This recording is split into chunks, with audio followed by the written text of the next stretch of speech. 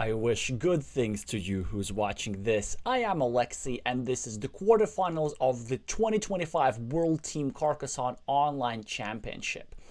History will be made in 90 minutes or less because we have three very exciting matchups, starting with Team Ukraine versus Team Brazil, later in 90 minutes, Team United Kingdom versus Team Poland, and to wrap up the evening, very late European time, Team United States versus Team Chile. Now, why exactly is this encounter going to be historic? Well, the main thing is that Team Brazil and Team Ukraine are both for the first time even in the quarterfinals, and whoever wins today is going to be for the first time in the semifinals, where the reigning gold medalist, Team Japan, are already patiently waiting for them. Now, Ukraine is definitely going to be the favorite here, not by a huge margin, but definitely convincingly, and I want to show you why in a second, because I've gathered some stats. And here they are. You can see also the stats for the other pairings, but we're going to do a proper introduction of UK versus Poland and USA versus Chile a few minutes before these matches actually start. So the one metric where Ukraine absolutely wins against Brazil and pretty much against everybody in the team is the average rating of players of 660 rating points, nearly 100 rating points ahead of Brazil, and a few rating points ahead of literally everybody in the tournament. They have an all-master lineup compared to just two masters of Brazil, and so far they have an almost flawless record, although this is the case for the most team. You can see that they have won 5 matches in their preliminary tournament and lost only 1 against Thailand. They also successfully defeated Latvia 5-0 in the round of 16. Brazil also has a very solid record. They slipped up only once. They've played fewer matches. That's why they have only 4 victories instead of 5. So they were just placed in a group with only 5 teams instead of 6 teams. And they defeated Colombia, not so convincingly, but just enough to get them over the edge in the round of 16. Their previous achievements are quite unexpected. Ukraine, being one of the stronger players, has actually struggled with their results in the past, and they've already at their personal best. Their best finish was 9th place in 2020, and after that they struggled to get even in the top 10 despite gathering stronger and stronger players. And there were similar situations with Brazil. They kept putting masters on their roster, some top rated players in the world, but something didn't quite work out every year. But this year, both teams invested a lot in their training process, in their player selection process, and they have shown clear results. Even though Brazil only has 2 masters in the lineup, they actually have a third one who surprisingly is on the bench, Fausto Barral, the most recent Brazilian master, is not playing today. One other notable player on the bench is the soon-to-be master rated in the upper 600s, Kaue Rainer, from the Young Talent Project. For Ukraine, some notable players who are not playing today is going to be Maxim Baziluk, who is currently rated in the upper 700 and is in top shape. And surprisingly, the captain, Serhii Zaharik, decided to step down today. But let's have a closer look at the lineups themselves before we start. Now, Ukraine, of course, is going to be the favorite in the match, but not on every table. On table 1, we have Nazar Pavlyuk versus Gustavo Arruda. And even though Nazar is a master, of course, as everybody else on the Ukrainian team, the peak rating of Gustavo is actually 699, so just 1 short of a master. And of course, my most devoted viewers will remember his shining in the 2023 World Team Carcassonne Online Championship with his brilliant farmer against Team Taiwan. On table 2 comes the main source of the high average rating of Ukraine. This is Kirilo Manikov, also known as Adrira, currently the highest rated player in the world. They are, at least rating-wise, expected to be a massive favorite against Victor Besson of Brazil, the other Brazilian master, but I don't think the advantage is actually going to be that big on the table. Besson has already defeated Vivian Charlot earlier in the group stage and has been instrumental in the victory of Brazil versus France. He also technically played in the round of 16 against Colombia, and he technically won his duel 2-0, but that was only because his opponent did not show up. Here, definitely Kirilo should be the favorite statistically, but we should not expect an easy fight. Now, the most interesting tables are tables 3 and table 4 between Anatoly Samuelson and Jose Edson. They're very close in ratings, but we're going to be following table 4, where Pavlo Brin is going to be playing against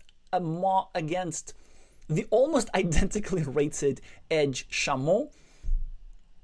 Only one rating point difference there, and as you see from their previous history, it's actually Edge who has the edge. This, of course, Edge who's going to have the edge. That was not intentional, but now I'm going to reuse that all the time.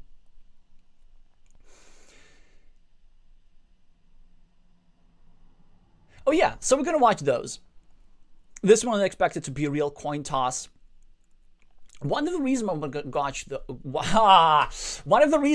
to watch those is because Ed is a very spectacular player. In the previous round of the playoffs, he has shown an extremely high variance approach, which paid off against Colombia pretty easily. And this is something that the Ukrainian master might be unprepared for.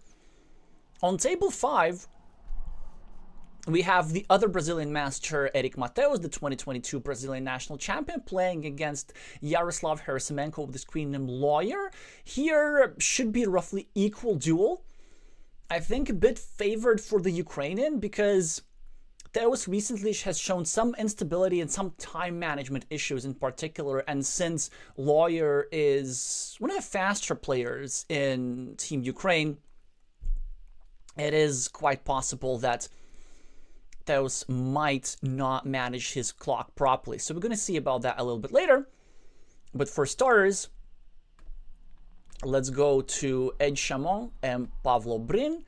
Wish good luck to both of these opponents. And I hope we enjoy some high-level Carcassonne here. So Edge is going to be playing yellow and Pavlo is going to be playing black. Let me see. I want to try and get my extension running. Yeah, there we go. Just so that you can see the total number of points, not only what has already been scored. But nothing actually has been scored, so there's a lot of tension on the board. Pavlo here with the black meeple on this here city looking to score 8 points, a similar city for Edge, another city for Edge, another city for Pavlo. So a lot of symmetry, with the exception that a proud yellow meeple is already here on a 4-point monastery, and there's another monastery spot waiting to happen.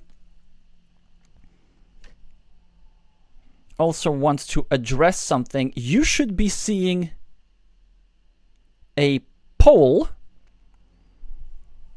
I'm not sure where exactly, but there should be a poll somewhere in the chat as to which matchup it is better for us to follow in Poland versus United Kingdom. And you can pick, of course, any of the 5 duels. I've highlighted 2 of them.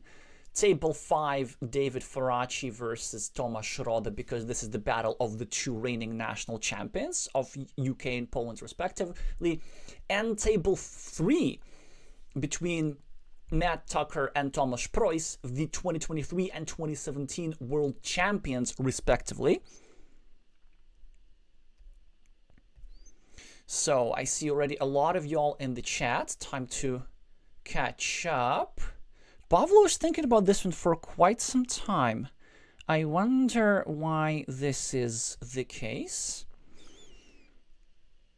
Oh, right. Of course, I always forgot to remove the stats. I always forget to remove the stats. Well, good thing that it didn't cover up that much of the thing. Alrighty.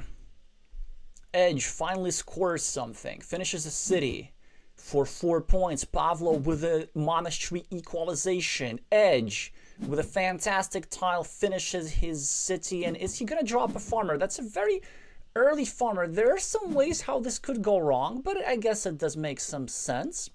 Anticipating the completion of these here 2 cities, hoping to score some 9 points soon enough. Already 10-0 advantage on the scoreboard. Also, this road end here will serve nicely for this here road. If Edge draws a crossroads, a curve soon enough, and he does.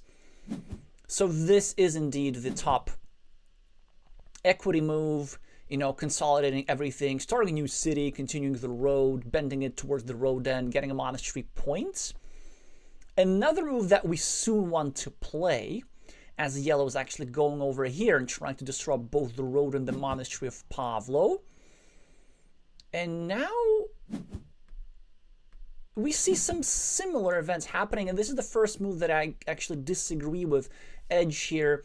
Now, Pavlov, of course, is trying to block everything, block this here yellow city, block this here yellow city. So a lot of restrictions, and I think here Edge with an imprecision. Now, he makes a move which makes a lot of sense. It's kind of a standard move, but he does not consider the fact that this here move closes the field quite a bit, and there was simply a stronger alternative available, trying to just break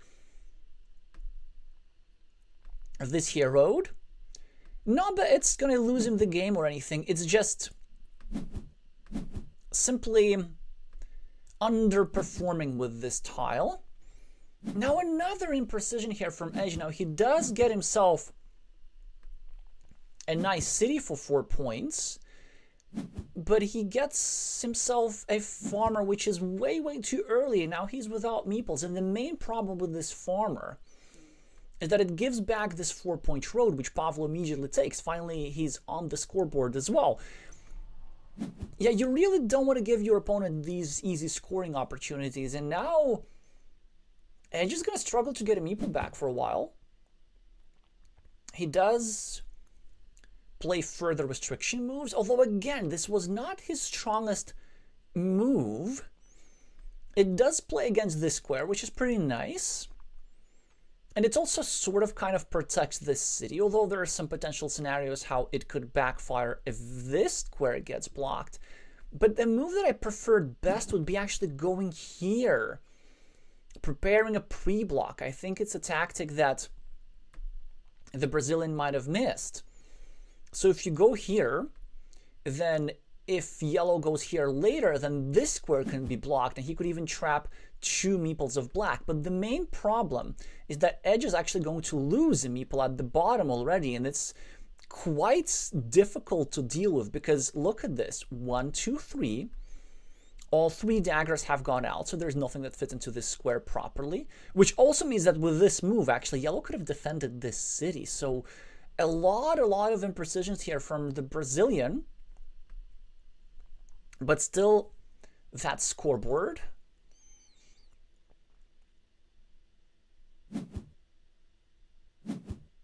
makes things hopeful for the South Americans. He now covers up a city. There are 4 tiles, 3 tiles actually, that give him back this here city and basically solve his position. Now he's also building up this here road, and the idea, of course, is that he wants to get a horse tile here to get a meeple back soon enough. So much so that this move is actually not crazy, although this is a bit more disciplined. But this now allows Pavlo a proper invasion here. So he could definitely consider going like this with a road, trying to invade the long road of yellow through his own city. There are actually not so many tiles to do that, but he's enough on the scoreboard to try. But he's chosen a different approach. Instead, he's trying to block everything. And this actually, it's not crazy at all. Alrighty, time to really catch up with the chat. Hi, Napalmai. Hi, Pablo. Already see rooting for Brazil. Hi, Daniel. Hi, MBA. Hi, Hugo. Hi, Steve. Hi, PlateMac. Hi, Nico. Hi, Isna. Hi, Matt.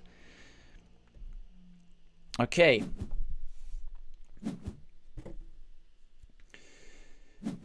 I'll try to scroll through your comments a little bit later, as some standard moves have been being made.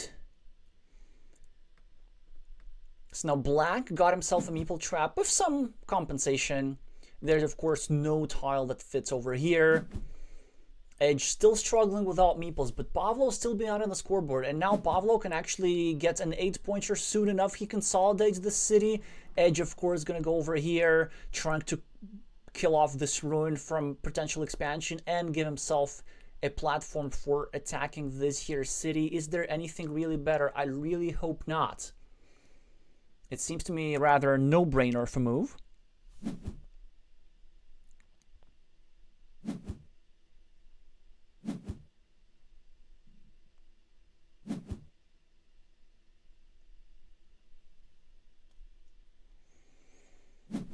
Pavlo finishes the city regardless. Edge, kind of discarding a straight line. Seemingly looks like a blocking move, but really isn't. Pavlo with a rather uninspiring move, and Edge now continues blocking, even though that was completely unnecessary, really. Yeah, maybe not counting tiles, maybe just figuring out that there's not much left to do. There are some other things that he could have done, but just wanted to point out something interesting, that these here horse tiles is something that Pavlo actively prevented Edge from drawing, so that yellow cannot finish this here long road. Now we know from the calculator that the Brazilian is still ahead, but 10 points, it's not that big enough of a lead to account for the loss of 2 meeples. And now that the starting tile has been just drawn by Pavlo, there are only 2 tiles in the entire deck that can give a meeple back to the Brazilian. So you see, now we see the problem with all these early farmers. And another thing with these early farmers is that they're not even that urgent. Because what happens is that Black just invades regardless. And then this means that this here farmer didn't even do a fantastic job of accumulating points. However, Edge is now trying to block that invasion, and this could work because there are not so many straight lines remaining. And in fact, I think there's only one. No, there's 0. Yeah. So the only tile that fits there is actually the Road Monastery.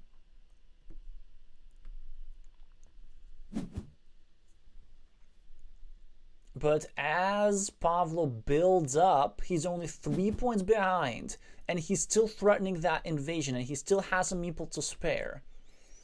So really getting this here tile soon enough is the only hope for Edge, and this is a huge sigh of relief for our Brazilian fans.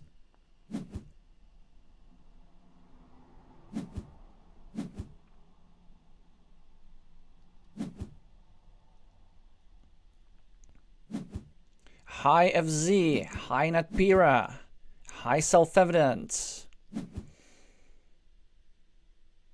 So now the real game is starting, as both players have finally meeples in hand. 6 points advantage for Edge overall, but of course still the Road Monastery threat. So I wonder, do we now drop a farmer to deal with that? We can go here and try to get a second meeple into the field through one of these squares. Or we can even go here and try to drop a farmer like this, anticipating a monastery here. Now, the natural move is to drop a farmer here, but instead, yellow decides to go for a different approach, developing his other farm. And this is actually incredibly smart because it's not simply dropping a city cap in his field. It's also creating routes for entering the main field all the way here at the top. So it's something that's actually quite easily overlooked. And even though it didn't work, yellow definitely lives up to the Brazilian farming reputation. Yeah, I believe there's now no proper way to connect the fields. But imagine if this tile is turned the other way, then we're talking about a completely different situation here. Edge, I'm going to try and block a little bit, whilst also starting a new city. Pavlo was going to score. I'm a bit concerned about the lack of farmers here. Well, Edge is going to get himself a meeple back, maybe or maybe not. Instead, he chooses to score 7 points at the top, 4 points for the city, 3 for the farm, whilst also sort of kind of obstructing the road, but not really. And now Pavlo can do this, I guess. I was thinking he's going to do something different. I was thinking he was going to go here and maybe drop farmer and try to invade the field with multiple meeples through the road monastery. The road monastery is still an absolutely key tile. Yellow could have blocked this invasion but didn't. Opted for 2 points instead. Plus 13 for Edge. Pavlo can still invade the field. Shielded tile for black. Pressure on the clock. 4.5 minutes remaining with 8 tiles remaining. Could go here perhaps. Maybe drop a farmer, connect like this or like this. He could also just develop his city and then wait for another city cap and drop a farmer. Hi, Horim.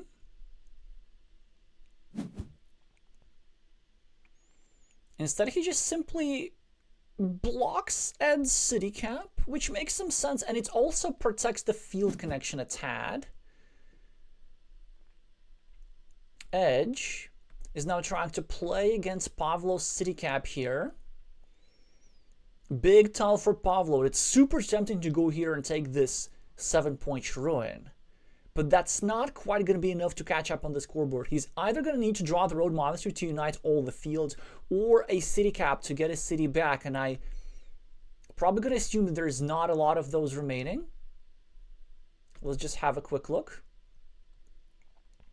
There's only one. No, there are 2 city caps remaining in the deck. A vanilla and a rose. Now we see a complete block here. So a road monastery is not going to fit into the square anymore. But Pavlo gets a meeple back from the top whilst also bagging a 4-point road in the process. Only -8. And monastery for Edge is going to be huge. Getting himself an 8-pointer. And Pavlo really cannot do that much. He does score 9 points with this here move, finishing the city cap scoring for both sides, but Edge is going to just get himself 7 points there for this here ruin. Not 7, but 5. And the Brazilian expert is going to take the first one.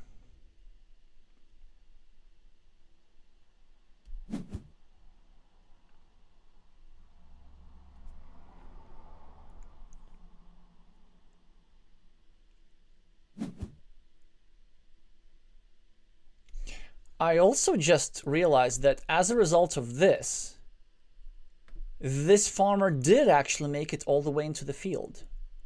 So this here move from Pavlo wasn't even a complete block. And this here idea from Pavlo was basically giving up, it seems to me.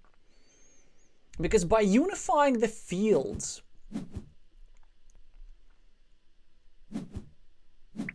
of yellow, he made an invasion impossible, right?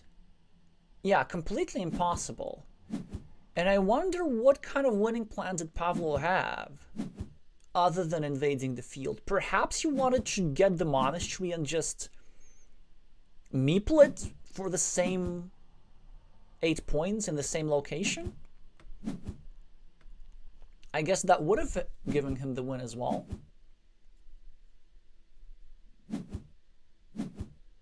In any case, the fields are now going to be counted. 21 points for Edge and only 12 points for Pavlo.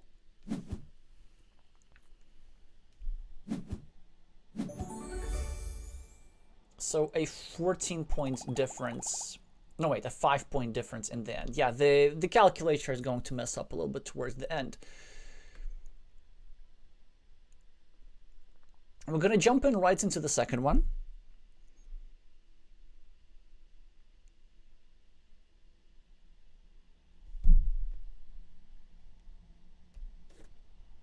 If the second one actually starts. And it does. Almost. No games have finished yet. Let me just move the scoreboard a teeny tiny bit.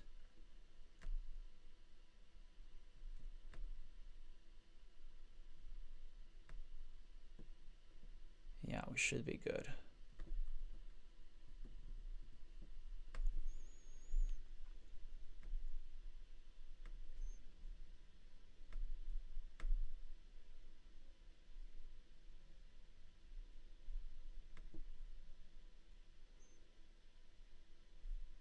Well, they're still not joining the second one, so I wonder if we should take a peek at Edson instead.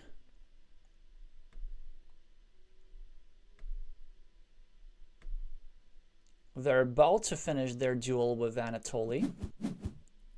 Or actually, no, this is surprising that both of them are playing quite slowly. 5 minutes for 20 tiles is really not a lot of time. We'll be watching this in the background. I'd rather just stick to one duel for the most part, but now I'm getting really concerned. Why is Pavlo not joining his game? In the meantime, let's make some sense of this one here. So Jose with 5 points extra and a meeple extra. Has a road monastery in hand, always a lovely tile to have. Can't really think of an occasion where it's bad to draw. Decides to use it as a semi-scoring tile, I guess. So there was no way to score 2 quick points. There were no good monastery spots with only 2 meeples remaining, and so he figured that he wants to anticipate a crossroads because he's trying to invade this here field with this here former, and then he's going to score 4 points when he gets the crossroads. So that's a nice way to extract value from a tile, which is not easy to generate value from. Some blocking moves we see. Yeah, overall, this actually looks really, really good for Edson. Even though he's 6 points behind, this extra meeple is going to do wonders, and there's still 5 crossers that fit into the square. He's going to tie the field. He's going to score all those extra points. He has the majority on this here ruin versus Samuelson's 5-pointer here. I guess the only way for Anatoly to show resistance would be to finish this here city, and even now it's not gonna like give him that much because this here monastery is now controlling that city. Maybe here is a nice idea, trying to start blocking squares around this here monastery. Only 2 curves remaining, so there are some scenarios how this here black meeple is recovered and this here yellow meeple is trapped. In addition, there's really not all that much going on. It's a very dry board. So there's this here potentially shared road, but I'm not even sure if there's a dagger remaining that fits here. I think there is one, but it's really nobody's motivation to fill that hole. Of course, Anatoly would have loved to draw this tile over here for this here city. Now, we don't know where yellow's going to put this tile, but anywhere by there is, I guess, a reasonable choice. This allows... No, really? Really? No, man, what are you doing? I was gonna say it allows a complete block of the monastery. Like, I thought that black would go here because there are no road monasteries remaining and he would just block the square. But instead he sort of only partially restricts the monastery and it's still possible to complete. Like, José can just go here and then get himself the last curve or another crossroads and finish the monastery.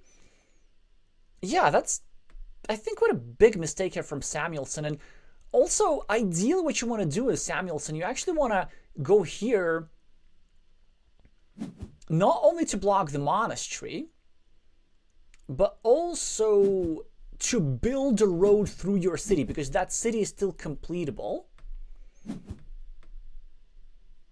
I guess he does get away with it, as Edson doesn't even bother to use the curve for his monastery, which I think is giving up on the monastery a bit prematurely.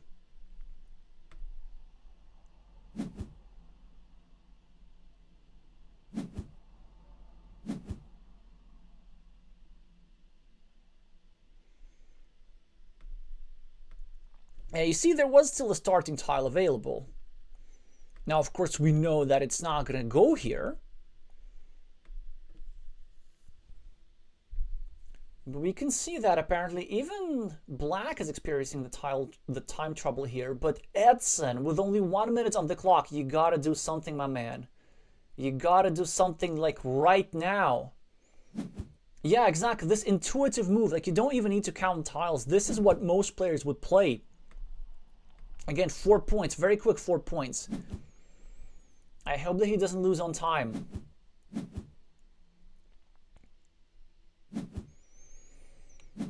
Samuelsson gets himself 8 points for the city. Hugely important draw. Ahead on the scoreboard, but a crossroads for Edson, 4 points and the unification of the field. He gets access to a 12-point field. Now he's going to be ahead. Not as much as I thought. I think the counter is messing up again. So I might just turn it off later in the stream. It cannot possibly be 74 for both, right? No, it can. Yes, it can. It can, of course, because Samuelsson had all that advantage from finishing the city. But then, you know what? It's a completely equal game now. And I wonder how either side is planning to win this. Now, of course, the clock advantage for Samuelsson. He goes for the field? That is pretty interesting, actually. So he's trying to invade either through here or through here. And there's still one tile that fits into the square. Most importantly, the time pressure. Edson has 25 seconds. You gotta move, my man. He tries to block something, but he's not going to be successful. He's losing again. Big time. Also on the clock. 2 points for Edson, also preparing a road for himself. Surely none of that is going to be enough. Yeah, we know that the point counter is definitely messing up, as Edson should be losing this 15-point farm. I'm just turning it off.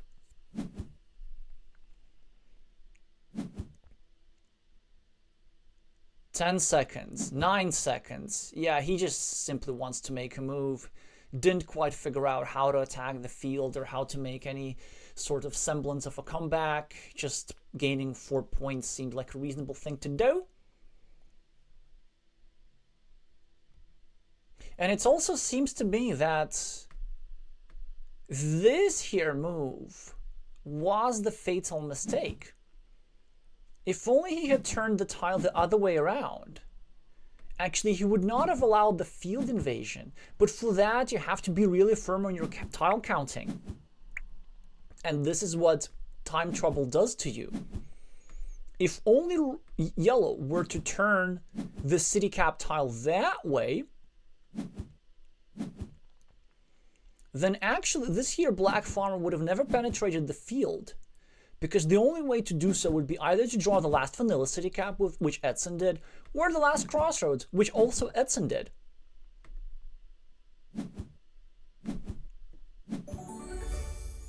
But Edson wins regardless, and I'm trying to understand why. I'm really trying to understand why. Because why was not this 15-point field not enough for Samuelson? Is this all the quick points? Is that the big ruin? And again, like, I'm not hallucinating here. Samuelson scores 15 points with a majority of 2 farmers. Yeah, so maybe our more observant viewers can tell me. And this also means that the score counter was kind of correct. Anyway, so Brazil so far is going very strong. Yet to lose a game, I believe. Let's see how Pavel Breen is doing, if they've managed to start their second game finally. Well, they have, but now they've spent so much time. I'd rather probably stick with Edson and Samuelson.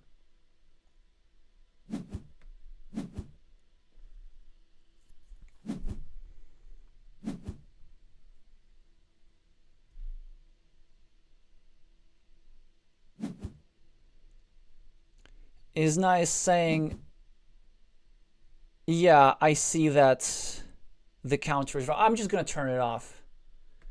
I'm not sure. Well, I know why it's wrong. That's because the Ukrainian players designed it. It's true. So, of course, it is against their interests for... yeah, let's just do this.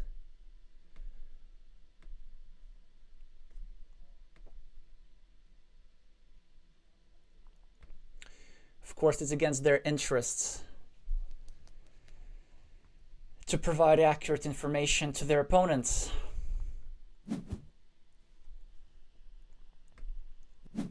Actually, you know what? I've changed my mind. I want to go back to this. Let's try and make sense of the position from the middle. Wait, but why do we have the counter again? Okay, let me just remove all that. So let me just remove all that. Yeah, there we go. Just pure meeples. Pure meeples.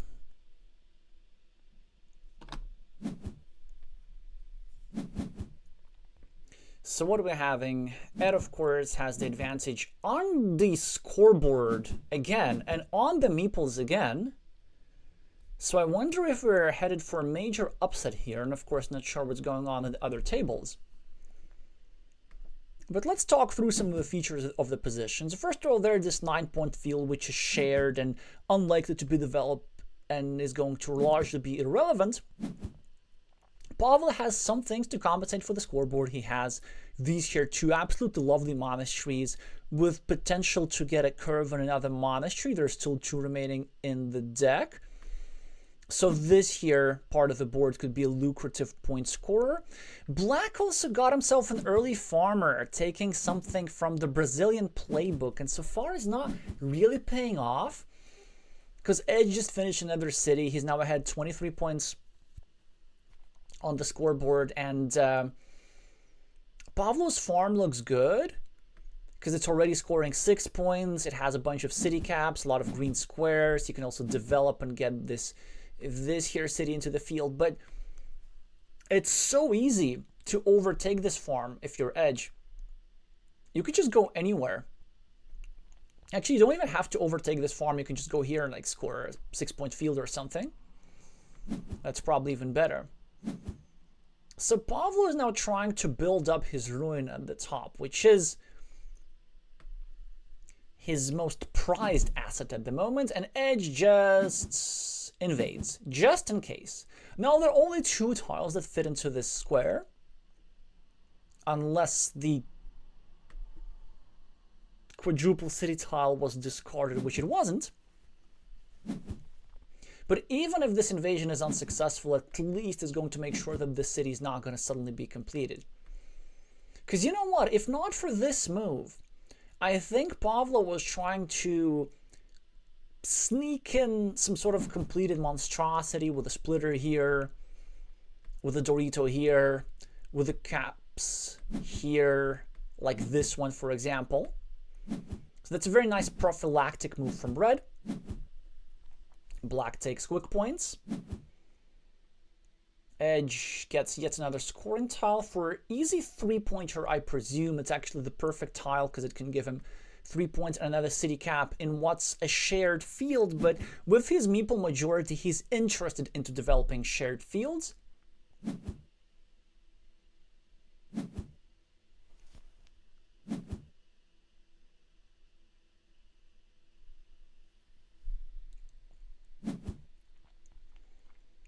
I see we already have additional comments about the previous endgame, which are all fair, but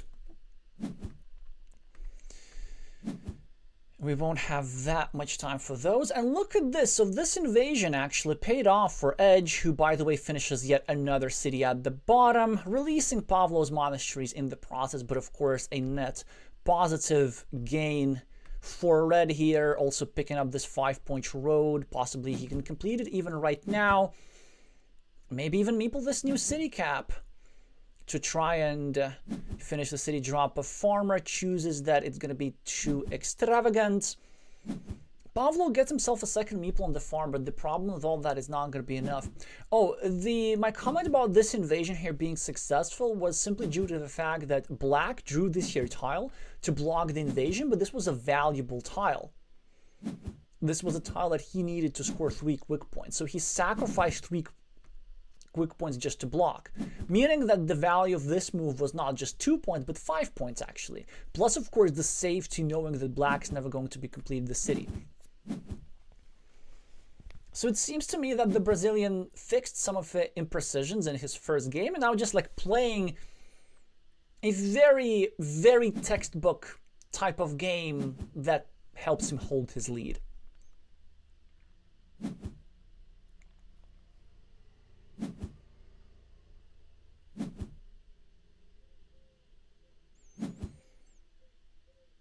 So now I'm not sure exactly if there's any remedy for the Ukrainian here, because the fields are nice, but they're not that big. And with that second meeple, they're not going to do that much. Well, because obviously he wants to connect here for support, but then he's not going to be scoring twice for this city. The question here is what Edge was going to do. There is a clear answer here. Now, it is tempting, of course, to go here, just forego the field, start a new road maybe, and just make sure that this city is not scored for twice. But there are some situations where maybe Pavlo could get a lot of points here from these city caps, and with the 2 fields connected, red's not going to have a chance to attack, and that's why Edge makes the most technical move. Invades the shared farm on the right to create additional threats, but most importantly, blocks this here monastery square. And the invasion is also successful. This is going to be completely lights out, a absolutely devastating 2-move sequence here on the part of red.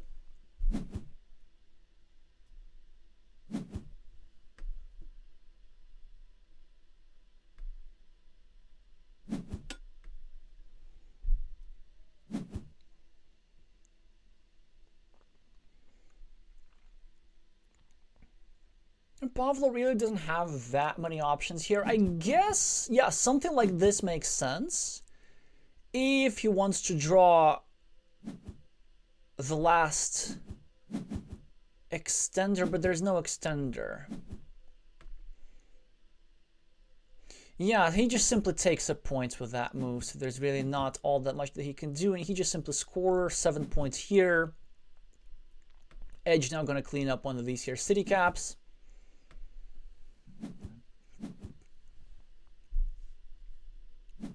For a net 1-point gain. Another 7 points for Pavlo, though. And a chance to maybe draw a monastery and get 3 extra from this here city. But this move from Edge is going to really hurt. 4 points for the city, 3 points for the farmer, and 2 points for road just to rub it in. Curvy tile for Pavlo, really not many options again. He could go here and try to meeple a 5-point road of some sorts. But then he also needs to attack this here 12-point field on the right. But it's just geometrically not possible, at least not with this tile. So yeah, sometimes you just have to lose. Looked like a series of very rough draws here for Pavlo. I'm not sure where started the start of the game, but it seemed that both players played reasonably precisely, starting from that midway point where we started watching.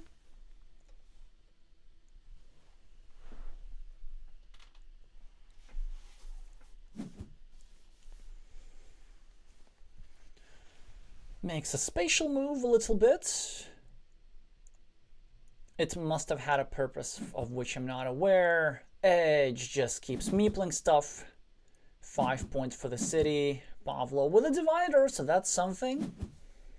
He'll be able to set up a 7-pointer, which ain't gonna be enough. This is the tile that, of course, Black wanted for 9 points. Instead, Edge gets it for 7. But a 7-point move for Pavlo as well. Getting himself another city in his rather large field.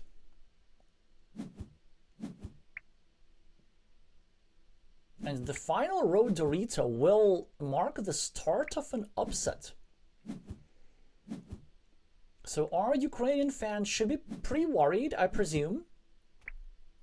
Now, this was, of course, the one table, and the one table only where the Brazilian was high rated, albeit by 1 point. But we saw that Samuelson was not doing much better. So all hope is for the Ukrainian high-rated players, Kirilo and Yaroslav, on tables 2 and 5 respectively. Now we need to make a split-second decision. Whom to watch next? And I want to watch Adrier. See if he can come back, given that he's the highest-rated player right now. And look at this. In the first game, he won by a tie. And now the second game is about to finish. And is he going to win that second game?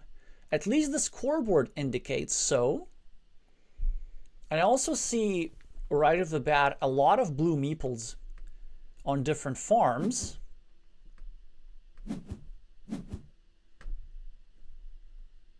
And I see some sort of extravagant field attack at the top because a road monastery is remaining.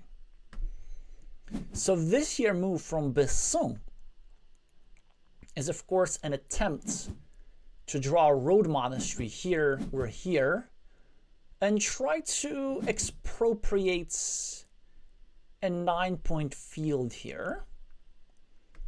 I doubt if any of that's going to be enough.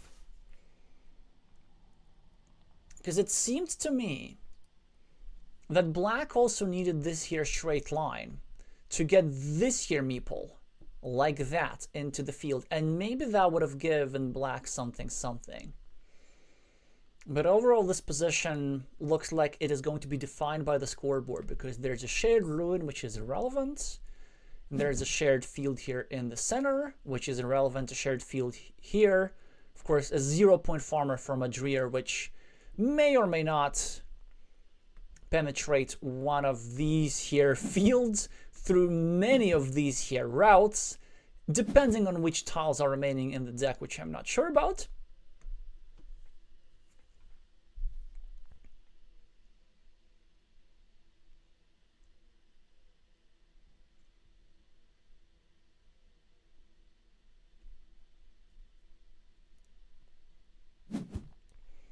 Kirilo here really in the tank, which makes me think that, at least in his perception, there is a chance that he can lose the game. Let's try and calculate this out. So what's the worst that could happen from Kirilo's perspective? So let's say if a road monastery is drawn by Besson, he goes here for 5 monastery points and 9 field points, and that's 14.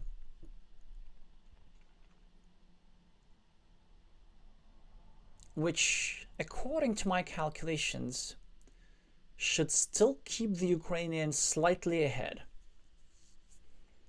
Just because of these here blocked roads, which slightly outscore this here blocked 7-point ruin. And of course, Kirillov, for example, can just go here and meeple this here road for 6 points, and he's going to get a 7th point if Besson gets the monastery.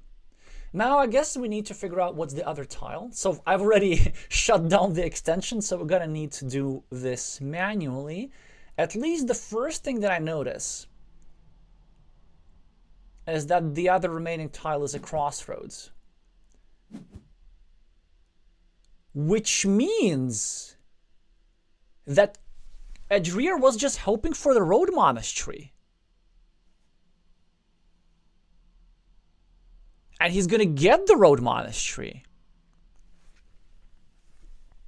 Now, Besson, of course, is going to connect over here.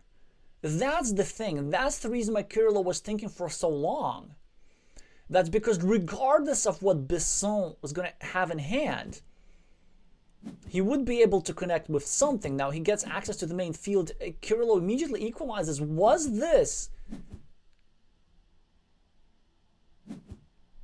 a game-winning move for Kirillov?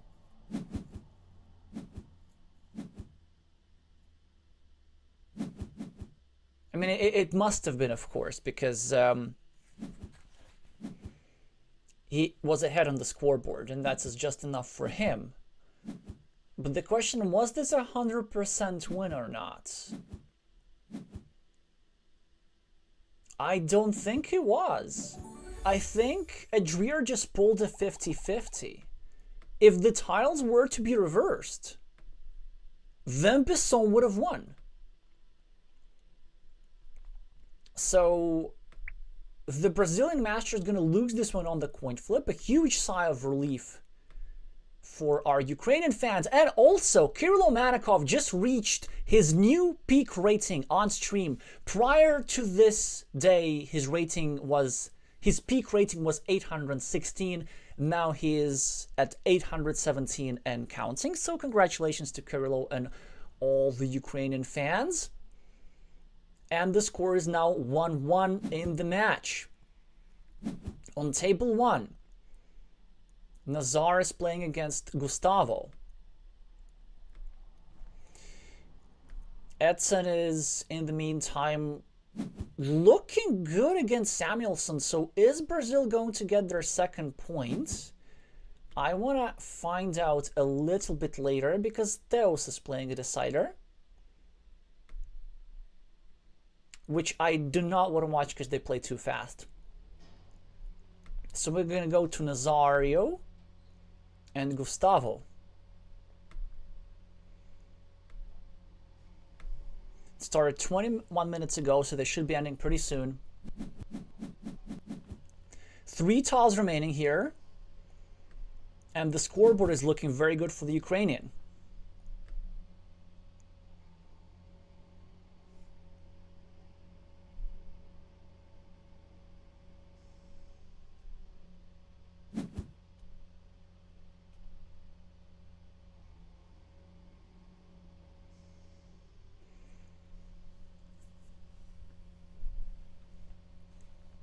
But I see a lot of blue farmers on the board. So we have just enough time to make sense of this position. And it looks like this position is going to be characterized by a big Brazilian field fight, because how else could this match be decided?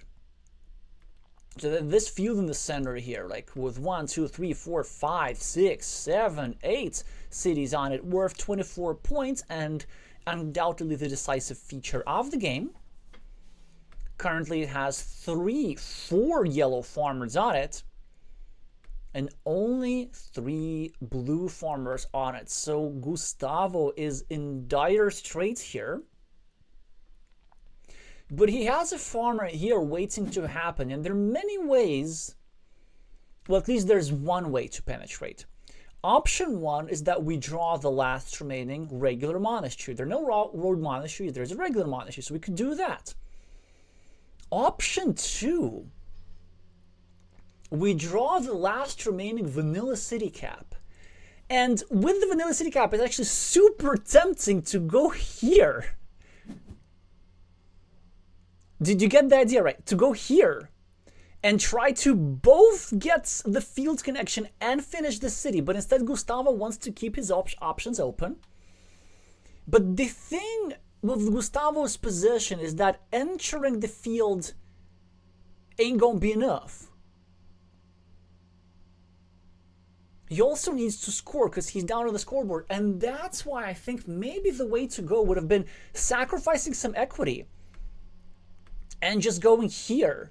Because then at the very least, you ensure that if you get the Vanilla City cap, then you just win. I can also sort of kind of understand this move because it also prevents some scoring opportunities for Nazario. But we know that the Ukrainian is going to be very happy to see this monastery tile.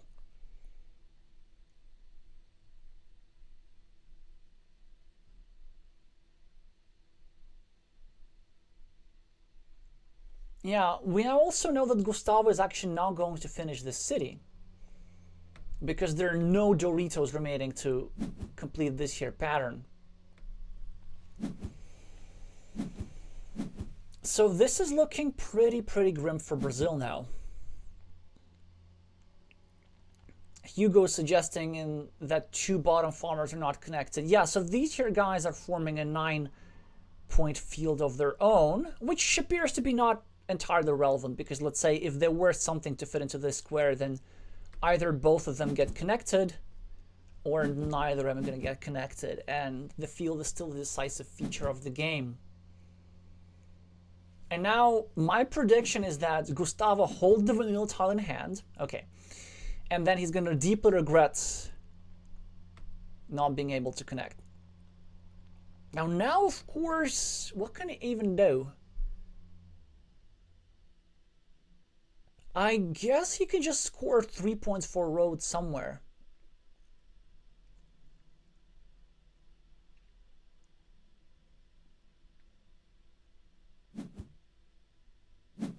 Instead, he scores 1 point for road.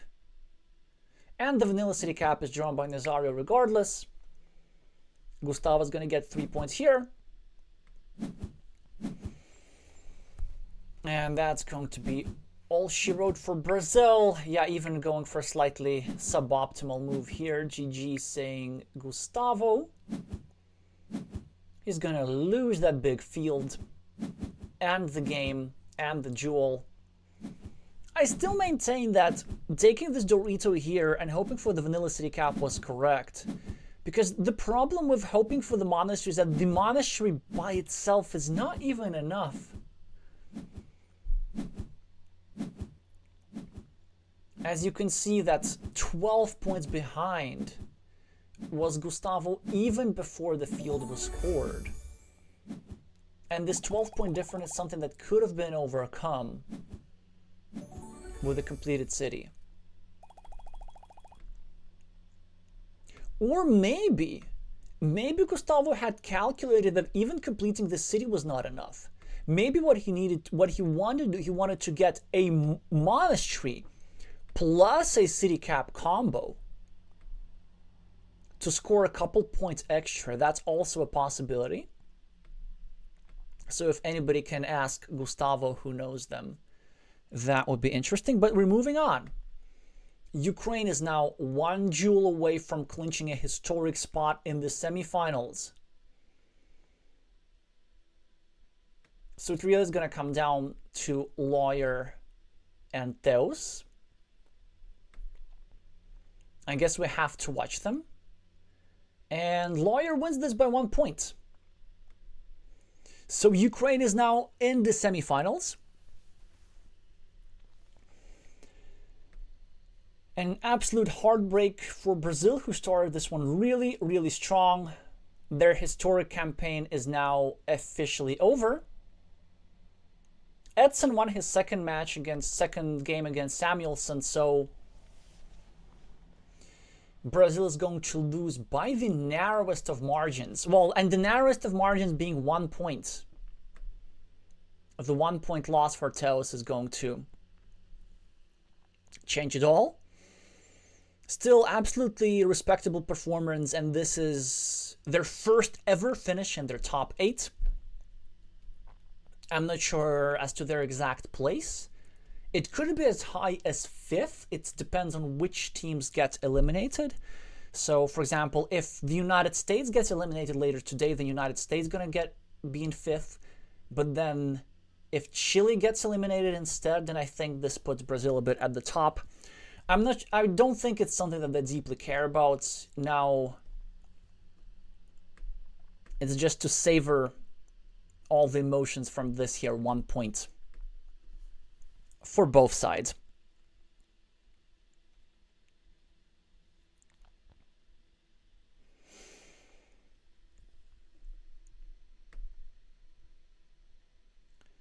So yeah, no other duels left to watch. So it is time to congratulate our semifinalists for their historic win. So all rise for the national anthem of Ukraine.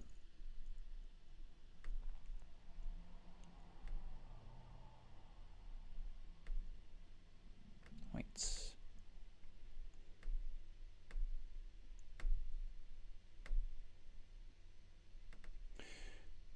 Well, actually, maybe you can sit back down because I need to sort some technical thingies, as usual. Nope, no, that's... Yeah. There we go. All right, now all rise for the national anthem of Ukraine.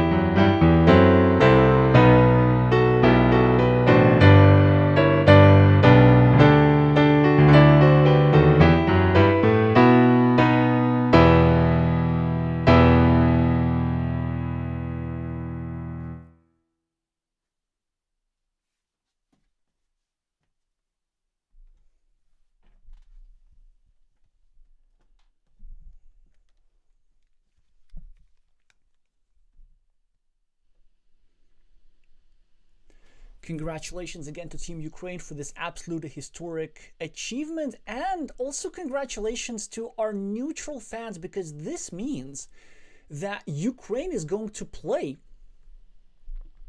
against Japan. So we get to witness an absolute banger of a semifinals.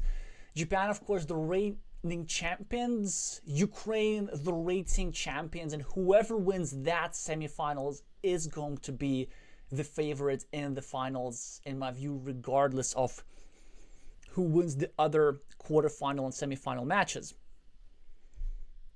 So unexpectedly, we still have 30 minutes remaining, and there are several things that I want to do. Let's have a look at how this decisive game unfolded, even though we know the outcome.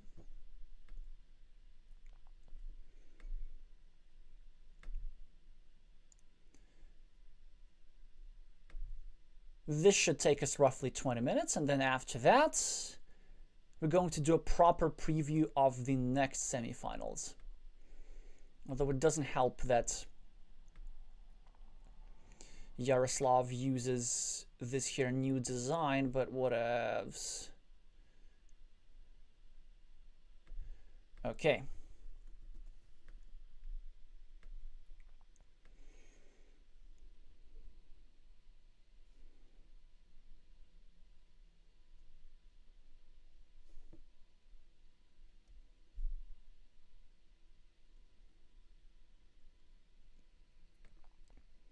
Self-evident saying, I think that Ukraine has a chance against Japan. Yeah, I'm pretty sure about that. In the meantime, I'm going to see the decisive game for that entire match that we just witnessed. We start with natural moves, so I'm not really going to comment on them that much. Well, that's maybe the first one which surprises me a little bit. So this is something that the Ukrainian players do quite a lot. They definitely going to prioritize point scoring over blocking, and some players more than others. I was actually quite surprised who was this? Eugene Lepeha, one of their masters, who wasn't lined up today,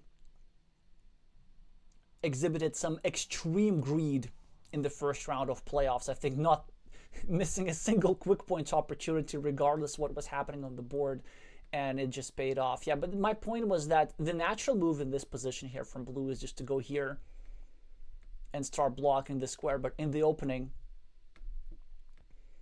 Ukrainians tend to prefer point scoring.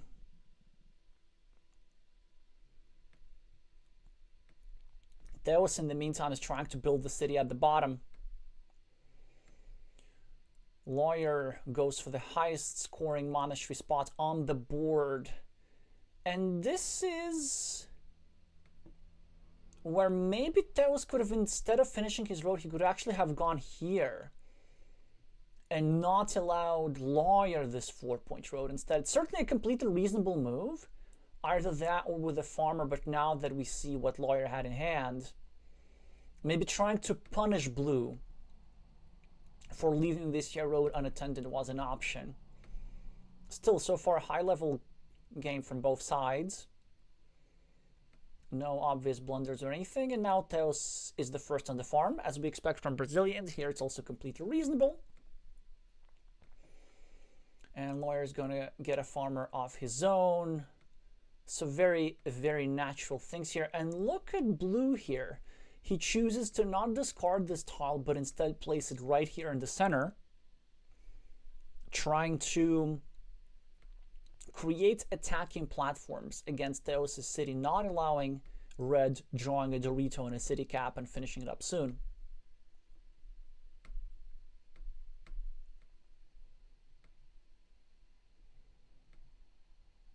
Well, red tries nonetheless, unsuccessfully, and he is now getting invaded, but he also now starting a blocking attempt as well.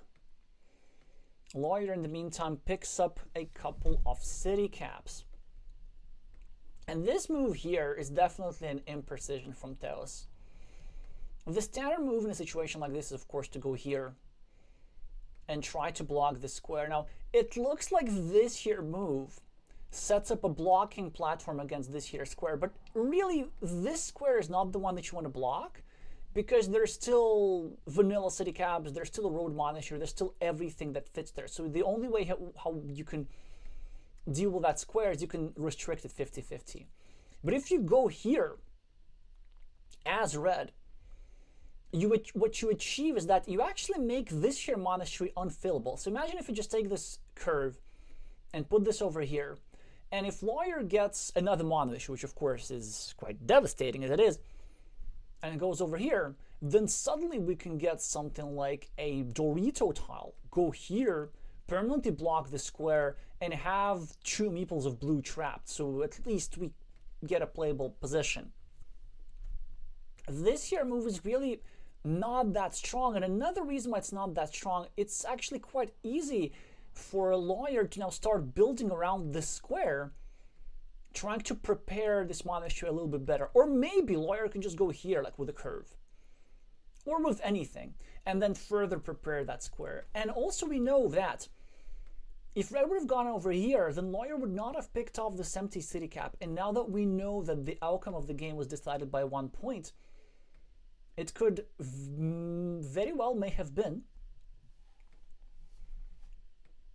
a little teeny tiny imprecision like this. But we see that those keeps blocking quite successfully so far. That's a huge draw here. Not allowing this here invasion, preserving this here mini battle. So now this position looks pretty decent for red with all these extra meeples. And now that blue is forced to spend a meeple on defense, Theos is now building up a city at the bottom, which is quite threatening, but lawyer gets himself 4 points for the city and 2 points for a road and a meeple back, which is huge. Theos trying to create another 12-pointer, but lawyer now is ahead on the scoreboard. And so red is choosing to catch up. Also, like, notice about this move here. Red doesn't even bother using this here platform, which maybe they should have, because now that I think about this, these monasteries are just becoming increasingly dangerous. But certainly when you're behind, going for a road like this and scoring makes a lot of sense. Then in many scenarios, we get a crossroads and we get to drop on one of these 6-point farms.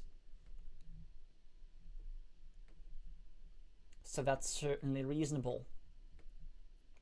Oh, lawyer with an absolutely disgusting farmer. That's actually a great move here from Yaroslav.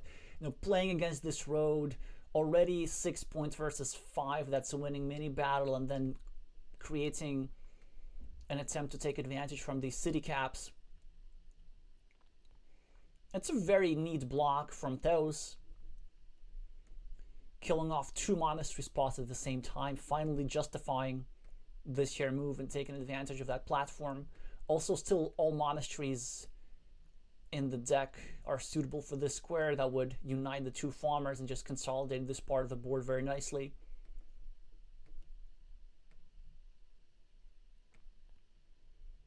Yeah, look at Yaroslav. He now blocks the road of red. Just trying to run away with his scoreboard lead. No, not trying to go for a new city, trying to just minimize variance. And then he also has another city cap here that would fit, which I presume is now going to get broken by Theos, unless Theos wants to go here. He chooses to block the road, which makes a lot of sense. A blocking move from the Ukrainian as well. Some quick points for the Brazilian. And again, I'm a bit surprised that just kind of lawyer goes for blocking without even attempting to build up this here city, which actually is understandable, because the thing with this city is that if you take it with a Dorito, regardless of which side you rotate it, your opponent can do just like this and permanently block your meeple, because there are barely any daggers remaining, and the one that is remaining is the wrong kind. So finally, the Brazilian catches up on the scoreboard as well.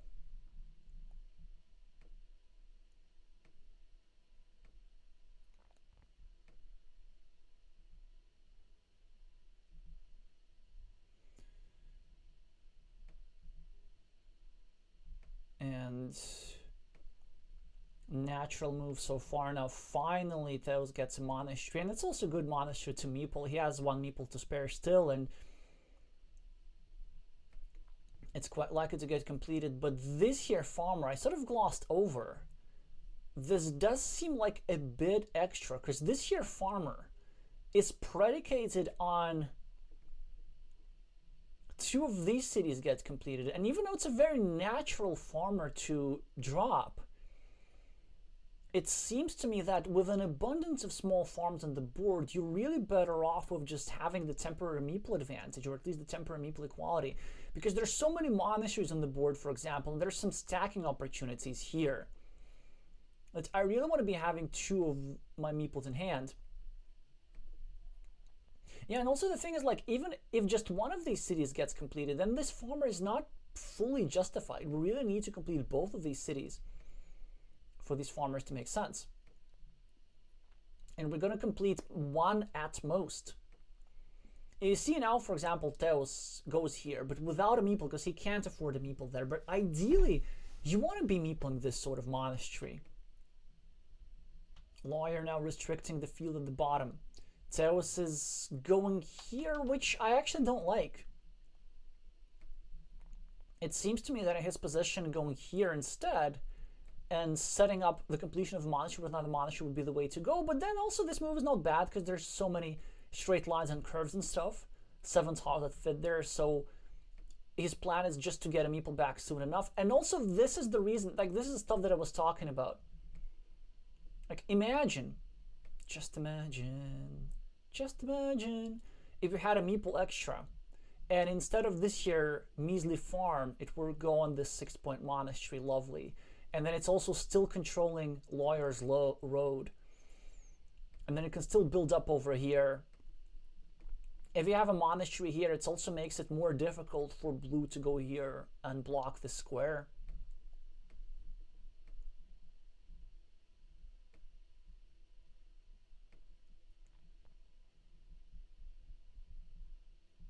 Would have been a 7-point monastery already. Theos gets a meeple back. This here situation is pretty dangerous, but then Lawyer can pretty easily block, and I'm pretty sure he's good at tile counting to figure out that this is going to be a complete block, and a devastating one at that. But he does not go for it. Okay. So at least we also see a rather massive blunder from Lawyer, who maybe was short on time. Although I don't think any of them was short on time.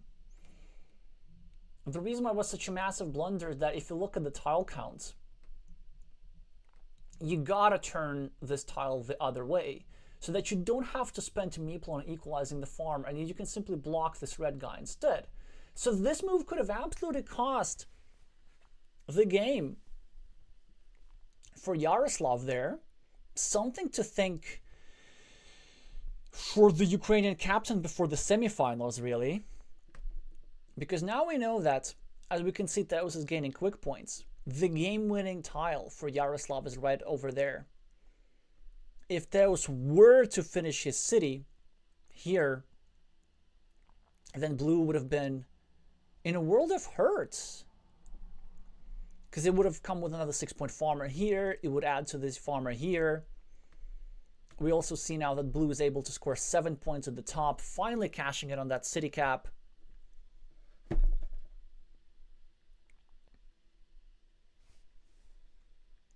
Road Monastery for Theos scores 3 points is not quite going to be enough.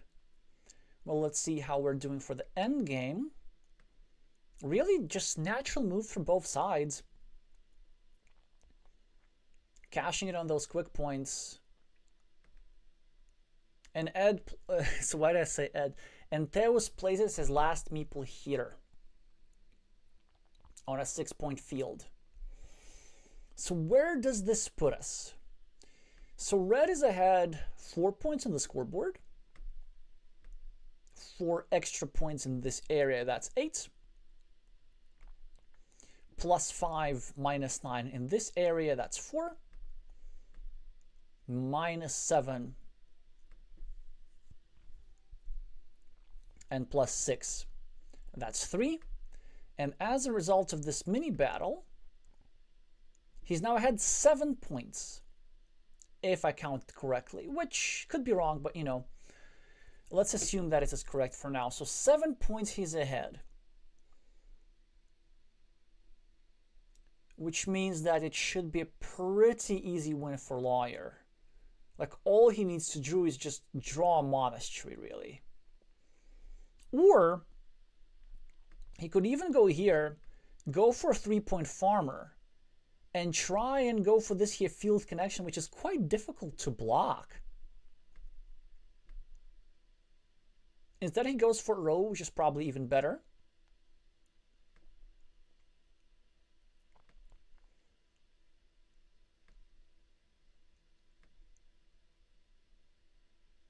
Oh, was there monastery discarded? Maybe we missed that. No, there wasn't, so just Theos drew all of them. Yeah, it was actually a lot of precision from Lawyer. I may have miscounted the points a little bit, but the idea remains the same.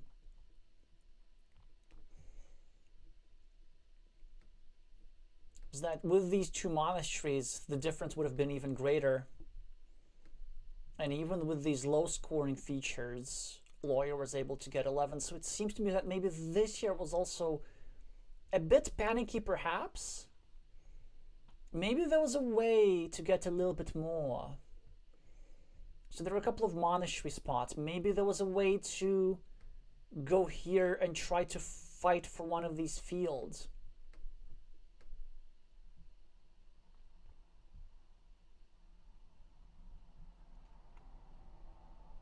Well, this monastery is placed in the center, where it would have scored the same number of points as this farmer. And now the final points are counted.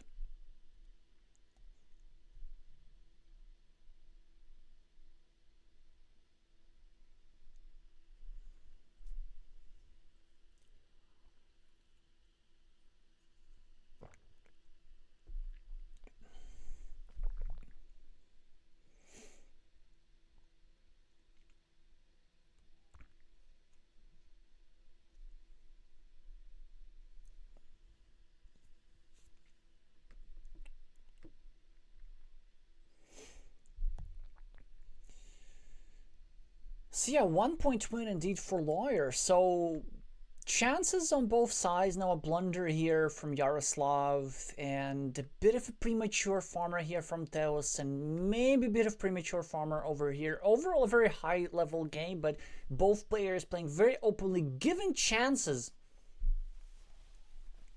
to each other. At the end, it's the Ukrainian who took care of the endgame where it mattered. So that's the story of this match, but we're moving on to another one. After a 4-minute break, I feel like we could use a break. So I'm not even going to bother announcing the break. I'm just going to get back to y'all at 17:20 UTC.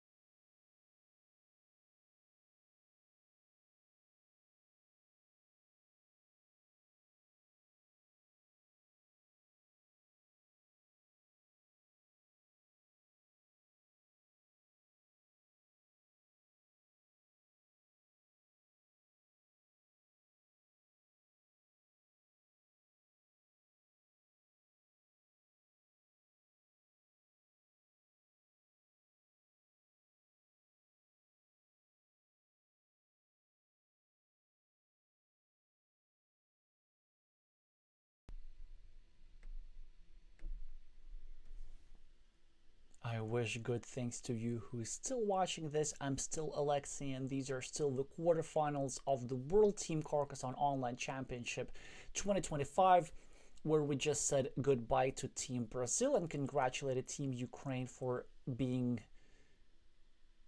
the second one to qualify for the semifinals for the first time in its history. And now history will or maybe will not be made. That depends on who wins right now. We have United Kingdom versus Team Poland. Of course, two top teams, but the United Kingdom is the only of these two teams who have actually managed to qualify for the playoffs in the past. As you can see with some stats on the board, the United Kingdom's best finish was actually last year, as they did qualify for the semifinals, but then lost to Hungary in the bronze medal match. Whereas Poland's best performance is in 2021. So that was a while ago, and that was a slightly different team. That's when they had two world champions rather than one on their roster. So one of the familiar Polish players who we're not seeing today is Maciej Polak with the screen name Terran PL. But we do have another Maciej, an important one on the lineup instead. More about that a little bit later. So rating-wise, Poland's going to be the favorite here. Not by much, but their average is nearly 650, which is almost as good as Ukraine. UK at a solid 617. But the United Kingdom has more masters lined up. As on table 1, we have Ishan Malhotra with a screen name Alexey. He was actually one of the first, if not the first, British player to become a master. It was either him first or Nick Basti ever first, but they became masters with not a lot of time difference. StatMat on table 3 became a master recently, only a couple of months ago, but most importantly before that, they became the world champion in 2023. And on table 5, David Faraci is the third big gun for the United Kingdom. And in the meantime, of course, the two main weapons for Poland are on tables 3 and 4. The 2017 world champion, Tomasz Preuss, and MTU on table 4, another player to have crossed the 800 rating threshold. The previous record of United Kingdom in this tournament is pretty interesting. They're the only team that has made this far into the tournament with 2 losses, and that's because they qualified as the team who finished 3rd in their respective groups. They were only one of the 2 teams to do so, barely squeezing it past with a tiebreaker. And now they'll be looking to squeeze past Poland into the playoffs. Poland, even though they have a record which looks super confident, 5 wins and 1 loss, in reality also barely squeaked past Team Uruguay, if you all remember. I mean, how could y'all not remember the moment for the ages, as only 4 seconds separated the Polish leader Tomasz Preuss and the entire team from the abyss, winning the game, the decisive game in their match against Uruguay on time, whilst losing it on the board.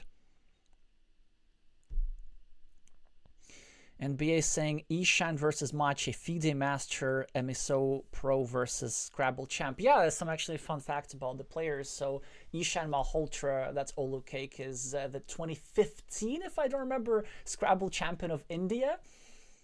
But definitely a very strong competitive Scrabble player. That's another imperfect information game that is dear to me. Maciej is a champion in like 15 other games at the very least. They've won the Mind Sports Olympiad countless times. Rating-wise, the closest encounters, of course, Jackface versus Preachy. Now I'm going to close the stats for a second and show you something else On table 2, we have some interesting history going on, as these two have met each other 10 times, and it's 5-5 between the two. Now, of course, this involves casual games and arena games as well, not only tournament games. So this is not going to be the table that we follow.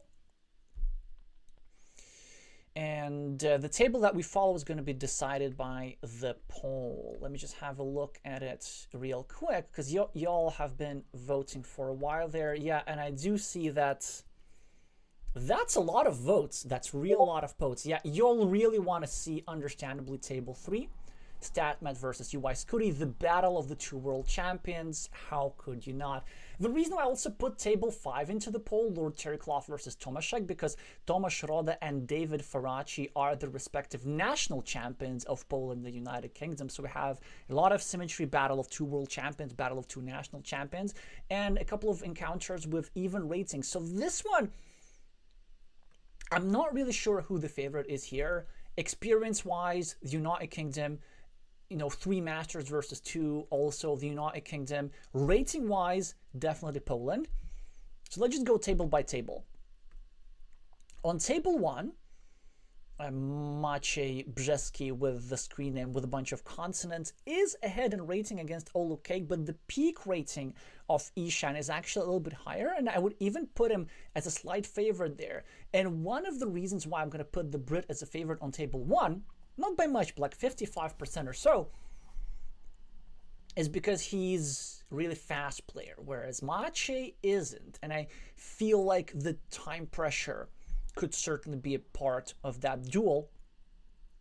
Table 2 has to be a complete toss-up, both the history and the ratings and common sense suggests that. Jack Face, though, that's Jack Fowler, should be in really good form because they are the reigning vice champion of the United Kingdom. Now, the United Kingdom had the national championships just last Sunday. So he's going to be all fresh and practiced. Maybe slightly disappointed at their second place, but I assume that 6 days should be enough to fully overcome the negative emotions. Table 3, we can see that the history and the ratings suggest an advantage for Tomasz. I also think that Tomasz has just more experience and more consistent performances, but I mean, Matt is the more recent world champion, so he has that going on for him. Maybe 55% favorite Tomasz, maybe 50-50 if Tomasz were to underestimate Matt, which I'm pretty sure that he won't. Table 4, I'm going to say quite a heavy advantage there for MTU. Now, Fanatical Lime is the brother of the world champion, Chris Tucker, and he's rated the exact same as his brother, so trying to repeat everything after him. Maybe he's also looking forward to repeating the world championship achievement at some point. But he's going to need to start by winning the duel on table 4. Whereas MTU is in really good form. I expect him to be like 70% favorite. On table 5, David Faraci, who has won his title most recently, should be the favorite against Tomasz Roda, maybe like 60% or so. The ratings suggest that, but also I felt that he would have practiced a bit more recently, even though Tomasz's performance in this tournament has been nothing but solid. So you let me know in the chat who you think is going to be the favorite here. Also, do let me know who you're rooting for. This one is as close to a toss-up as it gets. And as y'all have suggested, we're going to buckle up and witness a slow duel between StatMat and UI Scooty. You know what? Let me try and turn back the counter here. Maybe it starts working a little bit better. I can always remove it a little bit later. But sometimes it acts out and sometimes it doesn't. Let's hope it doesn't act out now. Also, another fun fact about this match is that technically it wasn't scheduled for 17:30, was technically scheduled for 17:31. And I wonder what the deal with that is, because the previous playoff match of Poland was also scheduled for 17:31, or for some hour which is not N30 but N31. So maybe some superstition on the part of the Polish captain. Now, the first time they said that it was an accident, they just like misclicked the suggested times by 1 minute. But the second time, I'm not going to believe that. It must have been on purpose. Which also means that the duels are probably not going to start for another 4 minutes. So it's time to catch up with the chat further. Yes, a lot of Brits with similar names.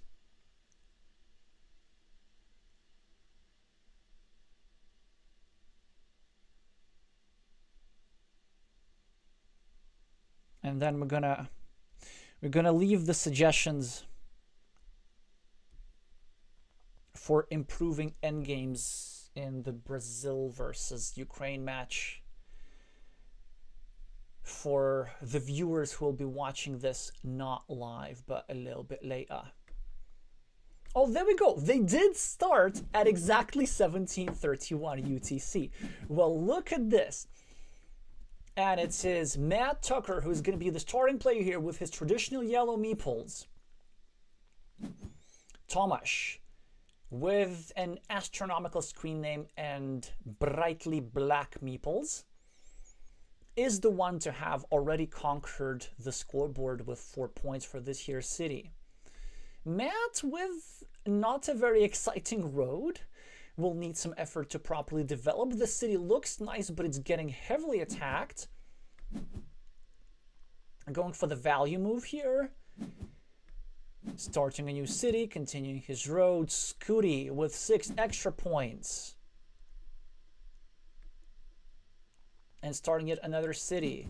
Matt covers up his own city, leaving 2 identical platforms for invasion, but Tomasz does not draw an invasion tile. Instead, the very natural move is in mind, just continuing his city at the top.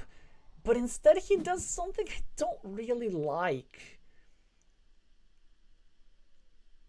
I don't get this. I don't see how this is correct.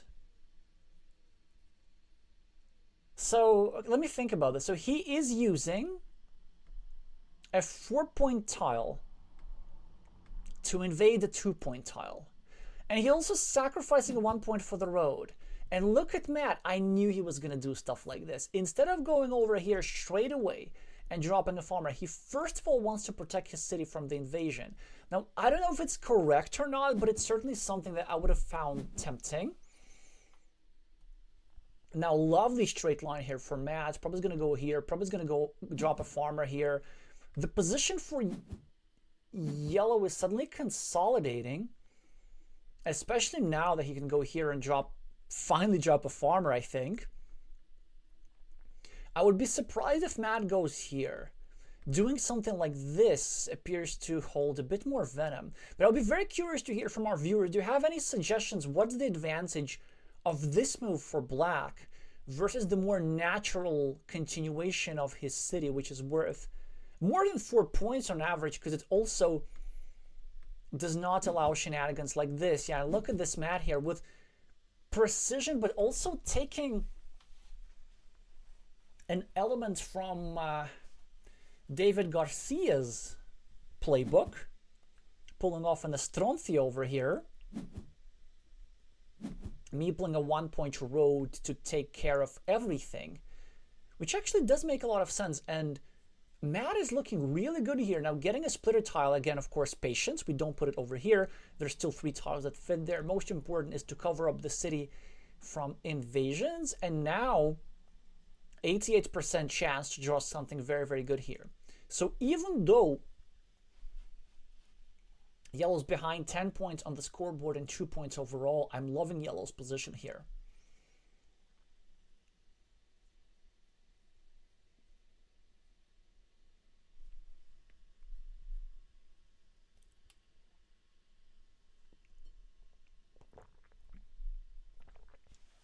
The players are even on the clock as Thomas slides under the 13-minute mark, just as Matt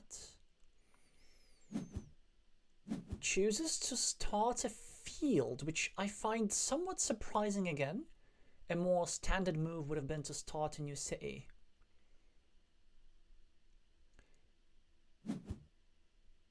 Matt does pick up the empty city cap. That's a very high variance move from Scooty. I think he must have been anticipating the completion of Matt's city, and probably he wants to be proactive about it. Take advantage of that temporary meeple advantage. Excuse my tautology there. And this is a very high variance approach because it creates an 8-point monastery spot right there in the center of the board for either party to benefit from. If yellow were to get the monastery, yellow could go here directly, or even here for 5 points, then wanting to draw a straight line perhaps. Now I can't think of a reason why this would be preferable. I can't think of a reason though why UI Scooty would want to go here now and try to double and triple down on this 9-point spot. An alternative for UI is to go here for 5 points and do a normal stacking. But this here approach seems like the most principled one. And instead he does none of these things. He just gets himself a point. And this allows Matt to maybe do something like this. Because actually, I don't think that Matt wants variance. I think he's perfectly happy with the 88%er that he has for this city. Now he is 7 points behind at the moment. But this is only because UI has a meeple over here. On this farm. And then theoretically, yellow could attack this farm at any point, either after completing his city and getting a meeple back, or even before getting a curve and connecting over here through that city for extra efficiency points. Another tile that Matt would absolutely love to draw is something like the shieldless horse tile, which would go here with a farmer. Instead, Matt chooses to invade another city, and I don't like that idea. Even though it might work out, I do not enjoy that idea one bit. And there are several reasons for this. It's kind of, first of all, Matt is going to put himself into long-term meeple disadvantage, because it's going to be a wait before he gets the city tile. Second, he's already depending on the shieldless Dorito for this square. Now he's kind of dependent on this tile for this square. So it seems to me that this was not necessarily worth it, but maybe the plan of Matt was just to draw this here road monastery. It works like a charm. He's now ahead on the scoreboard, and he also has an opportunity to finish his monastery with another monastery. This, of course, all comes at the expense of vastly expanding Black's field, giving him a gazillion green squares on this here side.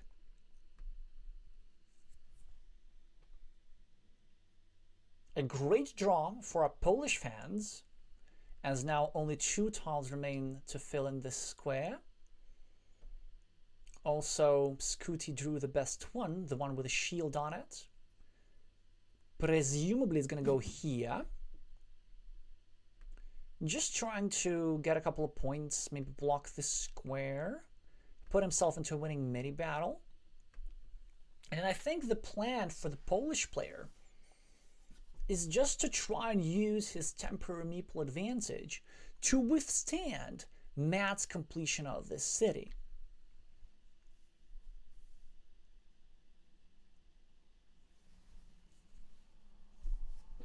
Larpator is saying, for once placing the quad city into one's own city works. Yeah, so this here tile for Matt will give 4 points ultimately when the city is completed.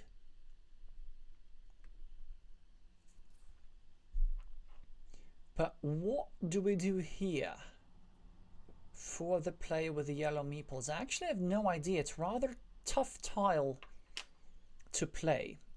Well, one thing that I know for sure is that we do not go over here. We do not try to invade this city because we're going to get blocked pretty easily. Another thing that I know is that we're not leaving empty city caps in our opponent's field, but we are leaving an empty city cap elsewhere, and we already see the first fruits, quote unquote, of our long-term or even temporary meeple disadvantage, because we were not able to meeple the city cap. We were forced to sort of discard it, and our opponent took advantage of these 4 points. Matt is going to score at the top right now. Still ahead, but still experiencing meeple problems. UI with plenty options. Maybe can go here, start a new city. Could go here, start a new city.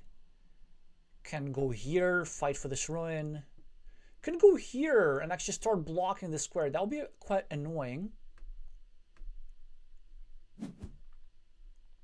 He does something similar. Yeah, he does fight in this mini battle. That's actually quite annoying again, because it's a bit of a Sophie's choice block, as Matthew now requires the triangle tile in 3 squares. Players now start to pick up the pace in terms of time management. Still a good position for Matt. He is 2 meeples behind though. Really needs one of those Doritos. Like, if he ain't gonna get those Doritos, then it's not such a good position.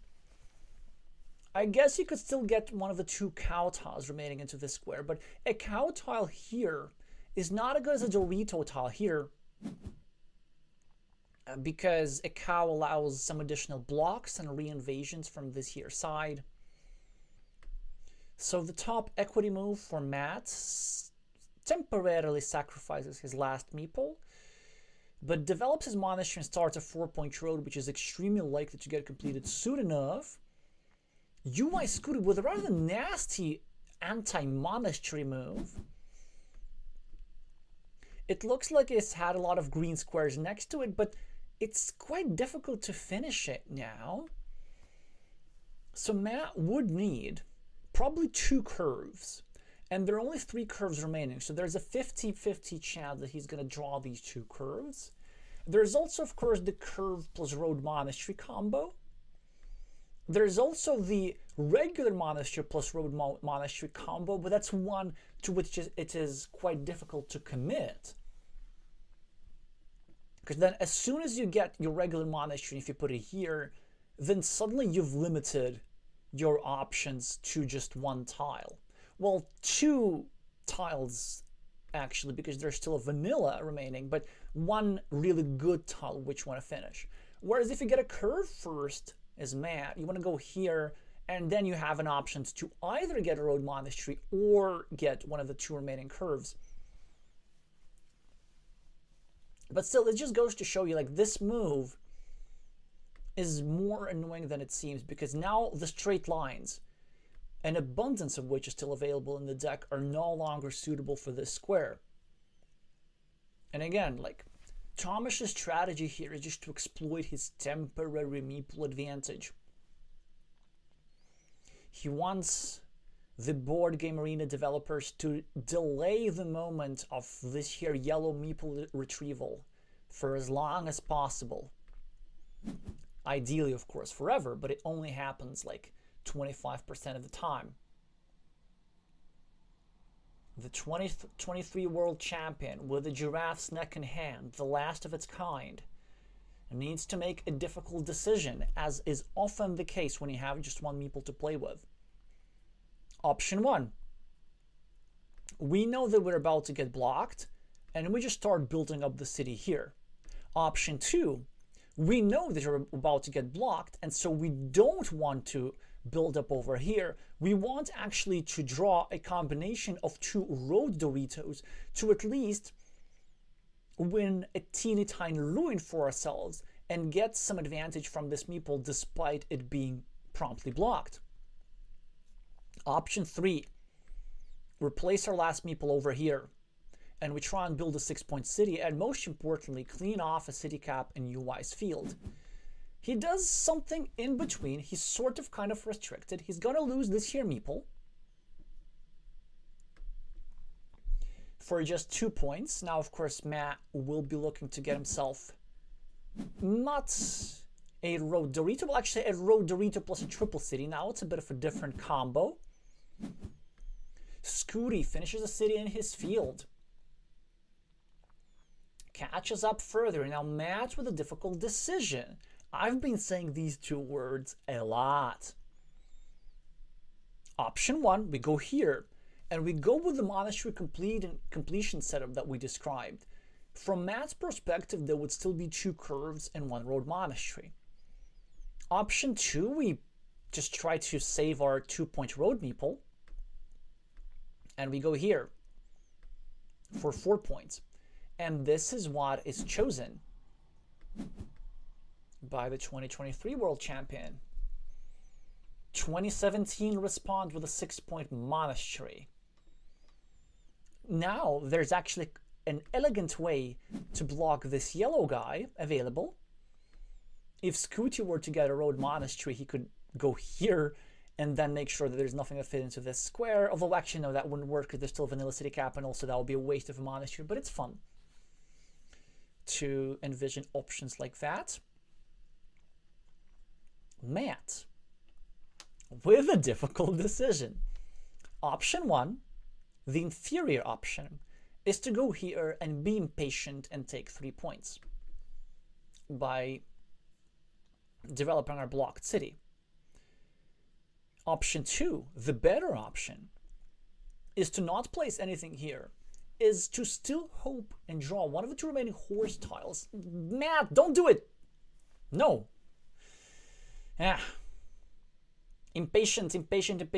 No. This cannot possibly be a good move. Because, you see, first of all, you can get yourself a horse tile. And then you can still preserve the threat of going over here and eating up this here city. Second, we kind of need a meeple back.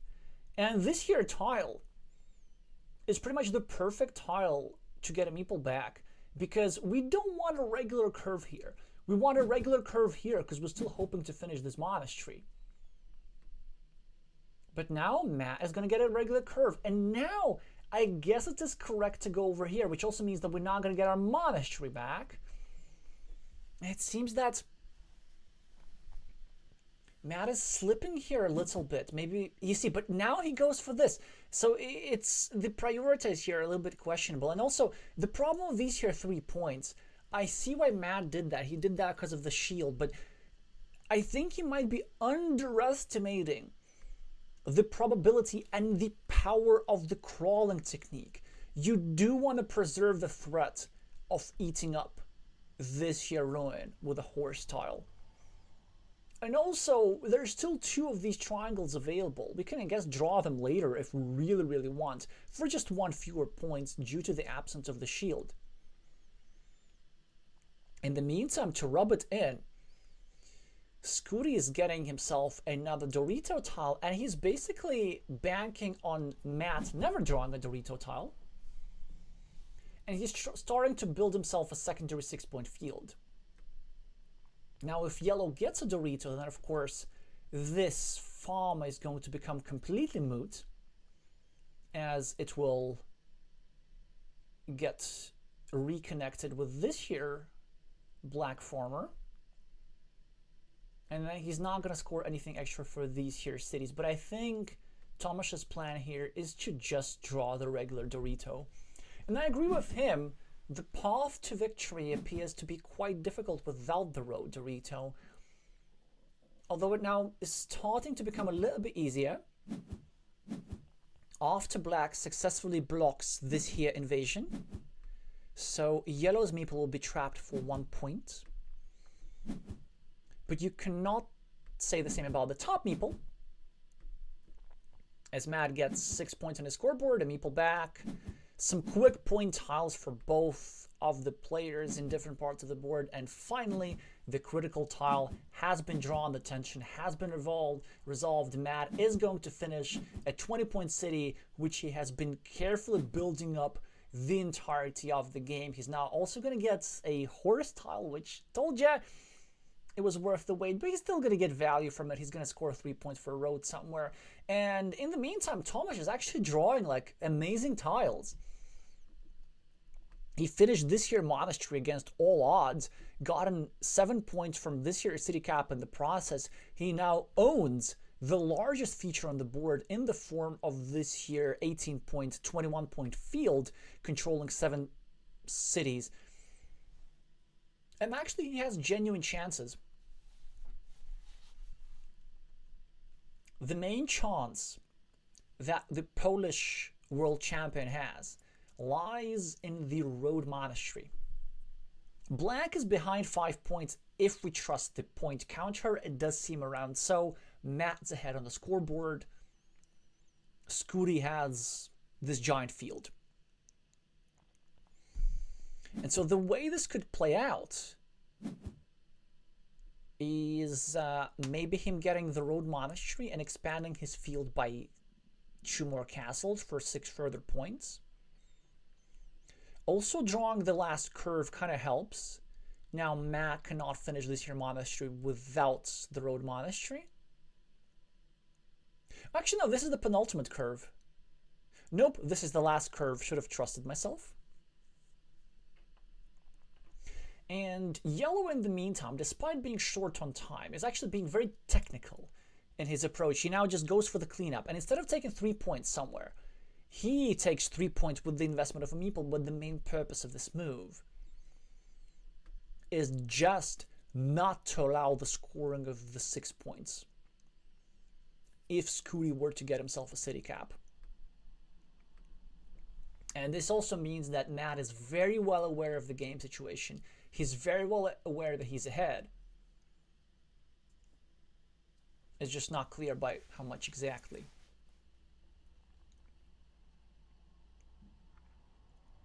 I want to double check if the counter is correct. No, I don't. It seems to be just fine. Oh, it seems to be just like delayed by a move or so. Okay, that makes sense. That makes sense. So the point counter that you're seeing simply depicts the game situation 1 move ago. Now we can properly navigate it.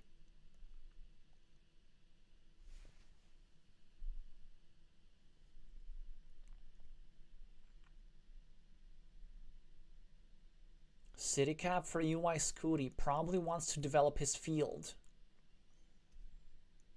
There's still a few city caps remaining, if I'm not mistaken, but he goes for a field which I don't think is gonna cut it. I think from Scooty's perspective, you really just gotta hope that Matt goes for that field. And then that you sort of bait them there, and then you get the road monastery to connect the fields. Because now all Matt has to do is just clean off the city caps. Now, right now, for example,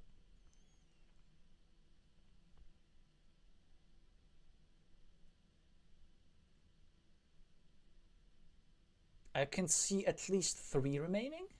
No, 2 remaining, or something like this. A low number of city caps remaining, but a non-zero number. And when we're in the lead, non-zero, that's what matters. He might be exploring some options that are connected with blocking the city cap rather than taking it himself. But I do not seem to think that it's going to quite work.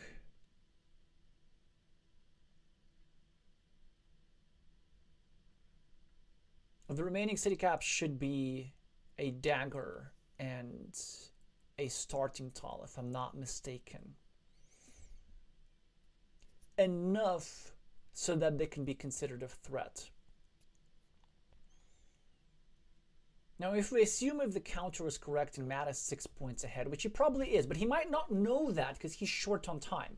So he might actually not be able to count the points and tiles precisely. And it seems to me that he's burning a lot of time where he doesn't have to do that. And I wonder if instead of meepling with the city cap, he's considering going here and trying to take a run with this here city. Instead, he goes for the block of the city cap. Yeah, this is a move that I was thinking about, but it costs him a point. And also, now Matt is even behind, actually. And we also know that he would have just completed his city properly. Instead, of course, Scooty's going to try and break it.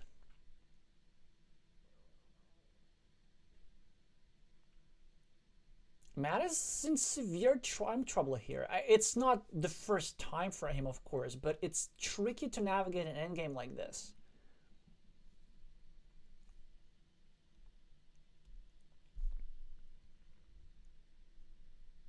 And Tomasz, with his 3 minutes, can actually solve this almost exhaustively. I guess technically from his perspective, there are 120 possibilities how the remaining 5 tiles could run out, if we include the tile that Matt is currently holding in hand. Yeah, he makes the natural looking block. Matt, of course, immediately is going to score the points, and the road manager goes for UI Scooty. This could be big. But actually, he cannot score much. I mean, he could score like 3 points without the investment of a meeple. And if you want to invest a meeple, then the maximum you can score is like 5 points here, which ain't a lot of points. So he's falling a little bit short, regardless.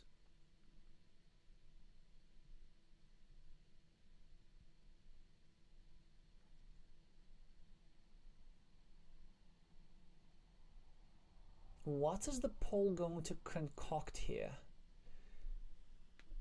Maybe, let's say if we, no, let's say if we go for the monastery. Let's say if we take the 5 points like this, for example. This puts us at +3. And it looks like it could be enough. Because Matt's going to have 2 extra meeples.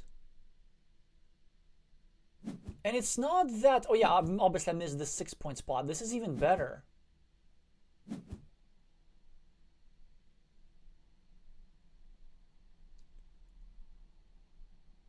Matt actually might struggle to get himself a 3-point move on his final tile. And that's why UI is thinking about this. He thinks, how can I get myself 1 point without giving back a scoring tile for my opponent? And I think that's it. Matt can score a maximum of 2 points. He cannot score 3 points. Do you believe this? Scooty is going to win a completely lost position by a tie. And this was the crucial move. If you were to do something like this, for example, and take 1 point here, he would lose the game because Matt would take this 4-point road. If you were to play the more natural monastery move, like going over here, then he would also lose the game because then Matt would take this 3-point road. This is just something else.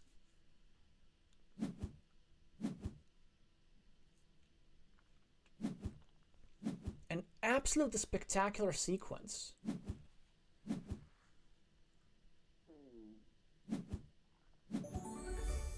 Yeah, the score is 100 to 100.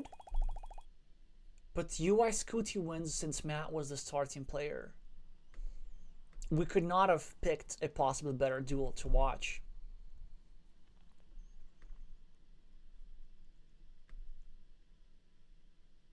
So now everything makes sense, and now it seems that this here move might haunt Matt.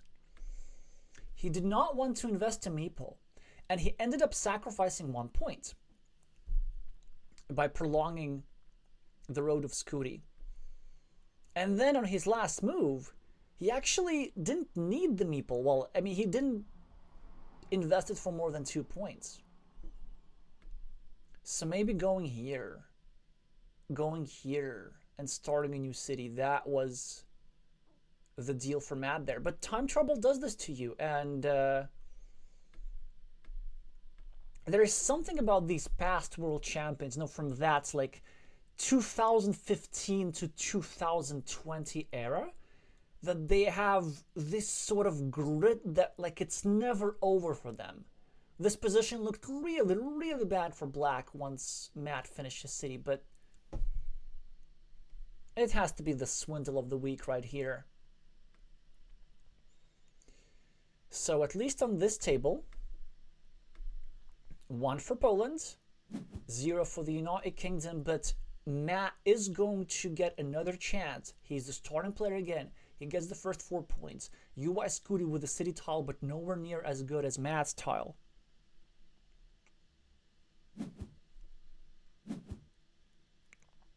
Double O is asking, why not the monastery in the top left? Was there monastery in the top left?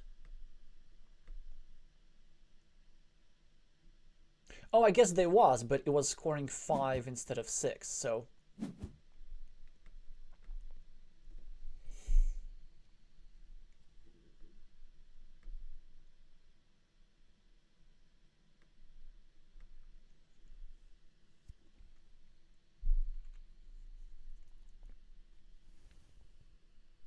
Let me just have a look at the other tables real quick. Well, apparently nobody has finished their games properly. Is this another historic event that Matt finished his table before the other British players? Or is there something with the... No, I don't think there's anything wrong with the auto update feature, because we have our update from table 3.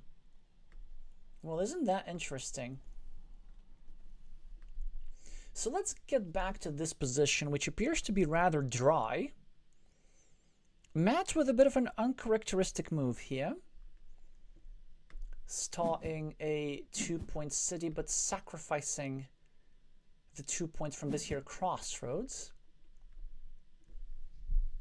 This move is actually probably correct, but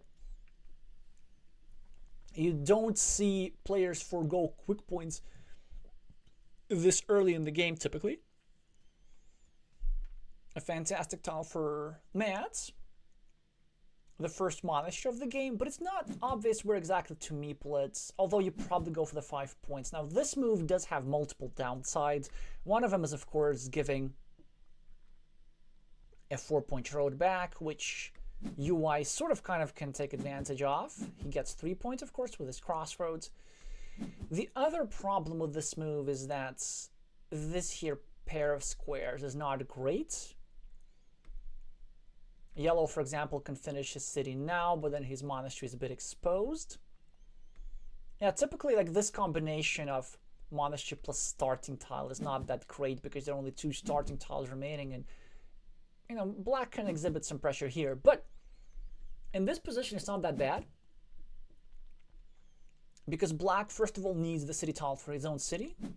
And then if Matt's monastery getting blocked, then Yellow can still go here and like try to block this square a little bit to bring the Black meeple down as well. A shared road is completed at the top. An uneventful start so far.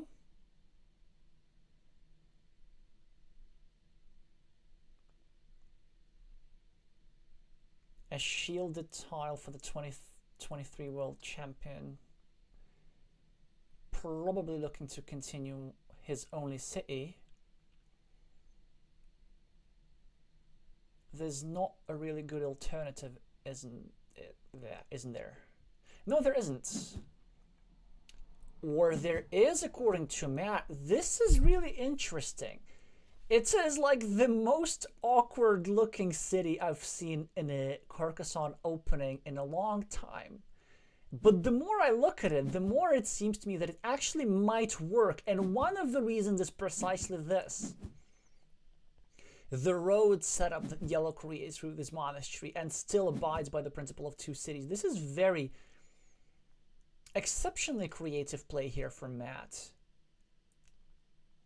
Yeah, this is something which is a valuable lesson about which cities are dangerous or not. Because at first glance, this looks horrible. But then if you start thinking about how does exactly Yellow get blocked there? And the answer is he doesn't really get blocked there a lot. Matt with a bit of a surprising move. He goes for a 5-point monastery instead of stacking. However, there are some reasons why this might be the way to go. Well, one of the reasons is that he can now go here and with tempo create a second attacking platform against the city. And now what this does is that it makes it so that for UI Scooty is kind of difficult to complete it. So maybe UI Scooty gets one triangle and then as Yellow we get to reinvade immediately or we get to block. And sort of this move is a bit of a waiting move. We're kind of prompting our opponents to waste a good triangle here. Although it's not necessarily a waste. There's some scenarios how Black actually does complete the city, but this monastery here was definitely placed with this tempo move in mind that would create that platform. And now, yeah, now quite the advantage for Yellow here again. Scooty, however, with a lovely double purpose move, invading the recently ugly but now dangerous city of Matt, whilst also setting up another Dorito for his own position. Curvy tile for the Brits. And a couple of options. Option one is to go here, just finish the monastery. But then he would also be helping Scooty's monastery, so we're not really that short on meeples to do stuff like this. So maybe we want to go here and start some blocking, perhaps. But then also we might not want to go here. We might actually want to leave both platforms open and just wait until we get a city tile so that we can properly invade. My intuition says that I want to block. Like here, for example. Simply because that will be a move that gives me monastery points. That would also not allow an invasion like this from Scooty.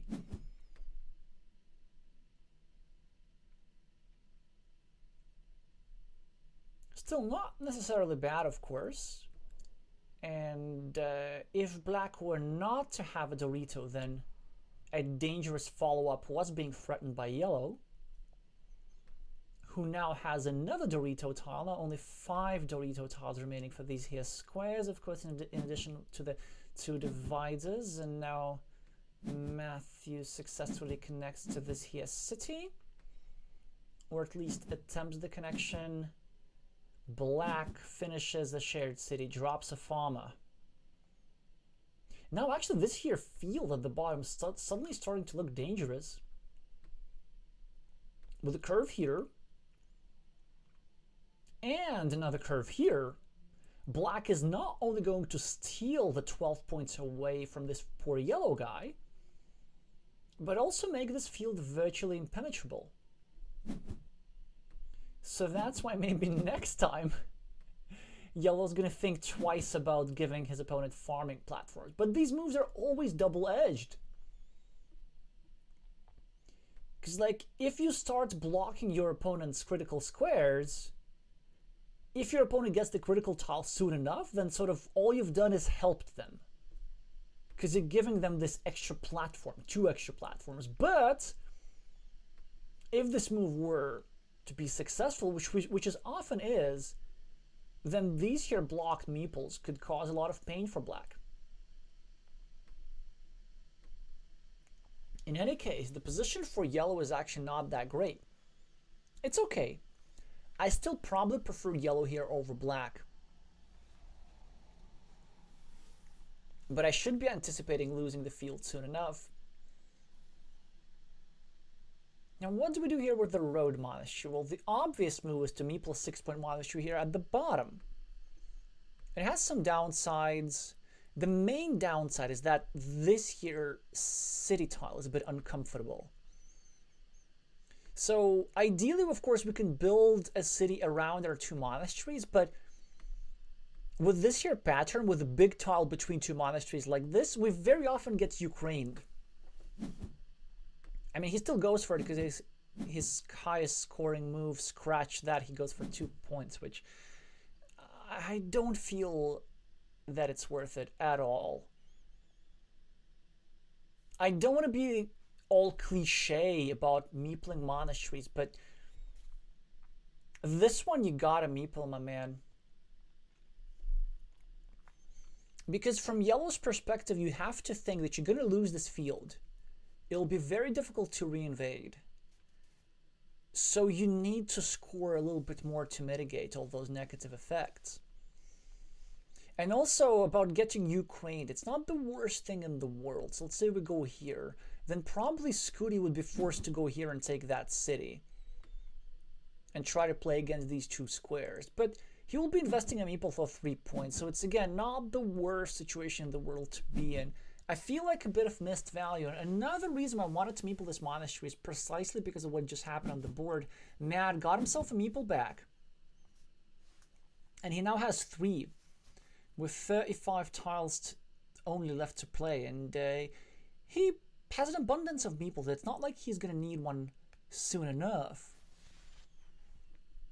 And it's quite easy to finish this monastery. Now this here tile is interesting. We can see that Scooty does not want to keep the field compact. He chooses to just blow it open, and I think his plan is to just go here and then drop a farmer, maybe even right now. Oh no, you didn't! Matt connects to the city, and Tomasz invades right here, right now, hoping to get himself one of the 3 remaining Dorito tiles here, and then maybe a splitter here to try to not only conquer, but also finish a 22-point city or more. This now also does not leave Matt with a lot of options. He wanted to go here maybe, start some blocking attacks, but he wanted to go here to finish his monastery, but now he's kind of forced to go here to try and create that sweet, sweet reinvasion platform.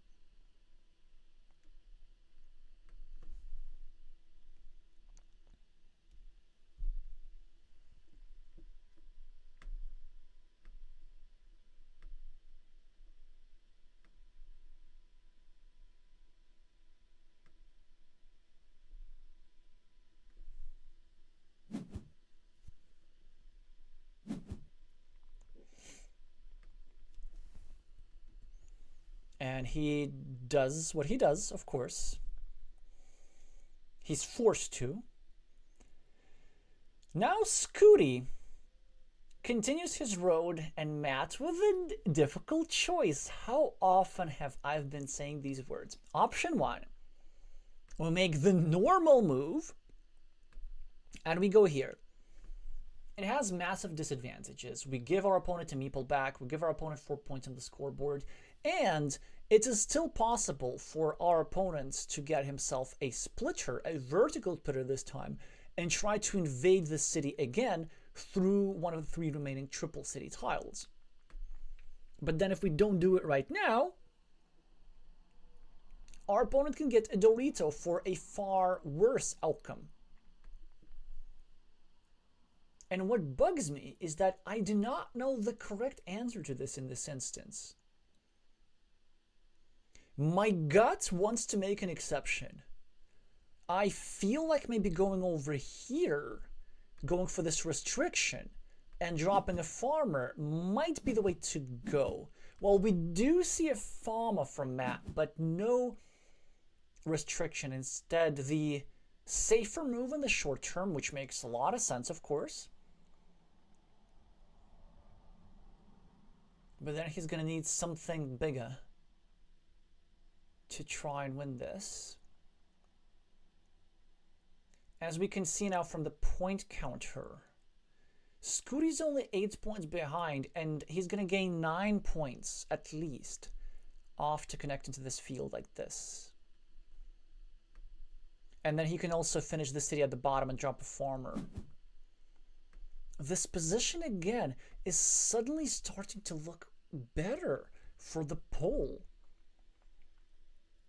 But this here tile will surely serve the 2023 world champion well enough, as he has plenty of monastery options available. Well, option 1 is the obvious one. We go here, we get a monastery point, we finish the share city, which is in our field, so that is like 4-point move. The downside is the meeple disadvantage of our opponent, which is going to all but evaporate after this. 1 against 2 is surely not as painful as 2 against 3. That said, Black is threatening to recover 2 of his meeples regardless, so maybe we shouldn't be worried too much about the meeple count and just go and make equity moves. If I am yellow again, I'm wishing I'm having the same position but with a monastery meeple over here. So many options. He goes for a city, which is interesting. Oh, this is awesome. This is the favorite move that I've seen today. Because you know what this does? It's not just randomly starting a new city. He's actually waiting specifically for a triple city plus extender combo. Believe it or not, this move is an invasion, and it's not that easy to stop. Now, I'm pretty sure that Tomasz is going to see this. But if he is going to see this, then probably the correct response for Black is to go here and just finish the city in your opponent's field, developing Yellow's monasteries just to prevent that disaster scenario. And he does exactly this, whilst also invading that main field. It's a very high-level series of moves from both players.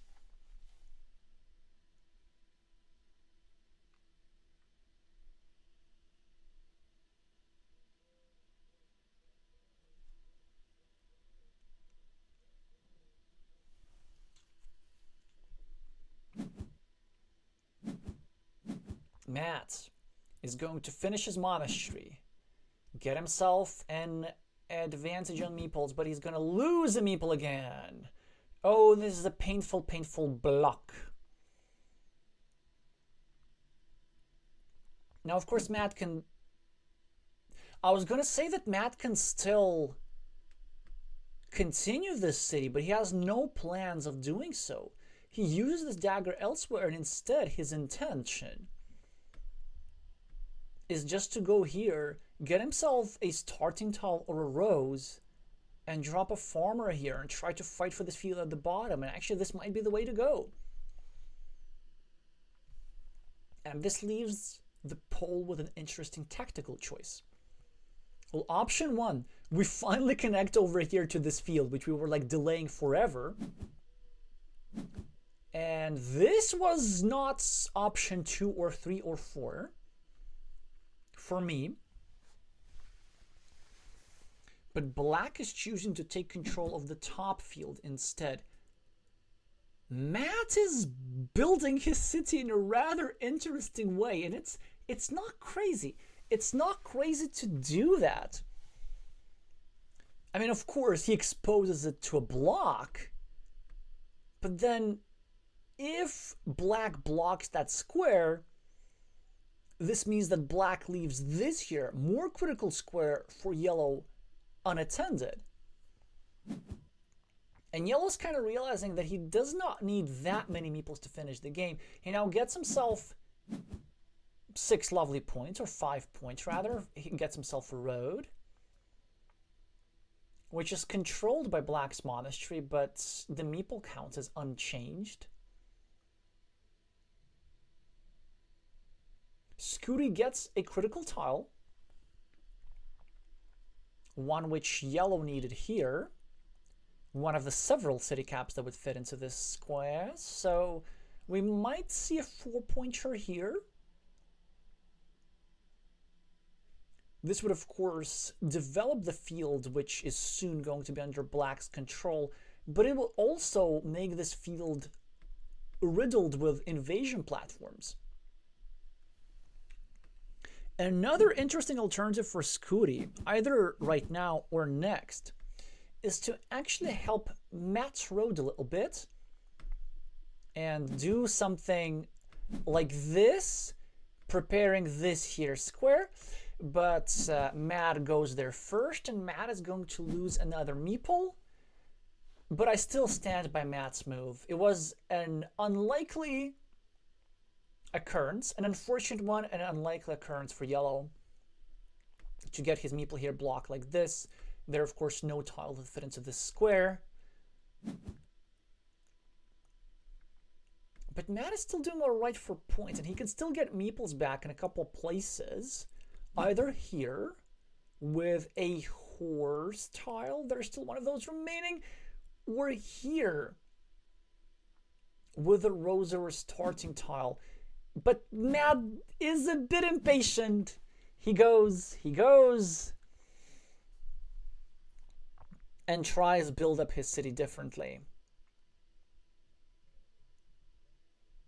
And he's going to lose that city, but was that a miss?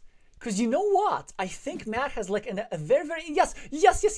Matt has a super inter motif. Does he see now? Now, I know that there are no curves remaining. No, he did not see it. He did not see it. He was trying to block their own square. He now has only 1 minute. But this farmer is not connected to the field yet. And there are no curves remaining.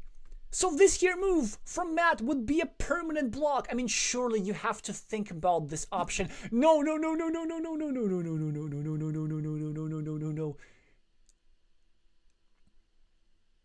Ah, this just hurts. When is the block? When is the block? Well, not now, because he doesn't have the tile to do that. But if Scooty invades here, then Matt is toast. He doesn't have any meeples. I mean, he can get a meeple back here with a triple city tile. Scooty can actually now protect his square. Oh no, he cannot. I think this was the last connection tile. No, it wasn't. No. I think we have still one vanilla remaining. So this here move for Scooty still can preserve him chances for connecting to the field. This was a big miss by Matt. Not blocking the square. Yeah, that's the thing with delaying the connection. Because, like, you can think that you can do it with any tile. I could do it with any tile. But then you get to run out of the tiles. This was a pattern that I managed to exploit quite successfully in the one of the most memorable games of my life, in the semifinals of the 2023 World Championships against Sunday UTC, where there were many options for my opponent to connect to the field until there suddenly wasn't. Until there suddenly weren't. Yes. So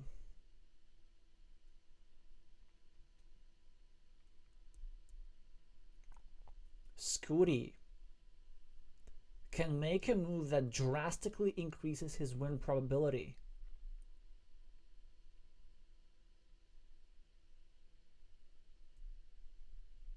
He's only 7 points behind, which is really not a lot, if the calculator is correct.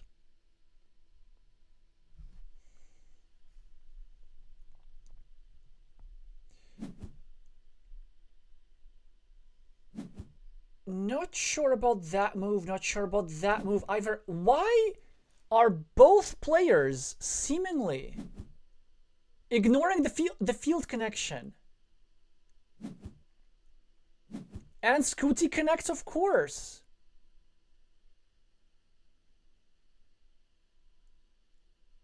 And I think Matt now realizes this blunder. He had so many tiles with which he could block. So many tiles. Very, very bizarre game. And one which Matt absolutely could have saved. That final move, that final invasion, was worth 15 points. 16 points, technically, because if you add the extra city cap.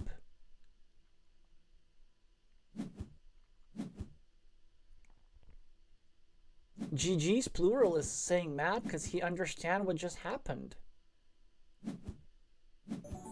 Scooty won with a 6-point difference, which was so easily preventable, and this is what time management does to you. But even for Matt, you know, with these 25 seconds, like, even if you don't have time, like, I don't know, to me it's such an obvious block. Like, even if you don't know, like, even if you think that there's maybe a curve available, and you think that your opponent can connect for this square, if you get a straight line and you go here, at the very least you can create a very intuitive Sophie's Choice block pattern, where your opponent needs the same invasion tile in both squares. I don't know, it appears that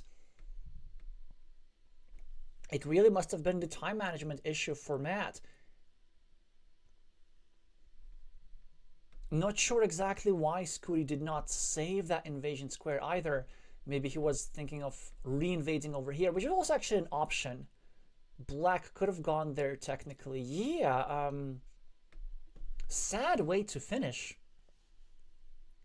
for the more recent world champion, but I guess a expected win then for UI Scooty. Hopefully the British captain can shake it off, and we're going to see some exciting fights in other tables. Well, actually, surprisingly, Matt is the first to finish his duel. So Lord Terrycloth is ahead against Tomaszek, and the other results are quite evenly distributed.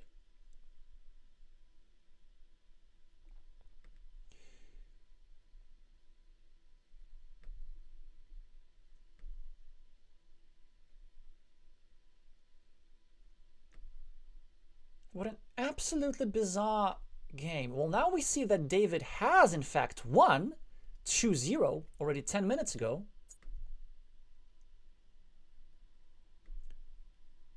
And also, I might hear... Wait. I think I'm hearing something. Yes, I'm hearing something. Okay, perfect, perfect. I'm hearing my special guest. Hello. Yeah, you can go ahead and unmute yourself. Okay, can you hear me? I can hear you all. Yeah, so just for everybody watching, do let me know, can you hear my special guest, who you might already guess who that is? Can you hear him well enough? Can you say something can you say Hello. something else? Hi everyone. Slash David here. Yes, congratulations on your duel, which we didn't watch. We were just so confident that you would take care of business that we figured it's not even worth it. Alrighty. Wow, I appreciate that. I did manage to succeed, although sadly I think my team appears to have not. You already know that? I think so, unless I've been I'm just checking our group chat. I haven't checked everybody, but I think StatMat just lost one Yes, we were there. watching this, and Ishan just won against Mache. So that's Oh. 2-0. Oh, How then maybe is I'm let's check here. Jacques Fuss and Preachy, I believe, are still playing. Well, no, they're not. So Preachy has won 2-0. That's a bit unexpected. And how is Fanatical Lime doing against MTU? Think lost, I believe. Well, that was anticlimactic, and they lost by 1 point. It's Yeah, I didn't. repeated I again. literally came out of my match and just saw they said, "Oh, we're 2-2, and it's all down to Matt." And then I just saw the end of Matt's game, and that was the end of that. Yeah, that was the most bizarre endgame ever. It's like, well, you can rewatch the stream later to see why. Oh, So I yeah, will. well, I guess congratulations to Poland again in an unexpected fashion, beating the United Kingdom in just under an hour, and again, where the entire match is being decided by one single point. So obviously, David, you were preparing for Brazil for your match whilst I was Yes. streaming Brazil versus Ukraine. That one also ended 3-2 in favor of the Ukraine, and the in the decisive duel, a difference of 1 point. Oh, wow. Well, congratulations to both Poland and Ukraine. I mean, I'm licking my wounds a little bit, but still, congratulations to you both. So how does it feel to be? Well, actually, no. Let's do proper congratulations first. Then we could do all the talking later. We have all the time in the world. So Cool. truly, indeed, remarkable achievements for Poland to beat the last year's semi-finalist. So all rise for the national anthem of Poland.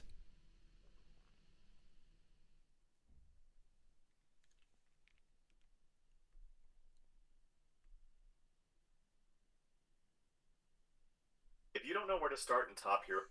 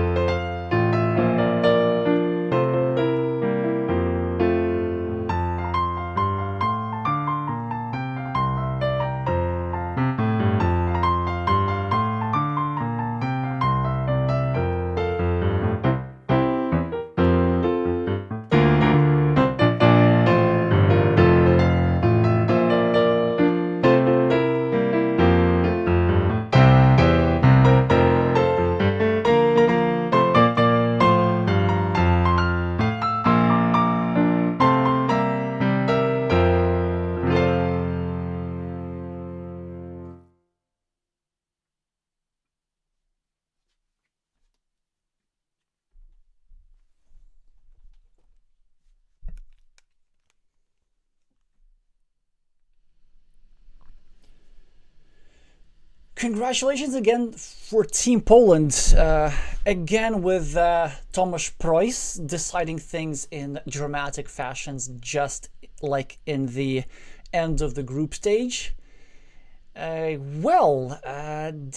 how are you feeling winning your duel but losing the thing for your team? I don't think I've experienced this before. It is a very weird feeling because I was like kind of on this high from the duel, and then like I go in and immediately I'm just like, oh, we're out. Yeah, it's a weird feeling. I'm sure many of you have had this experience before. It's weird. Yes, it's a bizarre experience indeed. It will become more bizarre even if you watch that duel that just happened. I still can't get over that end game. Basically, we're just having time trouble issues. So Okay. that's the story of the game.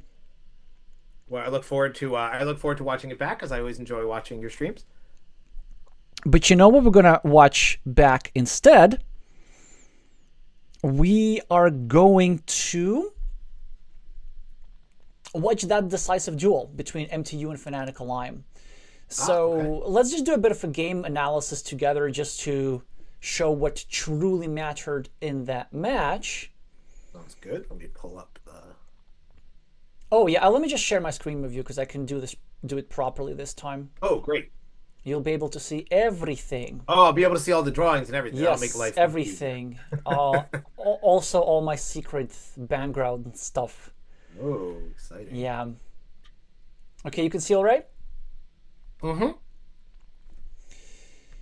So we have MTU as the starting, no, Fanatical Lime as the starting player.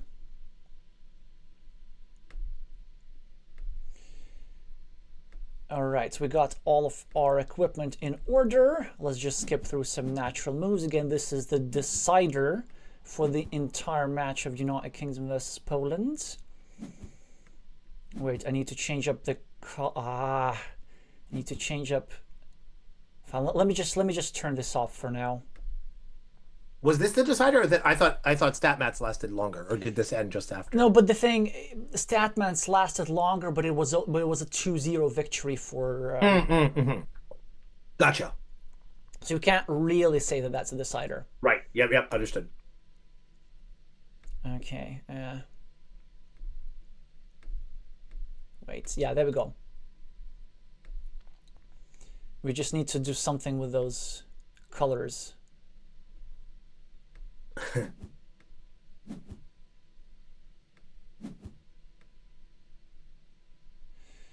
Yeah, so far natural stuff. Maybe you can, if you see any move that you want to comment on, that you want to question, then do let me know. No, I have to refresh this. I can't deal with the color inconsistency.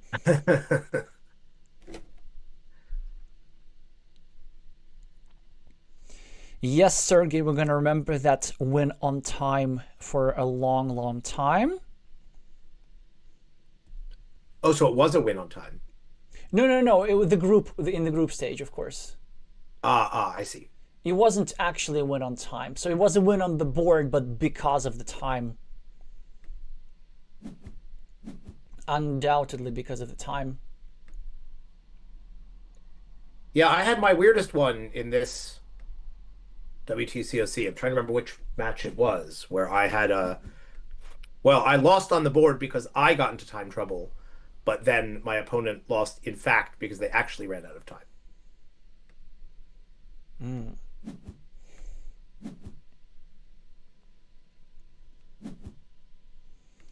Hi MTU, congratulations on your win, which we're trying to watch right now. So do feel free to chime in the chat if you want to explain any of the weird moves that I'm pretty sure are going to happen later in this game. Yeah, this one's interesting, for example. So red starting a third city for the sake of protecting the square rather than going for the more natural move. With only two starting tiles gone, so there were still two left. Yeah, two left. I guess there's the advantage of sort of preserving an option to mop up this 5-point road as soon as it appears. Yep. That makes sense. Yeah, it's something that we've seen MTU do a lot. I mean, and then honestly, maybe this was one of the duels that I could have watched, but then like all five were a bit sad to miss. And also I felt like on this channel we watch MTU games all the time, so maybe it's okay that we did something else for now. Yeah, so obviously Chris is trying to build something on the left. Nice sideways lip-shaped city, I guess. Yeah. It's like tilting in for a kiss, I guess. Try to not overthink it. I guess the one teeny tiny disadvantage is that this sort of configuration allows somebody to place a tile here and then pressure two squares at the same time. But maybe not now, as actually Chris seems to do quite all right. And it's going to be quite difficult for MTU to invade there properly. And now Fanatical Lime is just scoring quick points and catching up. And so far it's a good position for yellow. MTU is, of course, trying to put further and further pressure on that square and eventually succeeds. And look at this. You're also surprised, David, right? I mean, I only kind of assumed that was going to happen because I know the result, but otherwise, yes. Yeah, so the thing with this move, I mean, the natural move, I guess, is to go over here and wait for a Dorito tile, but then you risk two things. Well, first of all, you risk a splitter, which loses you the game on the spot, I guess, or puts you at a difficult disadvantage. And second, you get a reinvasion from the left, perhaps. Whereas with this configuration, you also risk a reinvasion from the left, but then you can also reinvade through here, through the quadruple city tile, or maybe even just try and block the square. So this is a move which leaves some dangerous spots, but at the very least, it leaves dangerous spots from both sides, so that both parties can take advantage.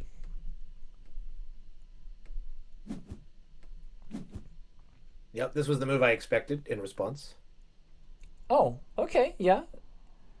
I guess it has a lot of merit in the sense that it blocks the invasion and it also starts a new road rather than taking two quick points straight up. It has some other interesting consequences. So now that this square is taken care of, now MTU, or even Fnatic Alime, either of the players could, in theory, try and reconquer this city that way through a back-to-back series of Doritos and the last remaining horse tile. This dreaded pattern that still gives me nightmares that I experienced in the 2021 World Team Carcassonne Online Championship decider game for the entire match in Latvia, Lithuania versus Germany against the four-time world champion Ralf Kvefort. That was streamed, by the way, on Vladimir Kovalov's channel. So if you can, y'all can watch that, an absolutely exciting game. But now you have a spoiler for this. It's been a big night for horses. My first game tonight also involved two large cities gotten through horse-shaped holes. One very large one by me and one medium-sized one by my opponent, which ended up allowing me to win the game. Gotcha. Wait, I just pointing out that I need to take care of something. Just need to take care of your movements. Yeah, there we go. There we go. Now we have David with all his wonderful facial expression, and also, well, I'm not sure how much of your background we can see, but there's the trophy for being the new national champion of the United Kingdom. I have mentioned this already like 5 times today. Yeah, that was an exciting moment for me. And yes, I've got my little Carcassonne over here. I figured since I was going to be coming on the stream some, it would be nice to have that as a background. And actually, amusingly, I set it up, and then I had a meeting the next day for work. And when I met with my Carcassonne student group the day after that, they said that they saw it in the background when I was presenting at this meeting, which I had not anticipated, and that was kind of fun. In the meantime, a couple of interesting moves that I wanted your comments on. So I told you about this invasion through a horse, and Chris opts against this. So when you play a move like this, from Yellow's perspective, this means that you want to keep things low variance. This means that you perceive yourself to be strong enough for the game to be decided with no luck whatsoever. But you know what? I wonder if going here instead was actually better. So that would be a big threat, of course a 50-50 threat, but a big threat nonetheless. And then if your opponent gets the triple city tile, then you can still bail out with a splitter. But the question is, would you have done it? Would you have actually have gone for the content move if you were genuinely trying to win the game? I don't think so. I think I would have done this. I mean, the main reason I like this move is that in addition to removing the threat of MTU invading, it also, I mean, so there's only one horse tile and 2 road Doritos left, which means that MTU's options for expanding his 2-point side of the ruin, or what anticipated ruin, is like pretty minimal. And so I feel like if I get the horse, Then the other way, yes, I get this automatic win, but who knows how long I'm waiting and all that. If I get the horse this way, I've just got a 7 versus 2 mini battle, which is pretty decent. So it's a way to ensure a smallish advantage if you do get your critical tile, and of course to make sure that you don't freeze another meeple in the event that you don't get that critical tile. So that does. Yeah, I think that would be my inclination. Yeah, that certainly makes a lot of sense. But now that I look at it, I mean, of course, I'm a bit biased as a streamer. Like, I really want to see as many content moves as possible, regardless of how likely they are to work. Also, another interesting decision a couple of moves ago here. No, This was by MTU, a discarded shielded tiles rather than starting a new city over here. This was red, I believe. Huh.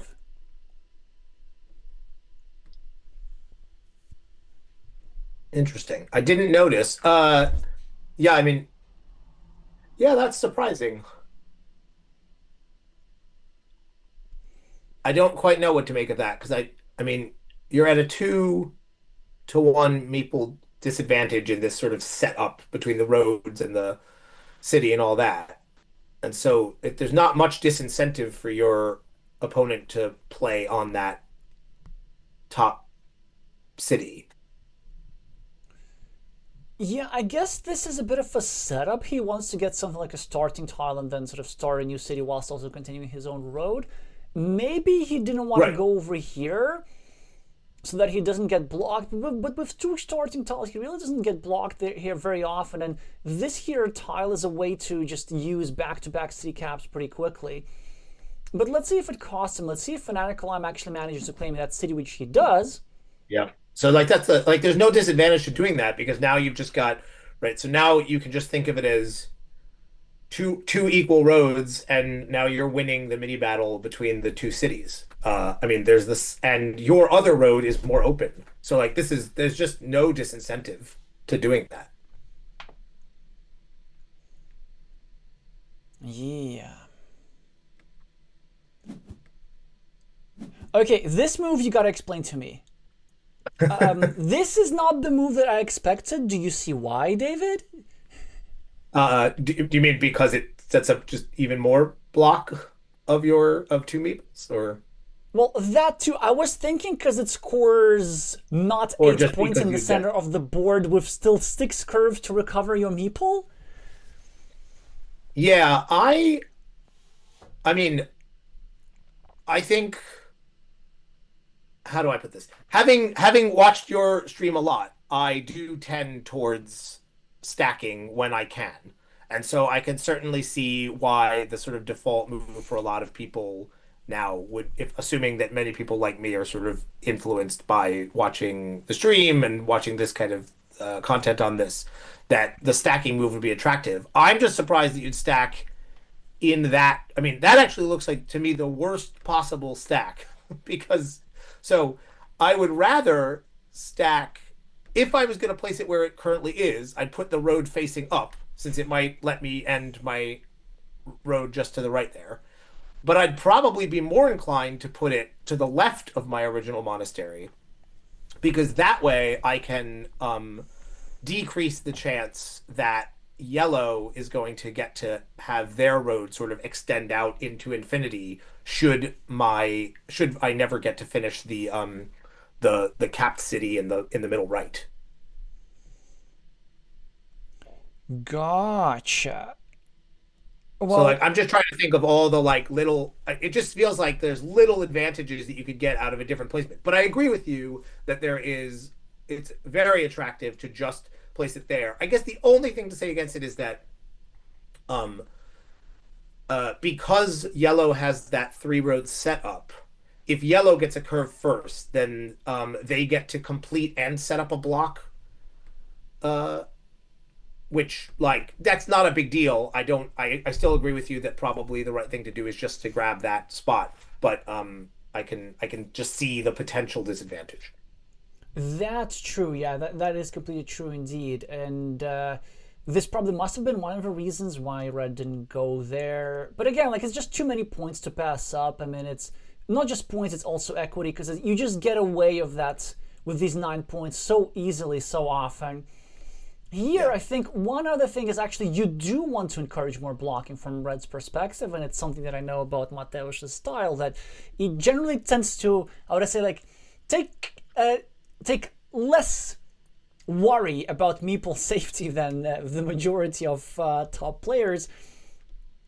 But also because actually he would be blocking his own monastery together with this city of yellow, so that's a winning mini battle. And then ideally he wants to connect the roads, so it's not a big deal that he would be blocking his own road segment, because most of the time this here road is connected to yellow's road. So in terms of Meeple's safety, this move is actually just fine.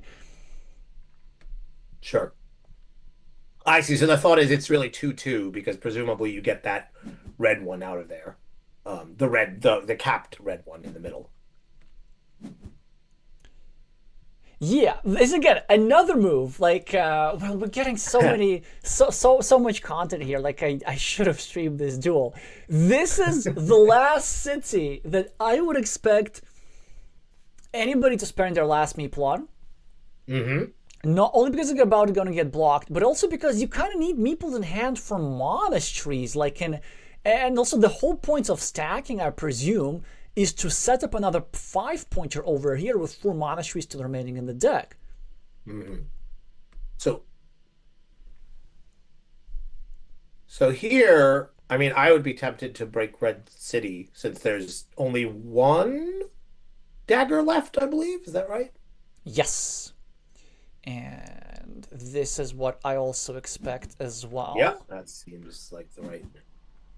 This is a very nice flexible move, not quite covering up his city, so it's leaving the options to draw the dagger and try to finish the city, but it's not relying on the dagger entirely. In case yellow gets the dagger himself, then red, of course, can use some big city tiles over here and develop a bigger ruin. And now I guess we see whether Chris will take the spot you wanted. Yep, and he does. And he does, and this was also one of the reasons why red needed to go there, right? Because if red doesn't go there, then yellow goes there. So we're also leaving back the spot for our opponents. Yeah, and then that's what I expected there. Yeah, and also 4 points. Big points. But I almost like start wondering, knowing what MTU had in hand, do we take 4 points there as yellow, or do we try to make an inspiration move and we go here and we block this guy? And maybe farm even? And maybe farm even, yes. Actually, yeah, I think that's, yeah, I like that move because I think if the farm weren't there, but it's a 9-point farm that's worth claiming anyway, and so why not do it with the opportunity to do some blocking, especially I'm looking what's left. Sorry, I mean there are quite a lot of tiles to get that out of there, but yeah, no, that would have been I think that probably would be slightly better. Yeah, I guess sometimes it doesn't work. Like if you go here for a farm and then your opponent just gets like a rose and then you look like an idiot. But you know what? No, you don't look like an idiot because you still have a 12-point farm. Yeah, and it's not easy to get invaded. And it's not just about the points, it's also about the equity. Because you look at this, like from yellow's perspective, all these tiles, all these city caps, the extender, the vanillas, you're taking them away brutally from your opponent.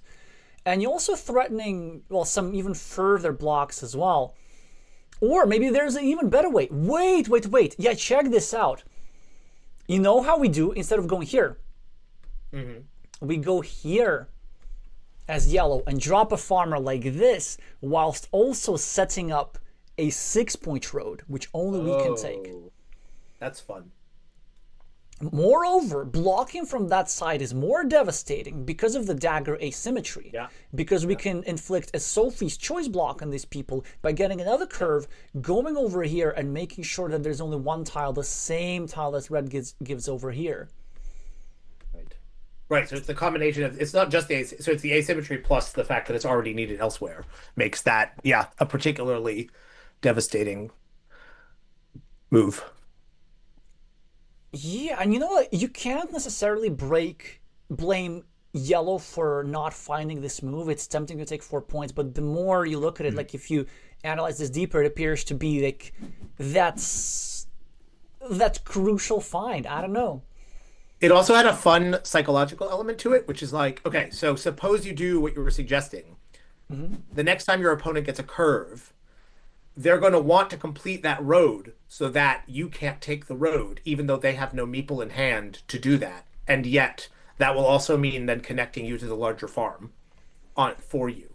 And so they have to like decide whether to wait and let you do it yourself and get the points. So no matter what, they're like giving you points.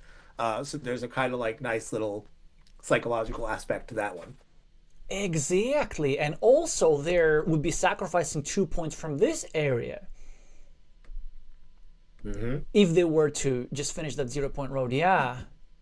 I think, well, now we know. Now we know.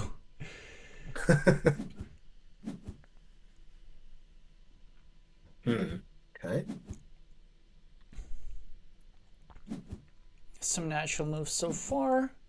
Yeah, MTU, of course, is going to start a new city because we're running shortened road ends, and it's way, way better off when cleaning off some measly city caps. Quick points for both players. Yeah. I mean, Chris is still doing all right for himself. He has a field, he has a 9 point lead in the scoreboard. I still don't understand. I know. Why I'm like did he waiting to lose? see. I mean, I'm assuming that MTU is going to get the dagger because I'm not sure how. But I mean, yeah, we'll see. It's going to be interesting. That's perfect timing, David. Oh no, no, MTU doesn't get the dagger. Yeah, you were Okay. assuming? No. So the Now I dagger get- is your fanatical line. Who? and not only, but there's a spare cap. Okay, I mean, yeah, I don't know where this game's going. This is gonna be interesting.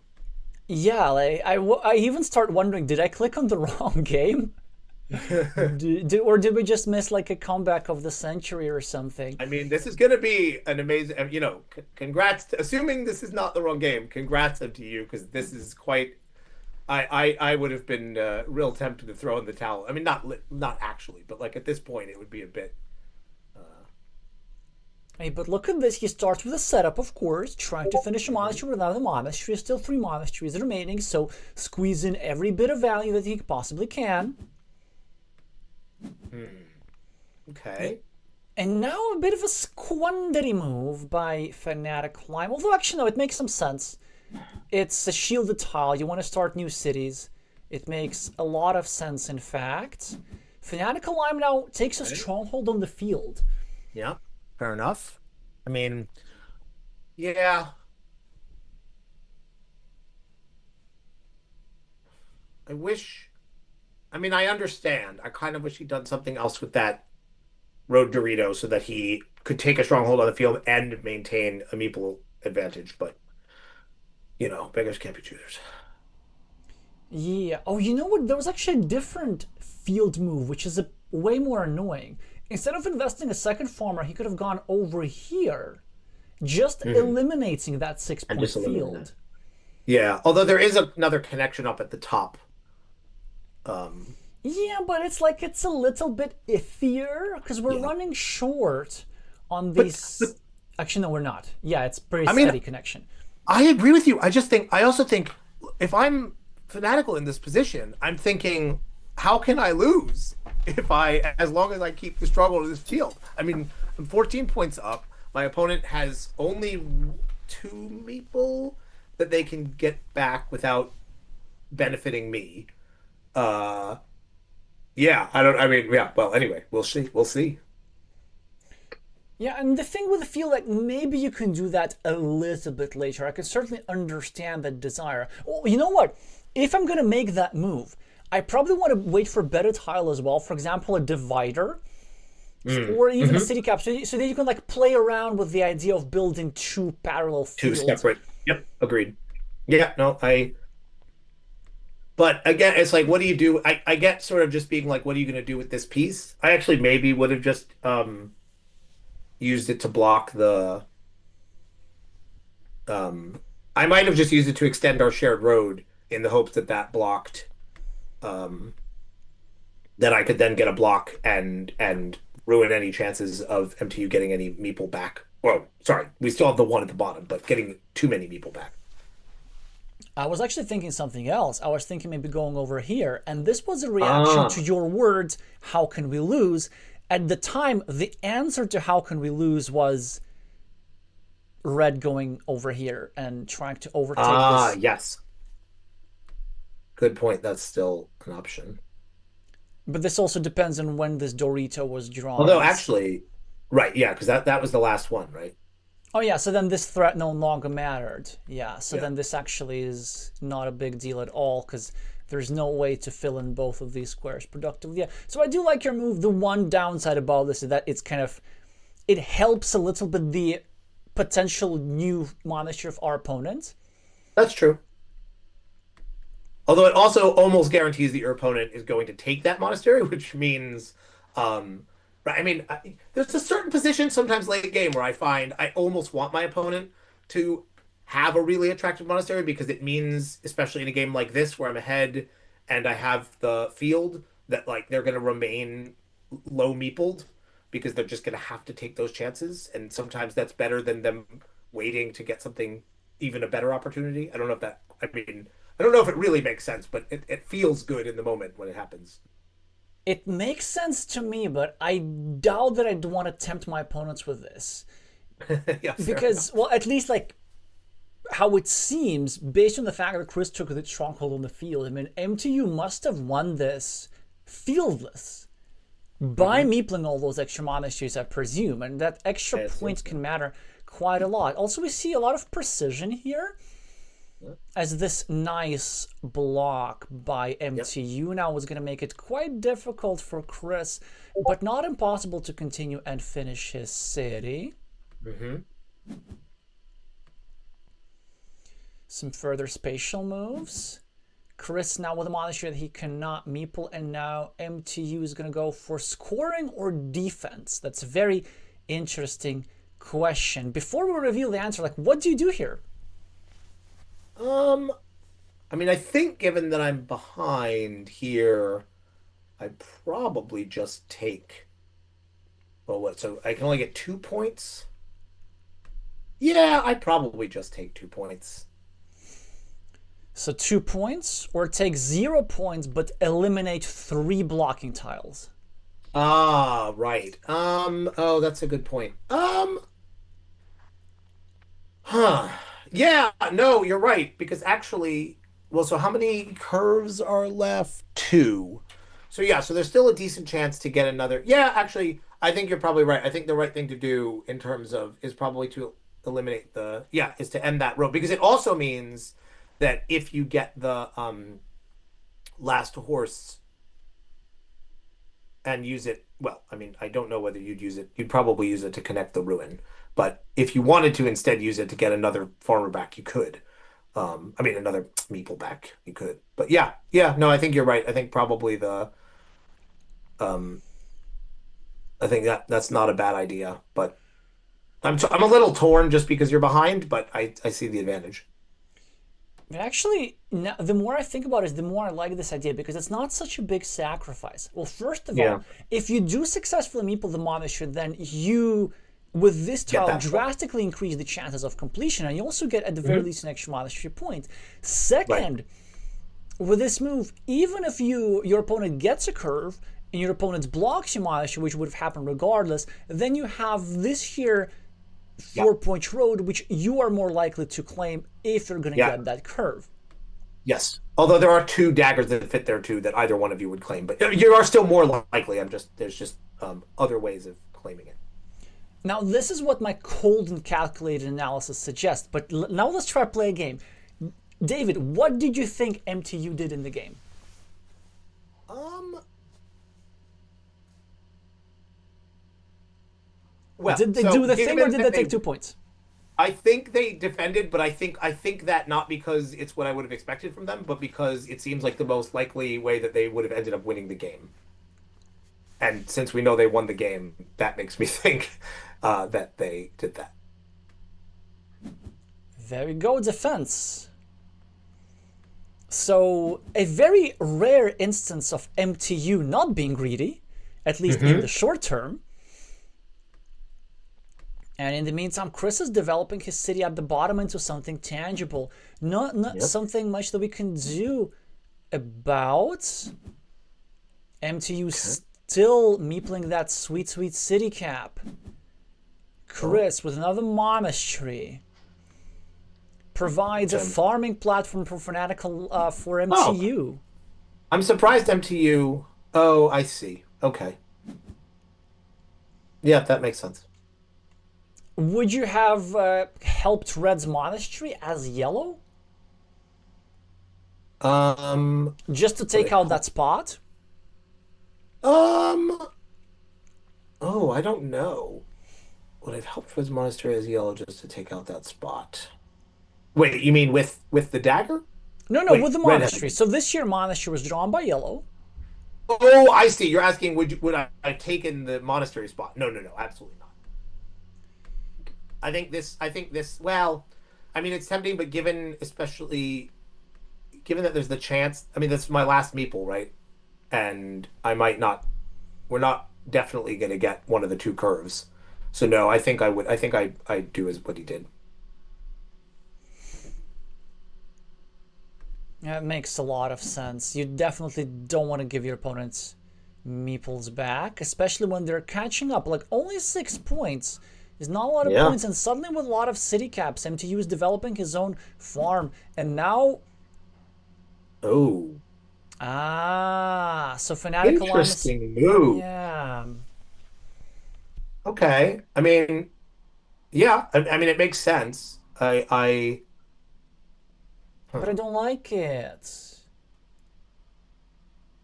Because the reason why I don't like it is that we don't have to finish the city in order to win. What we need to do in order to win is clean off city caps. Yeah, that seems right. Because if we go here, it's just the same number of points, but it does not allow Red to do this sort of stuff. Yeah, no, that's right. I mean, it's a nice idea. But also, there's some reasons why it doesn't like quite work. You know, there's only 50-50. There's a bunch of blocking tiles available. One of them, Red can use without losing any value whatsoever. So, yeah, that's tricky. But I know it's quite enticing to try and finish my city. But given the fact that there's still some triple cities in the Dorito, I probably want to keep the option open because there's some other, you know, city completing patterns. Okay. But these 7 points. And here's MTU's. Yep. So there's that. Okay, that seems fair enough. Oh Yeah. God. Yep. There we go.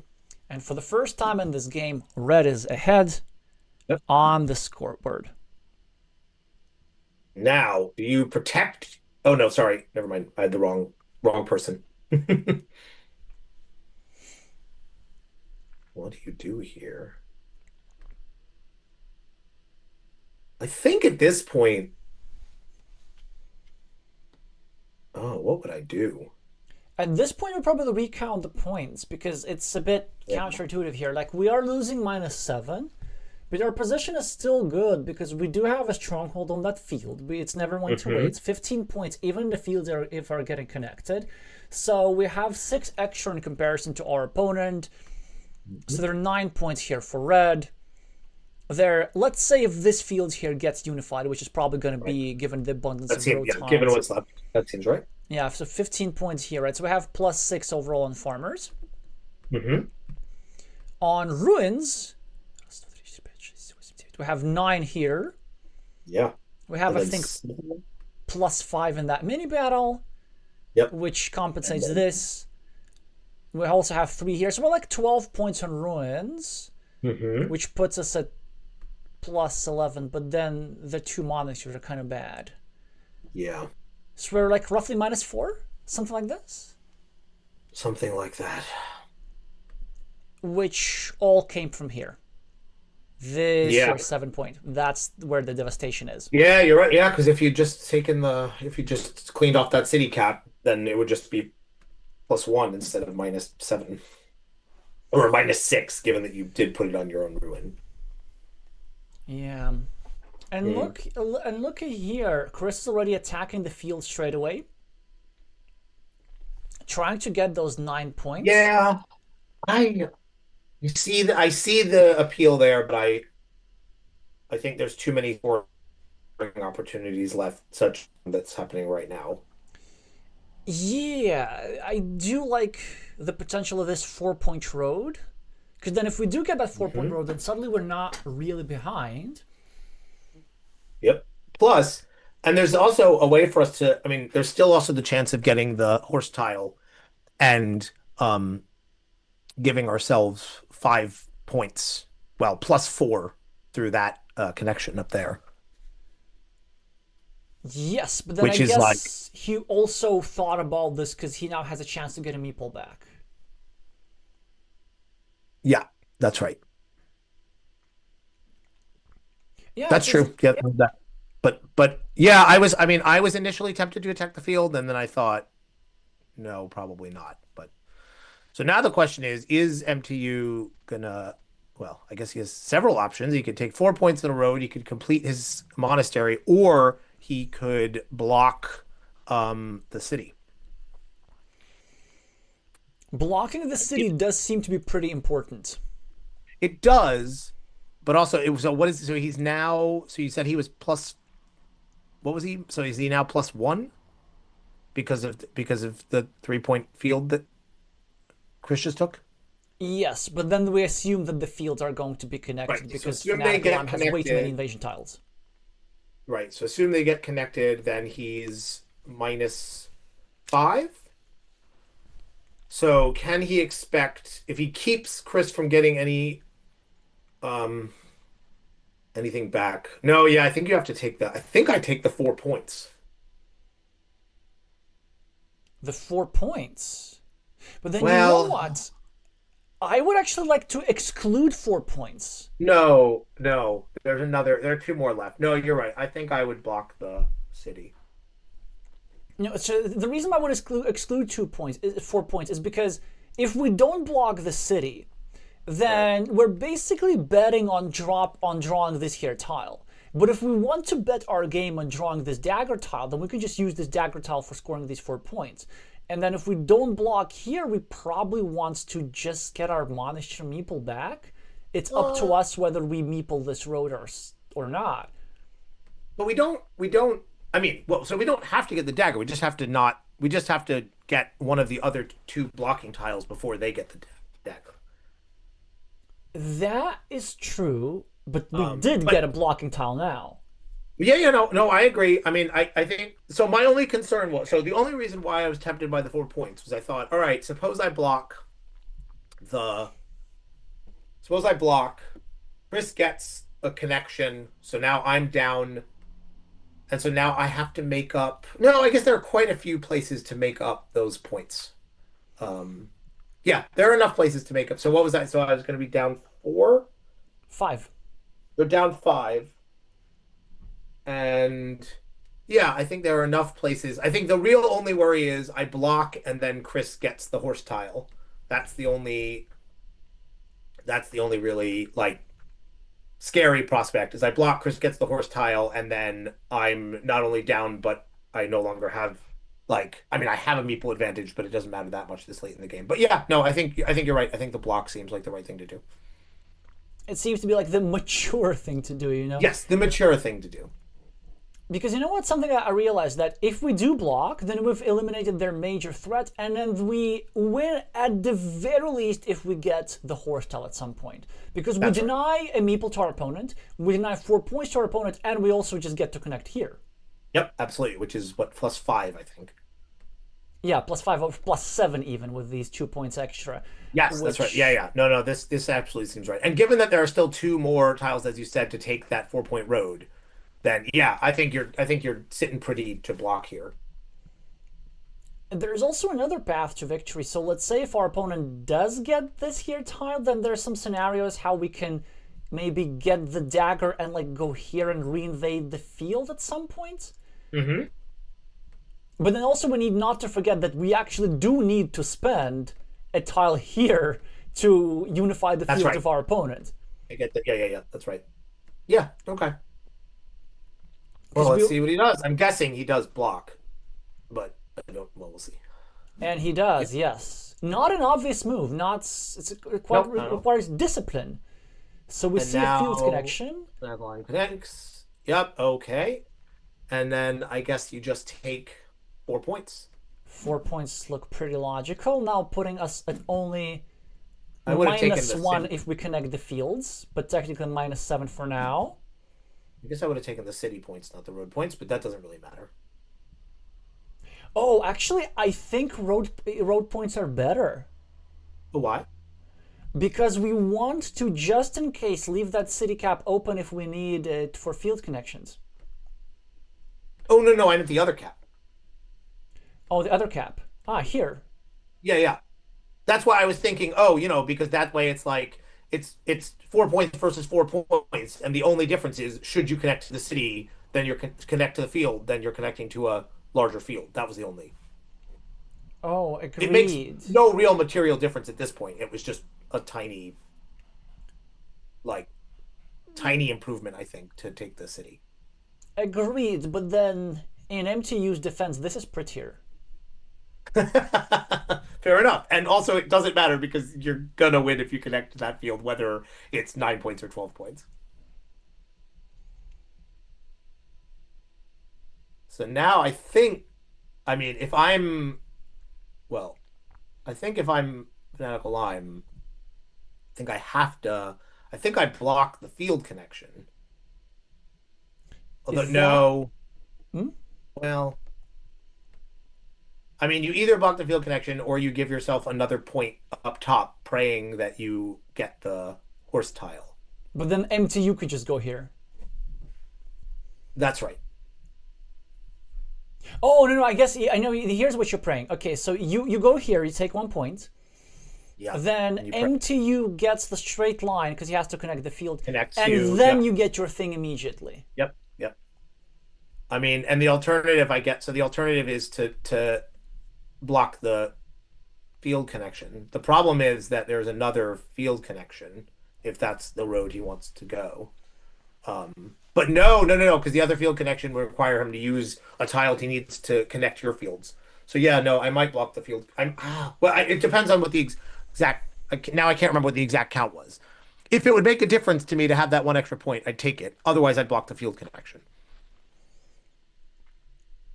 Yeah, you would need to calculate the points precisely. But there's also one Yeah. more interesting suggestion that we're getting in the chat from Ice Maze, blocking the horse option at the top.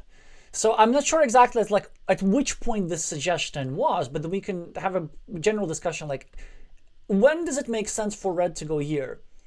Oh, yeah. I mean, I think that I don't think that was a bad idea at various points. And in fact, yeah, that might have been the right thing to do. Well, but so weren't you were still down at that point, right? Yes, you were So you down need, 5. yeah. So I think I see the attraction of blocking, but given that, right? So suppose Chris gets that piece. Yes, it's not nice for us, but we still do get a meeple back ourselves as well. Um, which means that like there are other like we will get some compensation in our next move, we can presume. Um, so I feel like that connection wasn't as bad as Chris finishing that city at the bottom, which is why it seemed very clear once we talked about it a bit that the right thing to do was to block with that curve. But I can see why you might prioritize making sure you catch up on the scoreboard with the dagger. Yeah, the scoreboard is at least what makes sense most intuitively, but the more I think about this, the more it seems to me that this tile here is quite unpleasant for us in many ways. Because that extra meeple that we're getting is not going to serve us a lot because we might end up with a meeple surplus since we need to spend the tile on a meepleless move in that here area to unite our opponent's field. Mm-hmm. I mean, here's one thing. The other thing I'm wondering, so you needed 5 points, is that right? At that Um, point, yes. at that point, when you played that, I mean, the other thing you could do if you wanted to be really cheeky, so you are second player, so you win on a draw. You could have played on your monastery and made it the case that should Fanatical Lime get the horse connecting tile, you gain two meeples back. And so you'd play it and you'd meeple the city for 4 points. And then all you would need is any city tile to make it five. So if you get the horse and any other if you get the horse, then you're golden. And if they get the horse, then you've got two meeple extra to play with at the end of the game. This is probably not worth doing, but it's a sort of sneaky way of potentially guarantee. I'm not sure if it guarantees you the win, but it gets you very close. I think probably you just do what he did, but I'm just thinking about fun alternatives. I mean, this sounds genius to me, actually. So it 'Cause it's puts you like, at -1, and right. and you need to just draw any city tile, a single city tile. Which your base, I think at that point you're more or less guaranteed to do, right? Like there's 95% at that point, which is a bet I'm willing to take. yeah. And so any city tile wins you the game. Well, well. If our opponent gets two straight Oh, lines, right. actually, Right. no, they're You'd have like to get. Yeah. Sorry, you're right. They'd have to get both straight lines.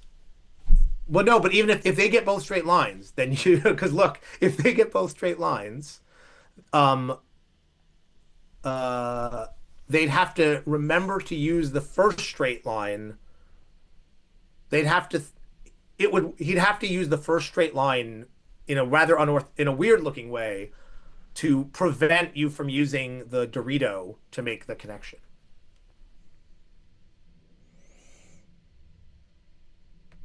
So he has like to guess the this. first straight line. Yeah, so he has to get the first straight line, play it there. Then you get the Dorito, and then he gets the second straight line, and that's the way that he prevents. And then you have to throw it up at the top there, and then yeah, then he wins. That's possibly. It does sound like something that's like close to 90% winning chance Yeah. for red. Oh wait, no, never mind. What? But you don't even need a city tile because it's a 5 point move because you get a monastery point as well. Oh my God, you're right. That's right. Yeah, that's right. You don't need the city tile. Yes, you give them on a straight point as well. Yeah, so that's right. So that would be a winning. So that move means that if that move ensures that you win if you get the horse, and ensures that you get two meeple back um to Fanatical Lime's one if you get the thing, and Fanatical Lime doesn't gain any points. Well, he gains points, but he doesn't. He would just gain 1 point basically over from that move Well, yeah, actually, because he would gain. you don't even need the horse. You just need to connect the field, which you needed in any case to have a chance. Hmm. Yes, that's right. Anyway, I mean, this is all extremely academic, but it was just a fun thought of like here's a weird way that you could go about kind of guaranteeing yourself the win in a way that would be very frustrating for your opponent. Yeah, but isn't that like the best move? Um, oh, do you actually think it's the best move? I Well, mean, I yeah, guess from win percentage standpoint, like because then it gives you the need for only one objective. I see, because your thought is if you get the four, so if you do what he did and you take the 4 points, then if you do what he did and you take the 4 points, then you no longer, then when he connects, because that's a 4 point move for him versus a 3 point move, you then need 4 points again. Whereas this way, the connection just kind of equalizes. It puts him 1 point up, right? And then you have two meeple. Yeah. You know what? I wasn't thinking that it was actually the best move. I was just thinking it was fun. You might be right. It might be. I mean, this is a really interesting case of very counterintuitive because it feels like surely taking 4 points and then having a meeple left that you can do whatever you want with is better than taking 5 points and potentially going through the rest of the game meepleless. And yet, because of the weird setup of sharing that ruin, it might actually be the fact that it would then also free your monastery meeple. Yeah, maybe that's actually the best move. That's cool. Yeah, I really want to go through this again because it's also I really want to learn from this and try to find moves like these in Yeah. my games because in tough fields these a couple percentage points matter so much. Yeah, and it is such a, I mean, it is such a weird, because you really do. I mean, I don't know about you, but I definitely am in that position where I'm like, I'm strongly going to favor any move that doesn't involve giving up my last meeple when it's this close to the end and there's just a couple of points difference. Um, like, but yeah, yeah, fascinating. Agree. What a cool puzzle. Yeah, let me just recount again. Okay, so we're again like we're plus 11. Oh no, we were plus 7, and that move we were plus 7 because we didn't have these points, right? We're plus 7. So, and then there's this 9-point city for our opponent. And then here, everything is technically shared. And here, everything is shared. And our opponent here has 3. And then for the monasteries, we have 15, right? So it's like, and then our opponent has 21 points for these fields, let's say. Or let's say, okay, let's say 15 of the fields are connected, right? Well, right, but we should keep the possibility that they're not, because that will be a but again, if they don't get connected, you're probably in trouble either way. Yeah, then we're toast. So let's just count that they're connected, right? So they have 22. Okay, we're minus. I think we're short a couple of points. Oh, did we have this wrong? I think we're minus 7, and this is what also Ice Maze is suggesting in the chat. This might be about that situation. So if we go here, we're still minus 2, so we still need. Yeah, we still kind of need the horse. I don't know. Right. Well, we need the horse, or we need. Yeah, we need the horse. Oh, right, we need the horse. Yeah. Okay. Well, Or never the mind. Dorito, So I that- guess, or the but shielded Dorito, but it's already different. in the fantasy world where the points were where what we thought they were, we've found the cool move. Exactly, yeah. And it's important to, like, if you have time on the clock in your games to look through options like this. Because now it seems that, yeah, and now MTU goes there. Yeah, also, this is actually another option. Like, we can just do the Slater. We can score points and do the Slater. It's also so much more intuitive. Because now, look at this. This will also clutch draw and a clutch find for MTU, who, goes here for 5 points. Can you put it up? I can't see the. It should be there, like at the top. Oh, no, it was just. I was just, my screen was limited for some reason. Oh, I see. Yes, goes there for 5 points. Yep, got it. And now Chris gets the horse. Oh, wow. So this was also super important for Mateusz to go here first, and Yeah. only then connect the fields with one of the straight lines. So this here, from Red's perspective, was a win, I think, only 66% of the time. Well, because sorry. So what happens if Fanatical gets both of the lines? Can that happen at that point, or am I missing? Yes. Right. I see. So this only works if you get both of the. If this only works assuming you get a line, but you have a. So what do you have a better chance of? Getting the line or getting the. Do you have a better chance of getting the line, or do you have a better chance of him immediately getting the? I guess you have a better chance of getting a line Then what?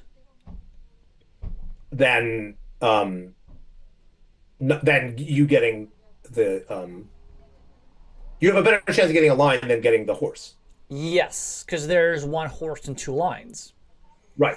And so the worry is if you were to just get the lines and he gets the horse and then also yeah, okay. So this was the right move, I think.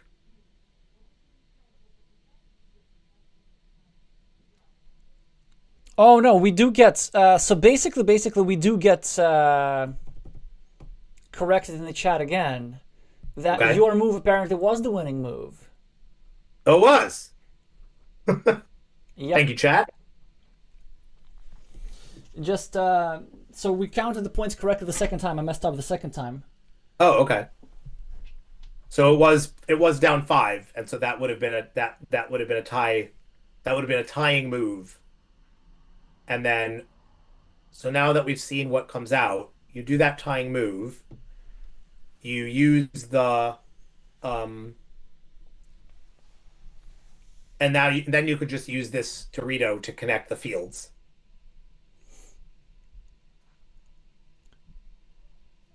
And then, yeah. Yes. Exactly. Yeah, yeah. But I mean, if you're really confident in your counting, you use the Dorito to connect the field. exactly, exactly. Yeah, but in this situation now, it's also pretty interesting. We actually don't necessarily need to get the straight line No, because the straight line gives us 6. right? But this here tile, if we were to draw that, Oh, if our opponent gets both straight lines, well, it depends. Right, that would give us 3. No, 4. 2. No, 3. 3. What? Oh no, you give us 5. Duh. We can put it Oh, here. right. We still have Yeah, that. I forgot about it. Yeah, obviously. Yeah, I forgot about that. So this is a 100% win because either we get a straight line and we connect to the field, or Right, we just or go we get here the and we board. tie the game because we take 5 points instead of Beautiful. 6. That's lovely. So after this, red was toast. Yeah. Very yellow. And Chris does get the shared thingy. And MTU is going to get himself an 8-pointer there. Mm-hmm. And Chris is going to get himself a 4-point road, but apparently that's not going to be enough. No. God, what an object lesson in, like, I mean, this game really did not look winnable for red for a while there. And I think you're right that giving up that cap and making that that city really did make a big difference.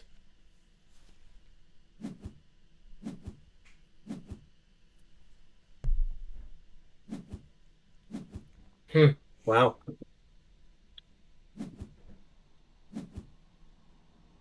Oh, Let's watch those points being counted. no. Mesmerizing.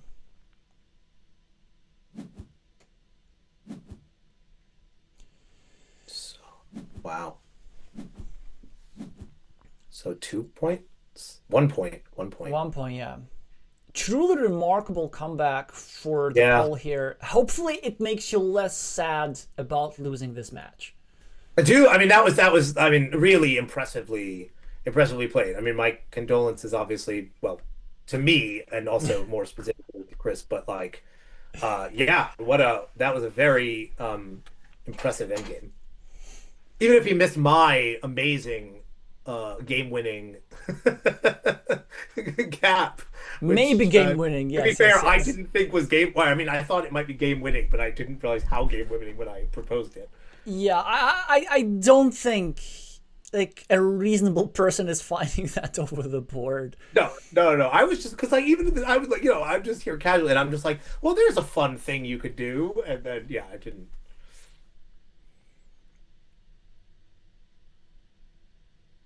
Cool. Wow. Ooh, what a game. Yeah. Well, if you go back, I mean, it also seems that kind of Chris did what he could. I mean, there were a couple places where he could have played cleaner. Maybe one was instead of creating the completion of this here city was a bit more precise to just clean off the city cap. So that was one instance, and the other one, I think, instead of these 4 points, looking for something strong over here with that blocking opportunity would have been way more devastating. So not necessarily mistakes, just maybe misses of something stronger, and then even these small things allow your opponent a comeback like this, and there you go, you're out of the championship. Yeah. Yes, we are. So David, now we have some options. Okay. When originally setting up the stream, I actually messed up because I thought that the match between Chile and United States would be starting right now. It's actually starting in an hour. Oh, okay. So we can either do some hands and brain, or we can take a proper break, or we can do something else. What does my beloved guest desire? Well, I hate to be the lame one. I might want to take, just since I didn't actually get a break after my game, I might want to take a proper break if that's okay. But I would definitely like to come back for the games. I just it would be nice to take a little break in between, maybe get some sustenance. Let's do that. That's an excellent idea, especially that you've mentioned sustenance. It's something that I'm also deeply craving for. So let's meet like slightly in the middle. Let's actually start a bit earlier than planned. Let's get back here at 21:20 UTC and do like a proper 15-minute introduction of the teams. Okay. So that's 21 so that's in about what is that? In about 40 minutes? No, 45 minutes. In I can't. 45 minutes, yes. 45 minutes. Yes. Okay. Well, I'll see you then. Yep. See you then. See you all then. Also, make sure to stay online and meet with the like button and all this stuff for the algorithm. We're not going away.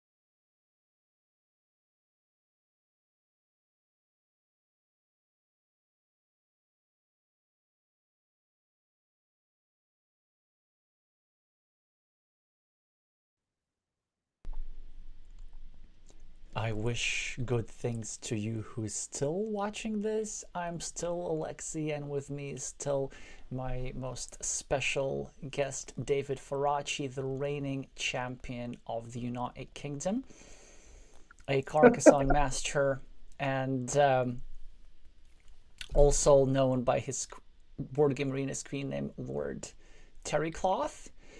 So we finished covering one of your countries, as the United Kingdom unfortunately did lose against Poland in a rather dramatic fashion a couple of hours ago. We're now going to be starting to cover another of your countries, the country of your origin, United States, where United States and Chile will be competing for the final remaining spot in the top 4.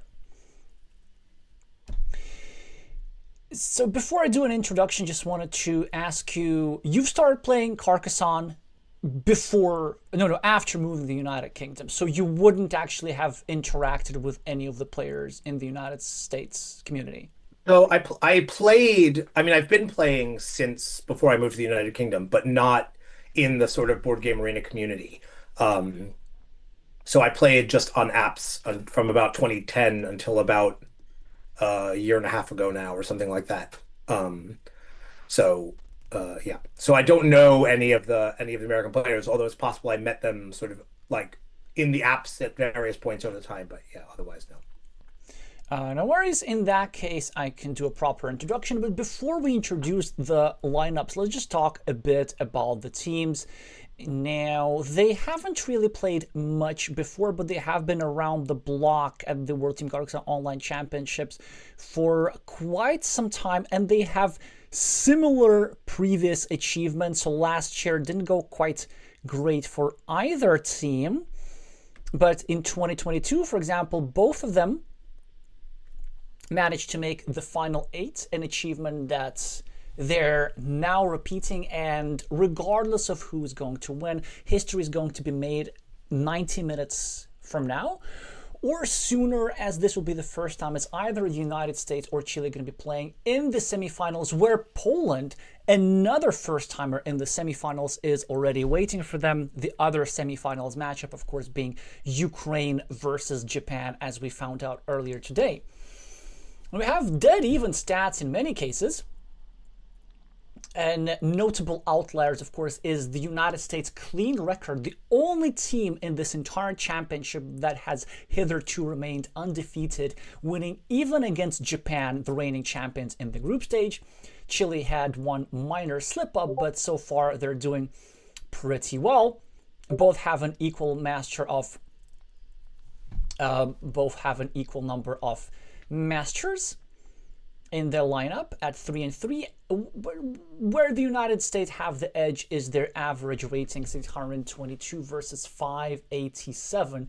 There's a particular reason for that,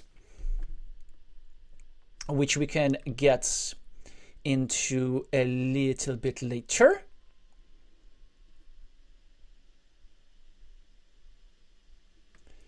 So, let's just, I guess, go through the lineups, and let me know, David, I know you're familiar with some of these players, you have had encounters with some of them before, so do let me know what you want to expect. On table 1, we have 2 masters, John Sheldal versus Claudio Jorquera. Let me actually get to you the lineups a bit bigger and remove all that. Wait, there we go. So yeah, they don't have any history between them, very similar ratings. Claudio Jorquera, I guess, would normally be my favorite, and they're slightly favorite rating-wise, but Sheldal has a really strong performance this year. I feel like they're in top shape, and if anything, they are the slight favorite, 55-45 in my view. Now, table 2 is the reason why Chile seems to have a lower average rating, because GDLK, that's Diego Acevedo, their former captain many years ago, now of course it is Vaineria, is rated at a modest 551, but it's actually a bit funny because they used to be the highest rated player in the world in 2020 briefly, and generally they used to be the strongest player in Chile. Now maybe a tad out of shape, but you really cannot forget all these thousand and thousand games of experience. So I would even rate GDLK as a slight favorite against KB, despite the fact that KB seems to be in good shape. They also acquired their master title relatively recently. And GDLK, of course, has the psychological edge, having won one casual game between the two. No encounters previously between the other pairings. On table 3, we have Adan Las Heras, another Chilean master, playing against Alan Fody. That's Crocodile Fundy, where I'm honestly don't know who's the favorite's going to be. This is probably the closest match in general out of today. On table 4, we have the highest rated United States player, at least in terms of peak rating. Jacques Edelin with the screen name Karki is going to be playing none other than Jorim Meya, who technically isn't a master, but they're still on this here master list because they won the 2023 Mind Sports Olympiad, an achievement which puts you right up there. So do not be deceived by the seemingly modest rating of 545 at the moment. And on table 5, we have Admitted. That, of course, is Alan Zhao, who is mostly known for his other board games, being one of the best Ticket to Ride and Stone Age and Azul players in the world. Most recently, they won 2nd place at the World Series of Board Gaming, and they have been developing their Carcassonne skills, crossing the 600 threshold and delivering some crucial duel wins for Team United States.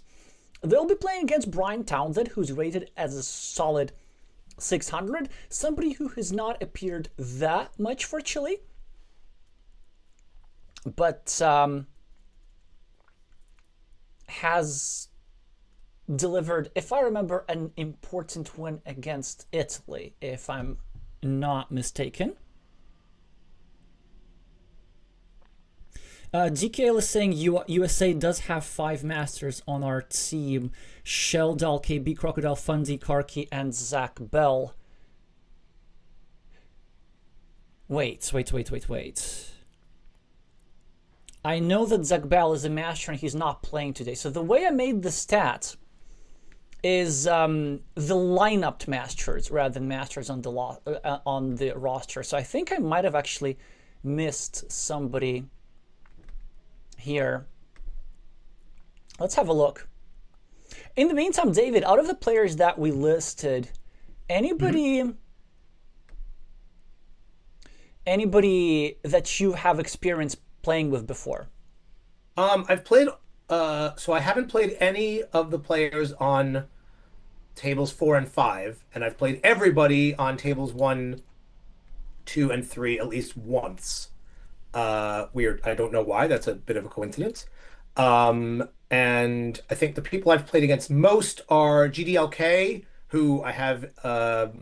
We are 4 and 4, and who was the other one that I've played the most? Oh, and Claudio, who we've played.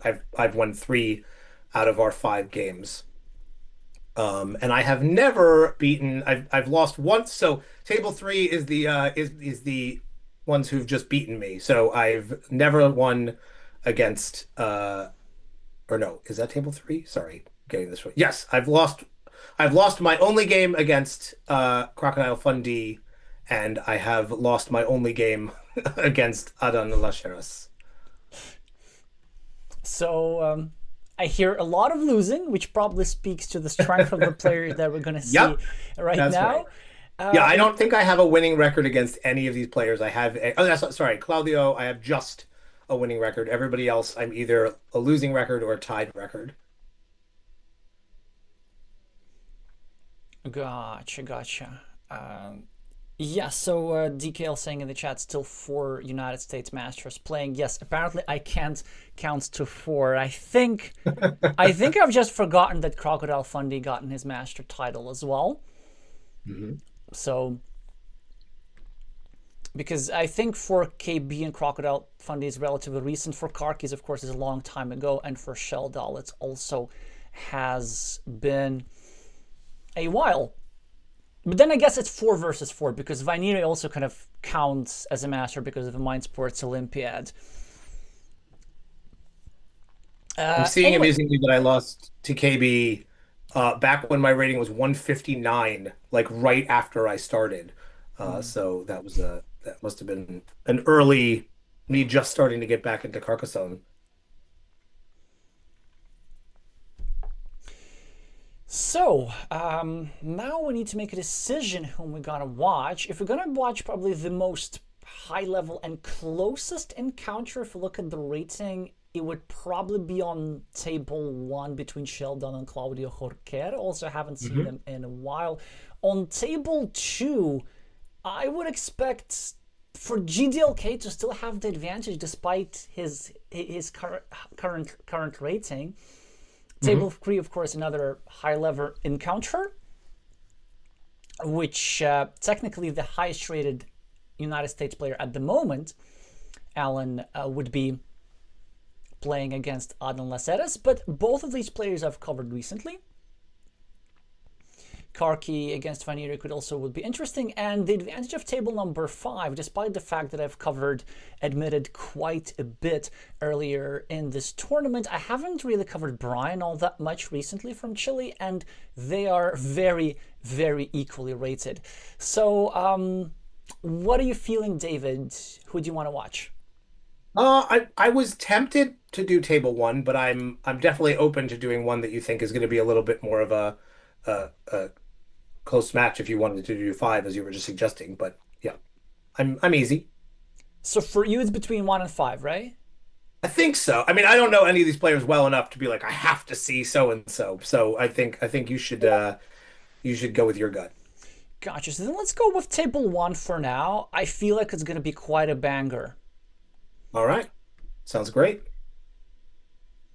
So let's just have a look at their profiles real quick. Sheldal now gotten 2 extra rating points compared to when the ratings were corrected. 7,500 game of experience, and Claudio Jorquera with 620 at the moment, 6,000 games of experience. Of course, Carcassonne specialists. And now it's just time to refresh the page and wait until the game starts. Cool.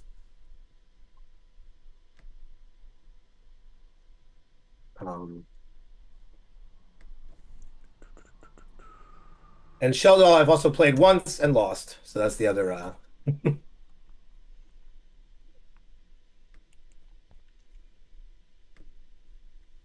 Yeah, I guess one thing that I'm going to ask you, David, will you be rooting for the Team United States today, or are you going to be more neutral? It's really up to you how you want to treat this.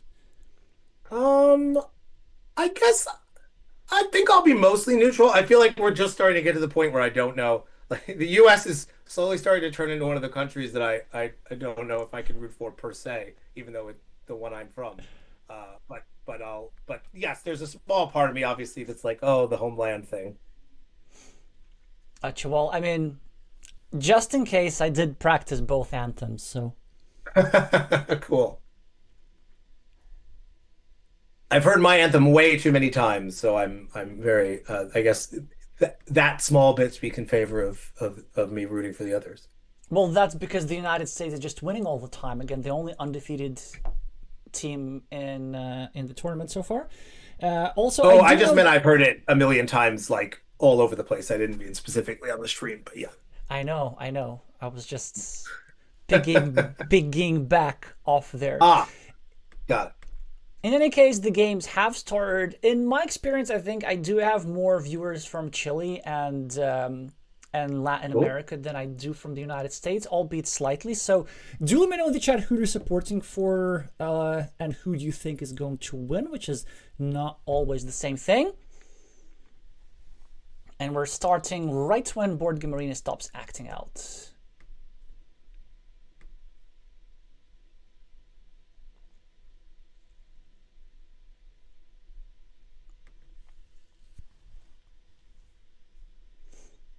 we've got at least one go Team USA.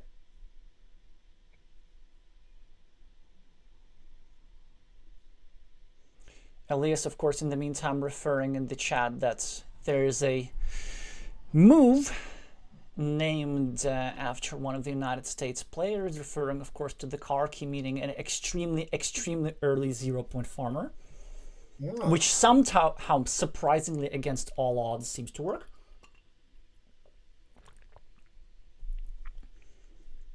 I'm getting too concerned about this. See whether it's showing up on mine. Yeah, we'll be fine eventually.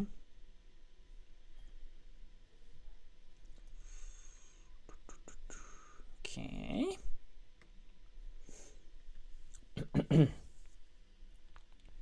Yeah, it's opening on. I've got it open. Is it not opening for you? It's gonna take a couple of minutes, I guess. Not sure why is that the case. But, while it's loading, I can say briefly. You can do a radio broadcast, and then we'll. So it's currently 8 Claudio to 4 Sheldon.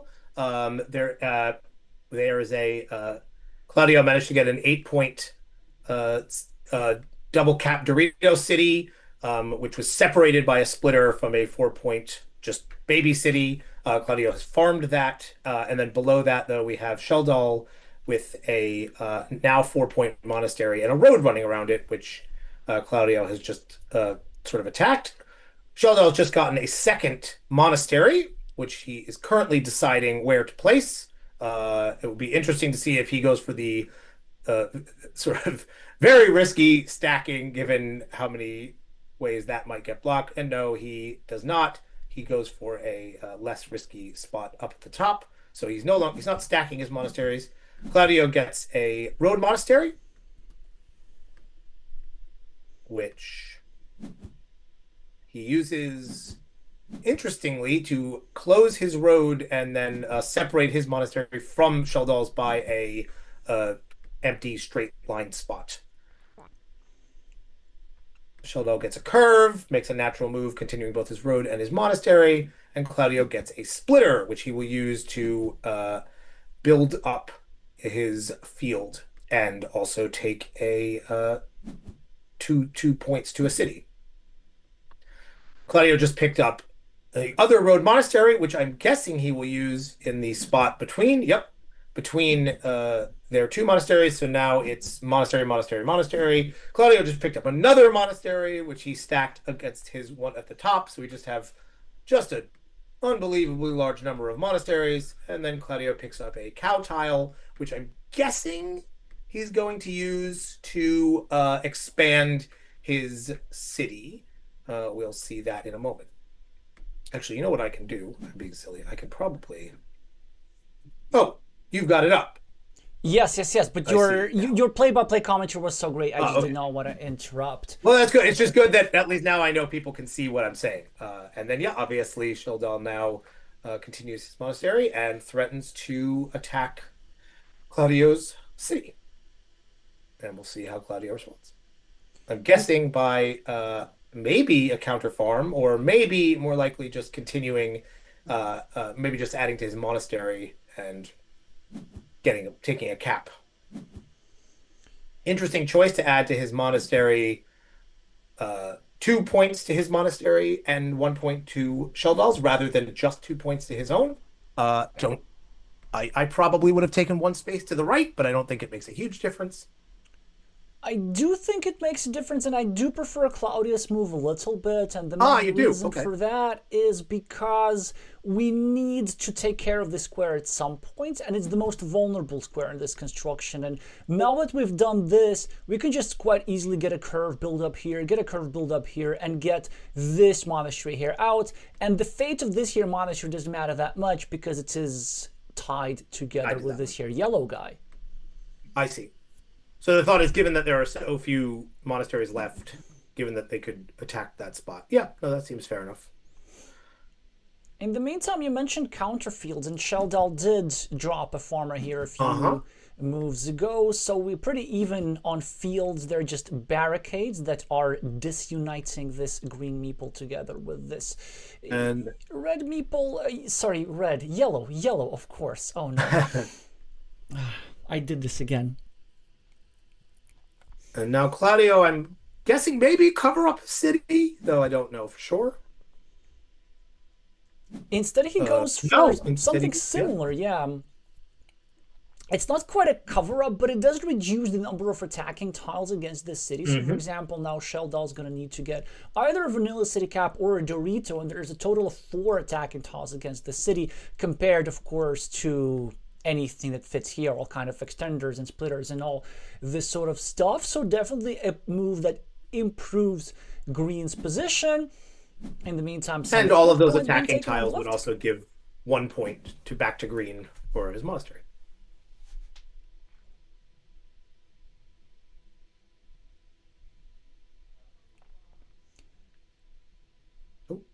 Sheldon now with a city cap is facing a bit of a decision, and it's a bit of a strategic decision. Well, first of all, no, it's not a strategic decision, apparently. He just wants to play it slower and start a new city and also create an attacking platform against the city, which makes all the sense in the world, except that his city is now going to start getting blocked. Then the question is, David, do you defend here right now, or do you don't care about this meeple and try to do something like this instead, which doesn't even work, but would you have done it?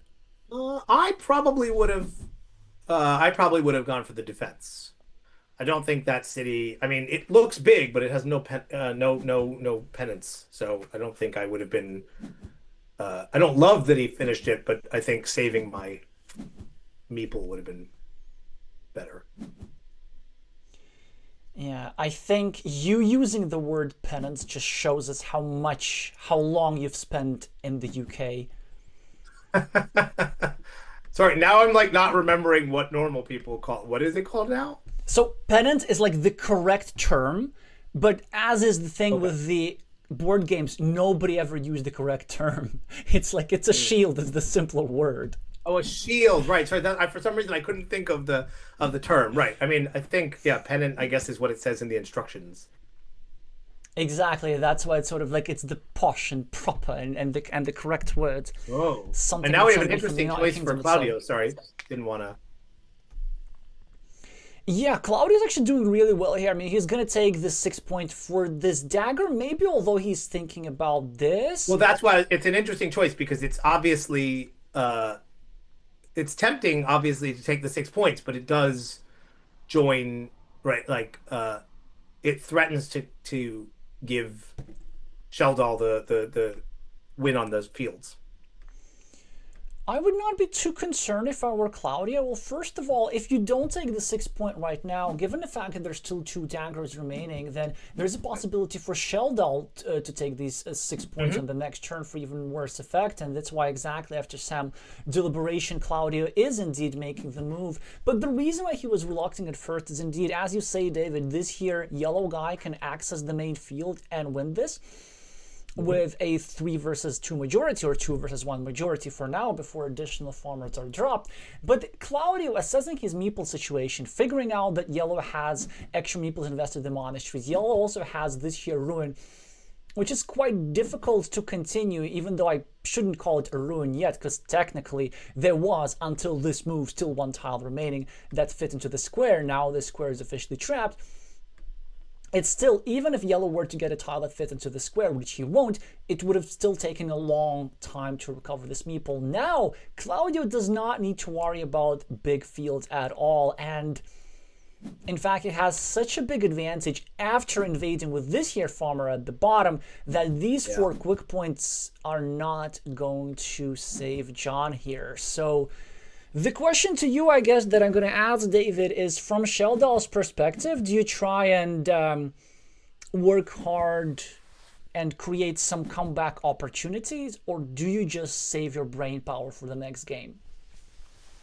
I mean, I definitely try and come back. I don't know exactly. I mean, there are still field invasion possibilities. Obviously, they're not amazing. I assume that's what he's going for right now. Oh, nope, sorry, that's not Sheldal, that's Claudio. So now I don't know if I mean, yeah, now we're getting towards brain brain power saving time. Um, and I guess similar, since sort of tossed away that splitter. It's not just tossing away, it's just setting up some blocking opportunities which also score. So ideally, what John wants to go for, well, he wants to draw something like this, which Claudio just drew, so that he could take 4 points and then also block this here farmer. Because if I'm behind this far and my opponent is dropping a 0-point farmer, it's actually something that I love seeing, because it gives me that glimmer of hope that maybe I'm going to block this guy, but not anymore, as now Green takes a stronghold on the field with 3 versus 1 meeple. Maybe this guy can get into the field, you know, there are 2 meeples. How is he getting 2 more meeples? That's going to be the problem. And especially while Claudio's drawing exactly what he needs to just create a new threat. Yeah, 12-point city waiting to happen just out of nowhere. And this is just the perfect tile. Not even a Dorito, but a shielded tile, or a tile with a pennant, as David, Your Majesty, would likely prefer. Yeah, setting up another 12-pointer with a Dorito over here. There's still 4 Doritos. It's quite a high probability that the city is going to get completed.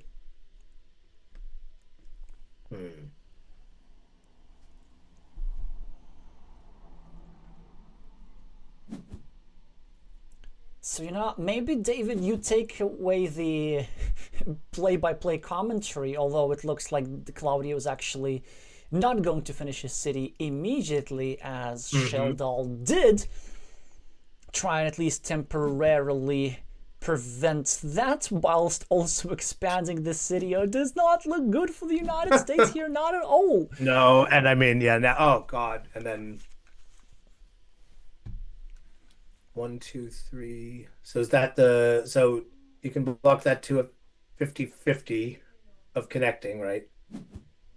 Yep, just like that. Sheldal gets a compensation 4 points. Or we could go here and hope for some sort of city cap to get us 12 points on the next move. Oh, also Sheldal doesn't have a meeple. That's right. Never mind. I forgot about that. Oh, yeah. This is, well, I mean, that's something, but not enough.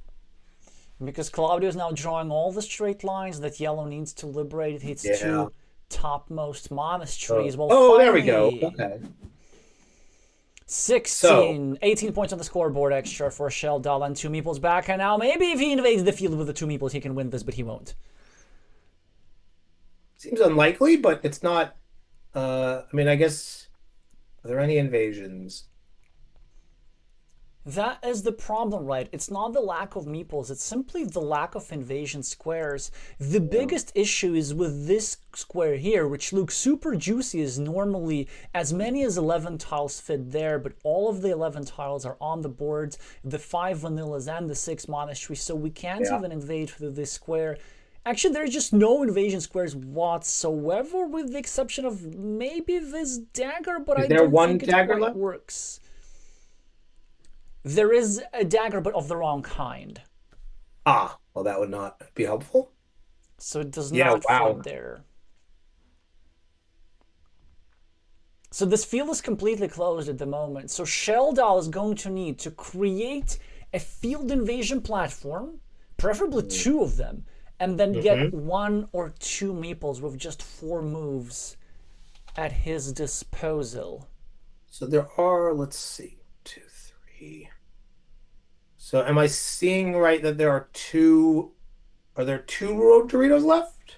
Oh yes, which would certainly allow a move like this. Yes, that's what I was thinking. And then setting up, of course, this invasion opportunity. He goes for something similar. He goes for this here opportunity, trying to invade like this. Claudio, of course, can easily prevent this by doing exactly what he did right now. Players at this level know their stuff, but Sheldal can do something else. Instead of invading the field, how about we go here and invade the city? Wait. Good idea. Are there city caps? Can we complete the city? Can we turn this around? Yes, there are city caps. Oh wow, that would be quite the comeback. There are 2 starting tiles and 2 road. No, no, no, no, no, no, no, no, no. Ah, 9 minutes on the clock. 9 minutes on the clock. He tunneled on the field. That was such a high prob invasion. That was enough. Yeah, and now Claudio can just block the invasion he's trying to set up there too.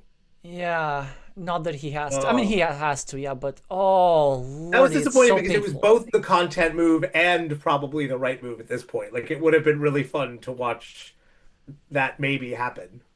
And defo the right move. Like, first of all, even if you don't complete the city, it's like 16 points or something. If you complete it, it's 34, and then you probably win the game.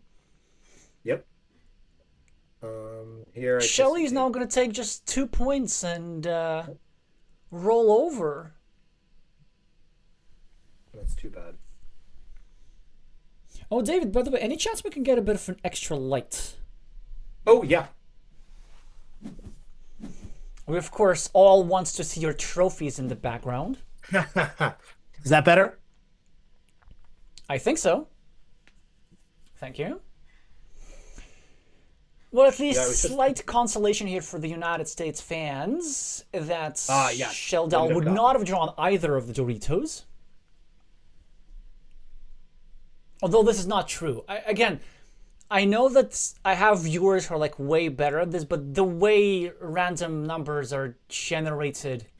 Oh yes, I think the way random numbers are generated on this website is that it actually generates you the whole sequence of tiles from start to finish. Oh, so the stack is not predetermined. Yeah, it is predetermined. So we know for sure that Sheldal would not have drawn this tile. Does not change the fact that, of course, invading was in fact the correct move, which I think wins him more than 50% of the time. That's the thing. But yeah, it wouldn't make sense for them to randomize it each tile. Well, it would make from some sort of safety perspective, like if somebody wanted to hack the tile sequence. Sure. I just meant from the resource perspective, it would be easier to just shuffle.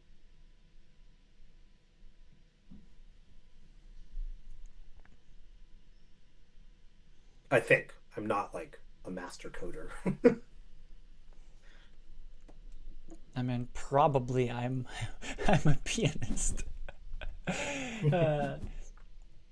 Claudio takes a 6-point ruin. Sheldal with a city cap tile with which he can do nothing much. He's going to use it to maybe invade something, maybe start a new road. Yeah, goes to a 3-point road, about the best that he can possibly do. Dorito tile for Claudio for an extra city point, and the last starting tile for Shelly for a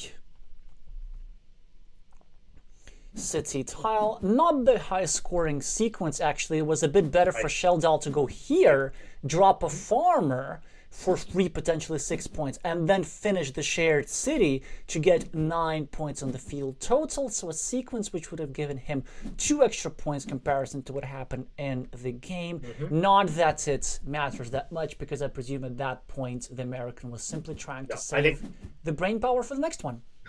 I was going to say, that's definitely the part of the sequence you don't need to waste your brain power on.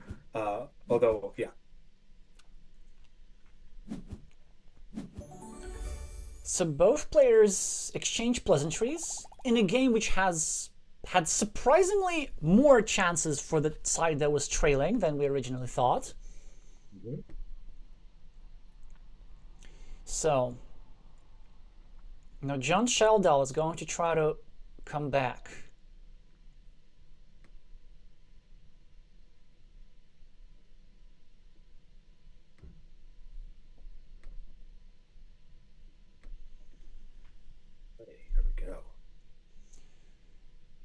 And he's the starting player. He goes for the Croatian gambit. Yeah, I had this. I was surprised when this happened to me in my game against Poland today. I just assume everybody does at the city now.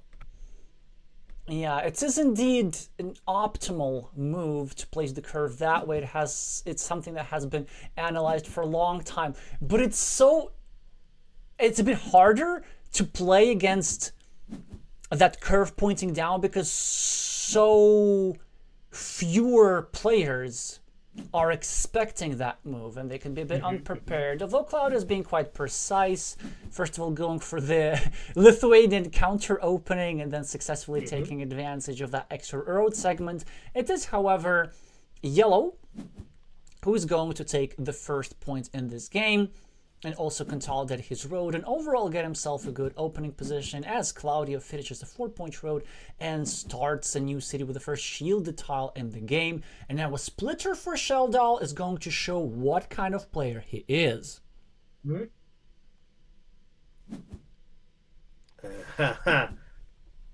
Oh, that is okay. I completely agree with every emotion that you just expressed. Well, it just feels like a worst of both worlds. Like either you put it on the other side and meeple the road, or you put it on that side and meeple the field. I don't know why you would create a big field and then leave it for your opponent. Yeah, it was a bit of an unfortunate choice, and as a result, we see that Claudio gets the first bite of that juicy field that Sheldal created for them. So maybe got confused between the choices. Of course, this move would have been way, way better with the yellow farmer over here.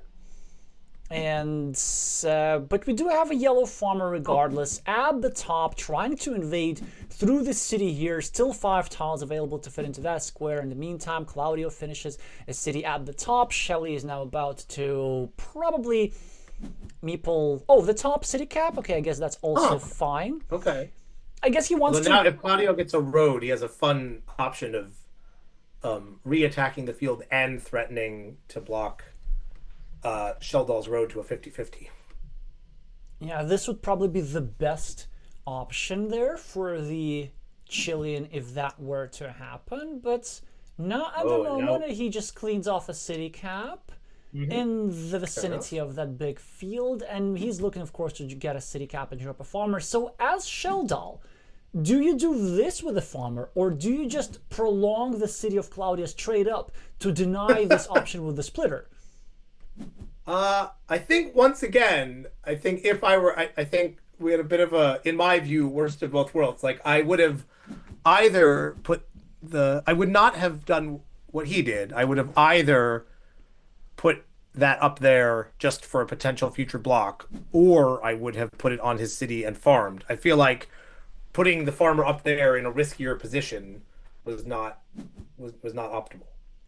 It does appear to have worked out, as even though Claudia finished the city for 6 points, and at the very least Sheldal is having himself a nice 12-point field, well, at least 9-point field, but soon to become 12-point field at the top. Of course, threatening a big invasion over here unless the square somehow gets blocked. In the meantime, Claudia gets a monastery on the left, putting a bit pressure on this square, at the very least controlling this road. Claudia is also threatening an 8-point city with a starting tile. Sheldal, in the meantime, 2 pieces away from a 10-pointer at the top. Yep. Yeah, no, this has certainly worked out nicely. Now I assume we finish our 8-point city. Yep. And another 4-pointer for Sheldal and a 2-point sector for the road. But most importantly, a meeple back and the majority on a big field. We're expecting a Brazilian field fight here. There's really no other way in this game. Claudio now does not go for the 4 points for the road, but instead he did something, maybe something that's Chris Tucker wishes he had done in the game against MTU, which we analyzed after the match of United Kingdom versus Poland. What do you make of that courageous blocking move, sacrificing 4 points? I think it's probably advisable. Like I mean, because there are plenty of caps left, and or just any city piece, and Sheldal would be like, I think, strongly tempted to drop yet another farmer, which would be very annoying at this point. were he to close that city off. So yeah, I think it's to me it seems like pretty good prioritization, especially given that green is ahead. That was a move. And a committal one at that. So basically, Like wow. Sheldal is saying either I'm going to get the last starting tile, or one of the two remaining starting tiles, or the last rows to finish the city and get a third farmer into the field, or I'm going to just lose straight up. I don't think there is no in between. Yeah, I'm surprised by Claudio's move there. I would have played that cap. I would have played that cap to block Sheldal from getting in the other way into the field, because if especially if you're not planning on meepling it, it takes away a potential road from Sheldal, or not takes away, but I mean it limits the possibility of Sheldal getting something to get 4 points, let's say, on the next move, and also just means that you have a chance of taking back over that field, even if assuming Sheldal doesn't get one of the three pieces they need. So the thing with Claudio's approach here is that he's a bit of a uncanny valley here with his lead. He's 10 points ahead and Meeple ahead, so it's not clear whether a fieldless win option is still for him in the cards. And based on the way he's playing, I don't think he's concerned about the farmers too much, especially now that Sheldal has clearly invested his penultimate meeple into the field and aiming to complete that city. Maybe Claudio is looking to just score as much as possible, not to try to spend any further tiles on blocking, just simply try and go for a fieldless win and outrun both the city and the field of Sheldal. But the question is, how realistic is that approach?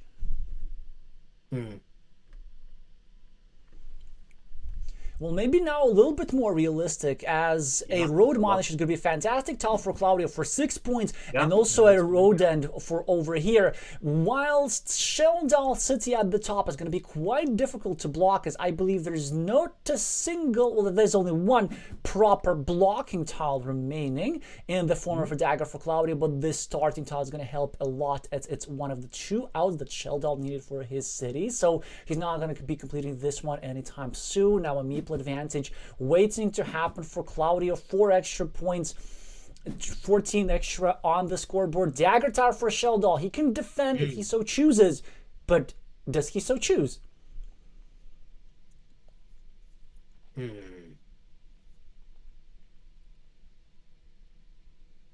Well, with 11 minutes on the clock, we do have a lot of options. Option 1, we defend here directly. We also add this here city cap in our field, we get 3 points, and we just try to draw the rows. But he figures that he also wants himself to have the option of drawing a starting tile, and so he just chooses to develop the field over which he has control even further, just trying to score points. Claudio gets a 5-point issue. Sheldal gets himself one more city cap on the field and a meeple back and catching up on the scoreboard. Claudio with a starting tile. 4 points for Claudio, which means there's only one tile remaining that fits into that square, and that is the final rose. Does he get it? No, he does not get it. Sheldal and also gets that it's much easier to block now. Exactly, because not only can it be blocked towards a city plus city configuration of something like a dagger, with a simple curve, Claudio can just block it towards the starting tile, using the fact that the starting tiles are non-existent. Sheldal does make a nice field block here, I think. Well, not that he really needs that block necessarily. He just probably needs a safe way to discard that tile. Sure.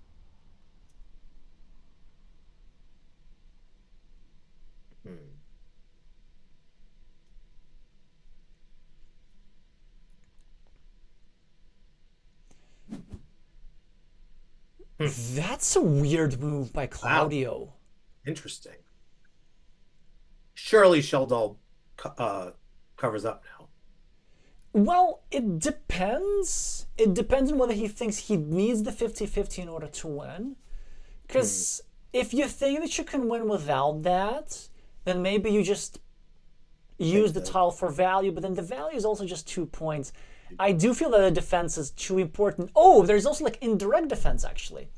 No, not the other one was better. The other one was better. A teeny tiny imprecision, I think. Right. If Sheldal were to defend like this, then there would be a chance to get a curve here, and then to defend properly whilst also bringing this here city into the field. But maybe the American decided that that will not create a significant difference.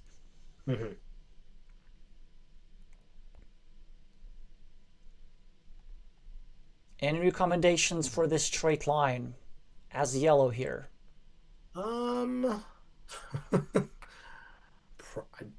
Probably just I mean, green needs curves in a bunch of places, so I'd probably just play it at the monastery. Well, we don't really have a monastery. Sorry? No, I play it at green's monastery. Like down in the middle bottom ish area. Oh, here. Under the splitter, under the road end, 2 above green's right bottom monastery. You do realize that the green has so many monasteries that any monastery related all the way. Sorry, all the way at the right bottom right. Like this? Oh, like this. Duh. Yes, yeah. like that. That's what I meant. Yes, that's that what I makes the done. most sense indeed. Or I suppose the alternative. Oh, and look at that. More importantly, green just got the last piece for. Yeah. Wow. Rest in peace, Meeple. Rest in peace, 4 points. And rest in peace, Fields connection, which may seem unnecessary because that's the first Meeple, but that actually is necessary, because if yellow does not get here into the field, it will open Claudio further opportunities to inflict emotional damage. Not that he has to, he's just going to finish his monastery and get 4 points for a city cap while we're at it. So a very, very one-sided duel, this one it seems. And finally Sheldal gets a piece of love from the deck by finishing his 6-point road over here and catching up with 2 points extra. And he does still have technically the majority on the field, but is that going to be enough? No, that's not going to be enough, because this field doesn't even fully compensate the scoreboard plus monasteries, and then Claudio has the extra meeple. So what do you do as Sheldal? Do you try and fight back, or do you save the brain power for the next year's championship? I mean, I think you have to try and fight back, but I don't know, well, how. I mean, I guess one thing, I mean, you can just keep trying to get things for your field. I mean, I would probably just play this on the monastery and just hope that you get more. Well, that's the move that makes the most sense, of course, and it does give him 2 immediate points. Instead, he just takes a ruin / city. I'm not sure if that city can be completed. I don't think it can, especially after this move. 5 quick points for Claudio. Wow. Huge draw. Yeah, And which also, I would have been. I was a little unclear about. I mean, I guess you need the extra meeple, but I would have been tempted to take that 5 points with the 4-away road earlier, rather than freeing my meeple, just because of that risk. But then again, you're behind so much it doesn't matter. So I don't know why I'm worrying about it. And also now we do realize that Sheldal could have scored a lot of points with this. So he could have gotten 2 by expanding his field, getting an extra castle, and he could have gotten 6 extra without the investment of a meeple by going over here. Now, of course, he tries to do a bit of something at the top. It's not going to quite work, because Claudio will immediately snap this one off.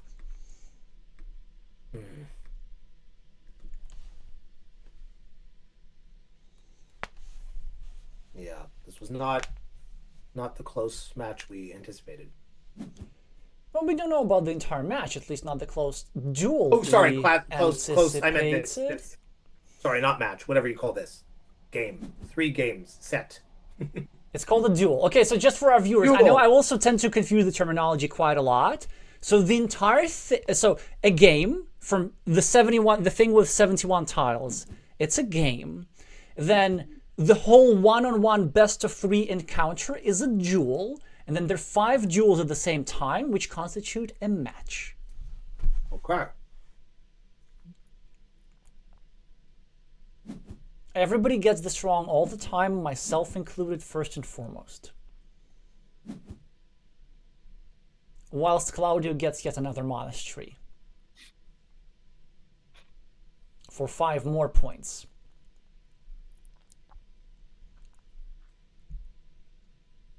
And there's still 7 minutes on the clock of both of these players, so in that sense, it's probably a good thing that we're watching those, because there's still a lot of Carcassonne to watch on other tables after that. So, David, you can start thinking about who we're going to watch next. Cool. Did you mention table 5 was your second favorite? I was just curious. I never played either of them, and you were mentioning not having watched HT Brian much.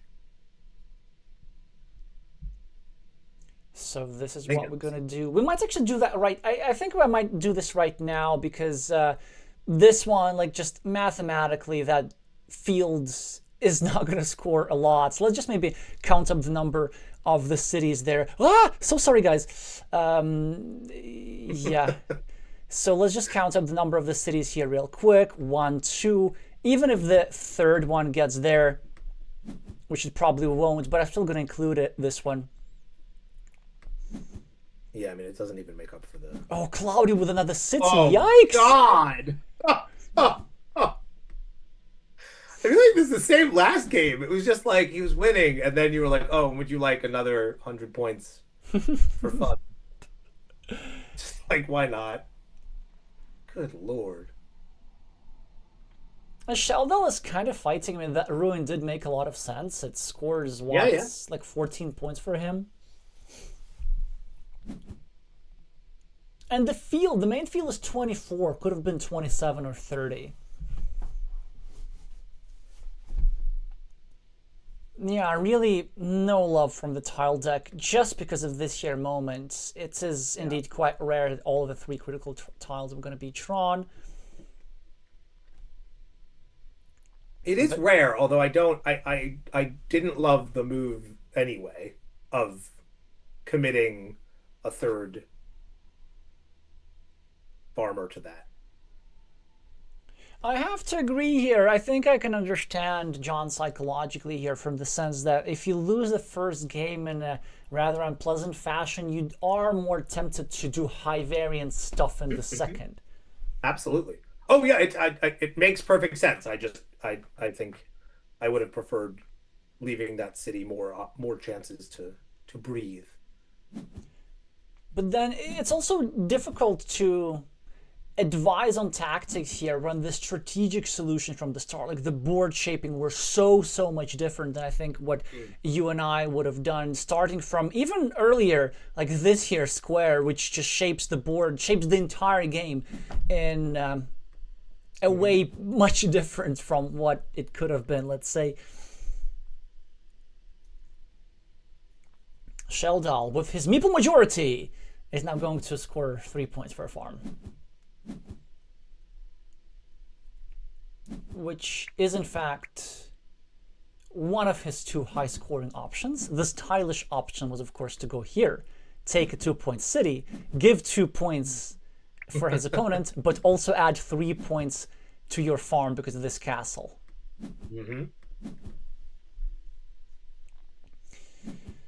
So the players are exchanging pleasantries. Let's see how many monastery points Claudio is going to get. This is probably going to make the curiosities, because 5 monasteries, all of the meeples, almost all completed.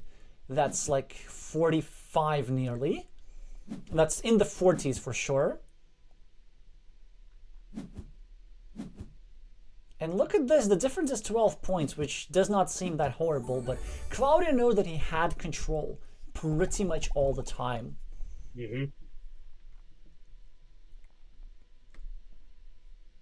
Especially after that crucial rose draw. So that must Chile, have been painful to watch pop up first, although. Chile gets their first match point. The match is kind of tight, as KB and Croco won on tables 2 and 3, Admitted won on table 5, and Karki lost on table 4. So how is Admitted doing right now?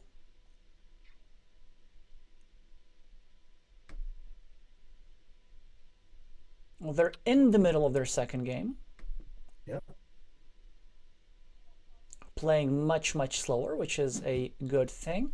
25 tiles remaining in this one. Brian is ahead, looking to tie the score in that duel. They have 13 points extra on the scoreboard. They have an extra monastery available over here. So now it's time to see if Black has something going on with the field. There's quite a bit going on with the field. A 6-pointer here for Black, a 9-pointer here for Black, and a 3-pointer here for Black, and they're all kind of converging towards that here square, whereas Brian also has all kinds of interesting things. He has a 9-pointer here and a 9-pointer here, so he has fewer meeples invested on the farm, which score more points than admitted. And it does sound horrible for admitted, but the one saving grace is that I believe that all of these farms can be unified, in which case it's going to be Alan with the majority for about 27 points, 3 versus 2 meeples. Well, they could until this piece, which I suspect will be used to, do that. Very wise move from Brian here, trying to preserve his little field and not try for a big one. And his next order of business will be to try and put something here in order to not allow this meeple to get eaten up by the black bullying meeples over here. Yeah. Admitted now does have a chance to free up a second meeple, although will they want to? That's unclear. Yeah, the thing with this move, so if you go there, you do get a meeple back. And by there, of course, I mean this square. This is what all of us are thinking, at least to some extent. But then if you do that, you give yourself 1 point and you add your opponent 2 points. And you give them a chance to recover 2 meeples if they get one more curve. And that's why Alan chooses not to do that. Brian's now about to get 7 points from his field. I presume there is nothing better than that.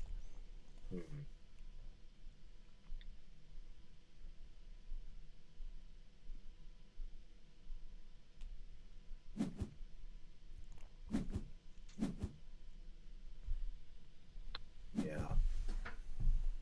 Tricky. Starting tile for Alan. And a decision. I see several possible moves. Well, move 1 is this one. Trying to eat up this green farmer, which makes all the sense in the world. But move 2, I was thinking was something like this. Going for a pre-block. Trying to get one of the 3 remaining curves, or one of the 4 remaining curves even, to go over here, free your black monastery meeple, and to trap the 2 monastery meeples of green. The other option wasn't playing it at the bottom right a complete block of that little city? It in fact was, and then it's something that should have been done. Because I think that would have been, I mean that was it. Well, actually, you know what? I think from Alan's perspective, given that he's behind, instead of blocking that city, it's not unreasonable to just try and draw the tiles that fit into the square, or at least block with more efficiency. And so he figured that maybe if he gets like a curve, then he can block like this, or he can just get the last remaining dagger that fits into that square himself, and he's probably going to need that dagger regardless. For example, here to score 4 points and maybe even get some road points in the future as well, but he's going to get punished for not listening to David.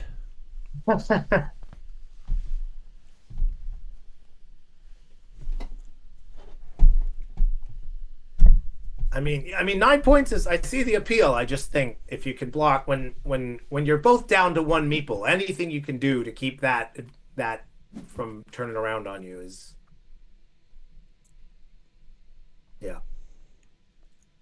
I don't blame Alan necessarily, but now it feels like he's truly toast. Well, he can still go for the pre-block thing. I hope he sees that. He does want to get a meeple back, but now instead he goes for the city completion, but he should have gone it from the other side because what is Brian going to do now? Presumably invade? Or, I mean, he doesn't have to, but it's certainly a nice option. That was weird.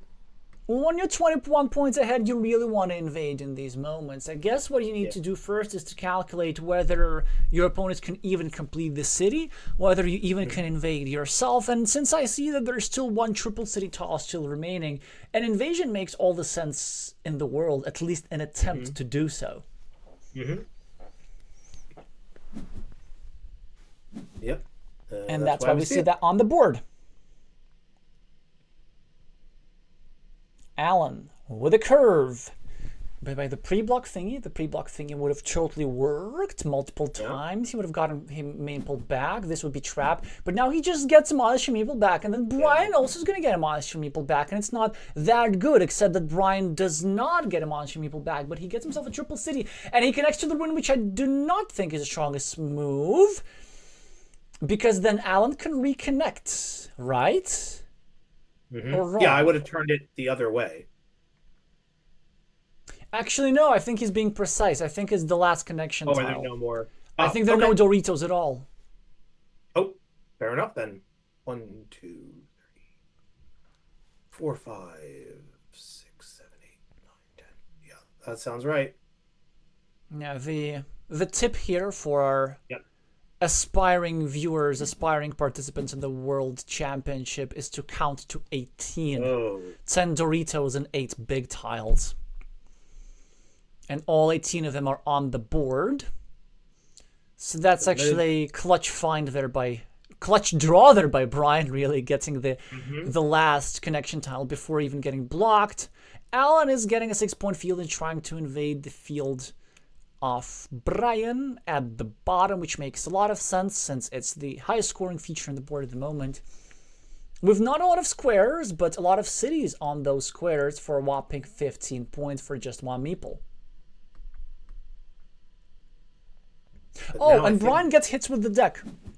Yeah, there we go. Not only does he get to finish this monastery, he gets to meeple a new one, an 8-point move. And he's so likely to get one more meeple back as well. Alan, of course, is finally going to complete the invasion of the fields. He might have still forgotten that he still needs to invade the top field, and we're running out of time to do that. That's what I was just... I was about to say. I was using the last 2 curves to not do that. I'm like, you really hope that you don't not get that one. Yeah, the thing with this here, you know, like when you drop a farmer and then there are 2 spots to invade and there's loads of tiles to invade and you keep postponing and postponing and postponing that invasion. That's the theme of today's quarterfinals. Let's say that you haven't seen some things, and that's probably for the best. I was expecting the move Brian just made, given how many straight roads are left, although obviously admitted just got one of them. Well, they're not that many. I think there's one more after this one. Oh, there's only one? I thought there was 2. Well, 2 before that move. Still, an absolutely worthy move by Brian. The most important part was not so much to invade the field himself, but simply to cover up this field from invasion by admitted. Yeah.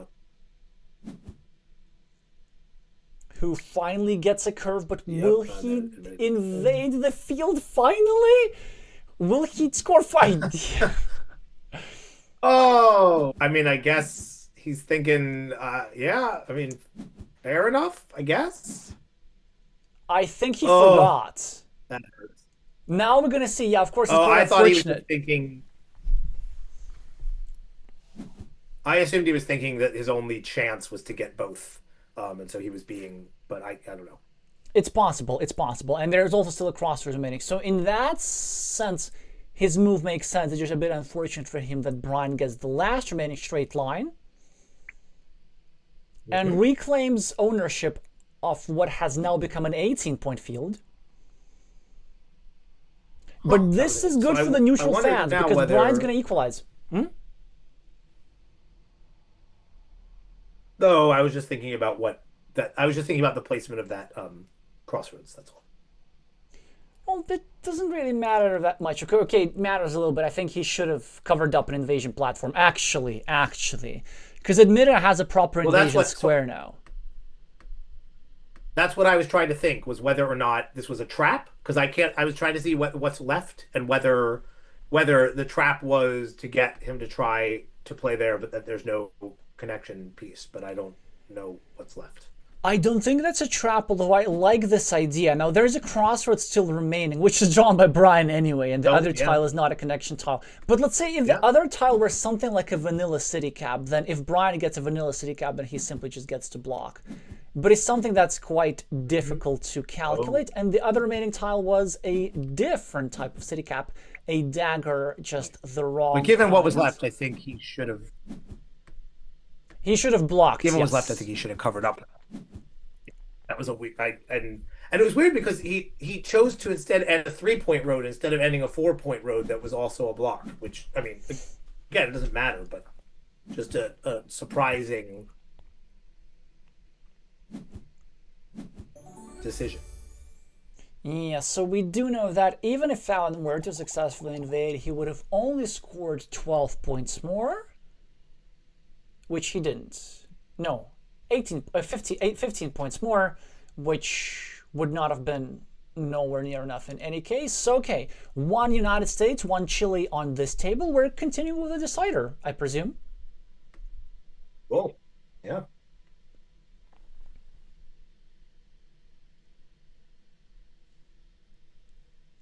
So your Just need some countrymen water are while we're not loading having that the up. best of luck with you today. I know.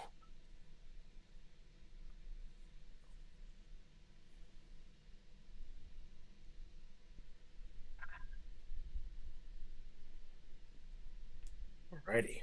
We still not loading? Yeah, you can start your radio report, and then I will be with Yeah, I'm you in checking like a to see if minute. I've got it on mine. Let's see. We've got admitted, playing now, loading, and I've got it. And we are off to admitted is making the first move, playing a road Dorito on the starting tile. HT Bride picks up a straight connector, which he places underneath, and admitted is on the scoreboard with 6 points by closing his city with a right-handed dagger. Brian picks up a straight road line, which he adds under there, and admitted gets his own starting tile, which he uses to cap you place on the cap, and also uses it to kind of vaguely interfere with Brian in various ways. Didn't end up working. Brian is able to close one side of his extender with an umbrella tile. Um, oh, and admitted goes for the old make a Dorito space and continue a road with a dagger rather than just closing your city. And This is going way too fast for me to whatever. You know what? Also, I'm realizing I can share my screen, and you'd be able to just see what's going on in the little No, thing. no, Oh no, no, no. you got We're it. good. Never We're mind. good. We're good. All right. We're catching up. Yes, it's catching up. Yeah, so you see the move I was talking about, the Dorito creation spot rather than I do like it. It is quite going aggressive, for some. and right now, Whoa! I don't know if I've ever seen that before. I don't think I have action. Now, it is a like Yeah, both of these things are a legit pattern, but to see them both happen and with the black uh-huh. roads being both people, I Yeah, think that's a first. So that's peak efficiency here from Alan. yeah. I love it. I love it. I really like that series of moves. It just like I mean, in a way, I like the second move even better than the first because it just really gives you a shot at something quite a lot of points. Yeah, it's a very efficient way to score like 8 or 10 points with just 2 tiles effectively, because all you need to do is have a triple city useful tile normally, so that's maximizing your efficiency. And then also there's still 7 of those remaining, and of course the quadruple city tile as well that fits there. In addition, there are some scenarios where Brian, let's say, finishes his city at the bottom, both players draw inconsequential road tiles, and then Brian gets the quadruple city tile and is forced to go here and prolong the city for admitted. And admitted here, as I suspected, tries to create an invasion platform because Brian's city is looking pretty threatening.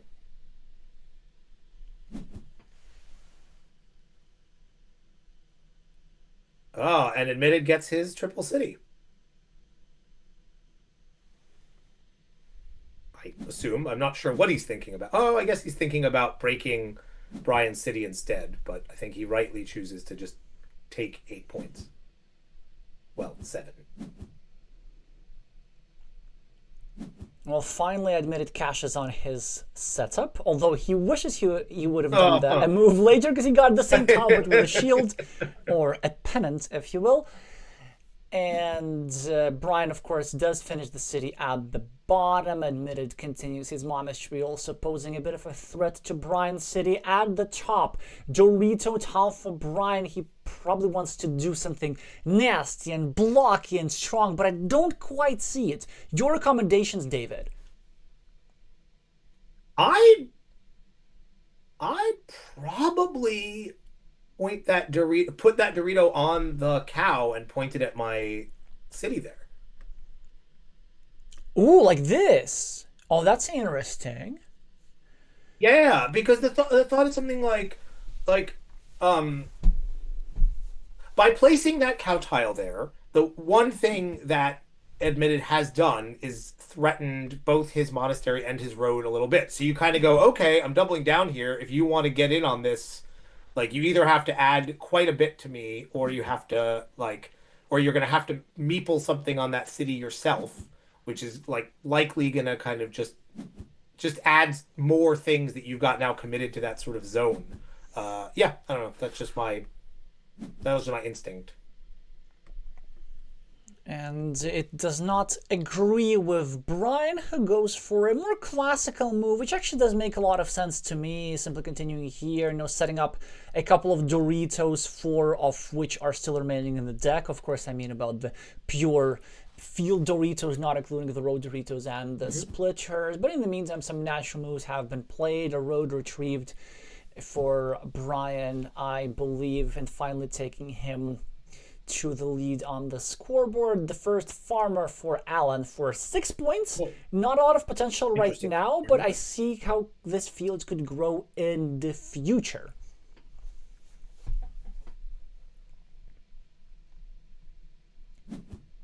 Not like that. Interesting. I think it's a miss here by Alan. The reason why I don't like that move. Yeah, the reason why I don't like that move, I really don't like creating these here patterns because they're so easy to cover up with something like right now. Just like this, waiting for a road Dorito, or maybe waiting a road Dorito and then waiting for field Dorito, something like this. So basically, the reason I don't like a move like this, because it allows your opponent to complete the city not in just one order, but in any order. They can now get this tile here first, and then they can get this tile. And so they can control your monastery rather than the other way around. I would have preferred the same tile just a bit here, trying to set up a curve and the crossroads, expanding the field all the way like this. Maybe that's a pattern that Alan might have missed. I agree. Although I do, given what he did, I do now really like this move with the splitter. That then turned this road monastery into a mini battle. It does favor the play with the road, of course. Yeah, so given the fact that there's only one tile that fits into that square. And also, of course, notwithstanding the threat of completing the 10-point situ, which forced Brian into this here move, trying to invade it. Now, as Brian, are you tempted at all to play? No, I guess not. No, never mind. Not given what's left. I was tempted to play it above facing at the city, but I think given what's left, that doesn't make any sense.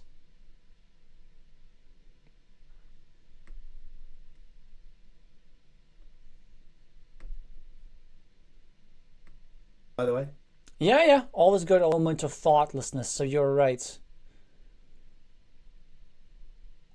Oh, I just saw you were doing something, so I want to make sure it wasn't an audio issue. Oh, no. We're all right, and also you realize that you're the only one who has the power to see what I'm doing. Ah, right. And admit it has the power to draw the last starting tile in the deck that allows him to score 4 easy points, also to prolong his road a little bit indirectly, waiting for a curve to try and get some extra points. Brian continuing his monastery at the bottom, and Alan now with a Dorito tile needs to make a decision, really. Do we start a new city somewhere? Do we go for a second farmer at the top? Or do we play some sort of anti-monastery harassing move over here? Or do we do something else entirely?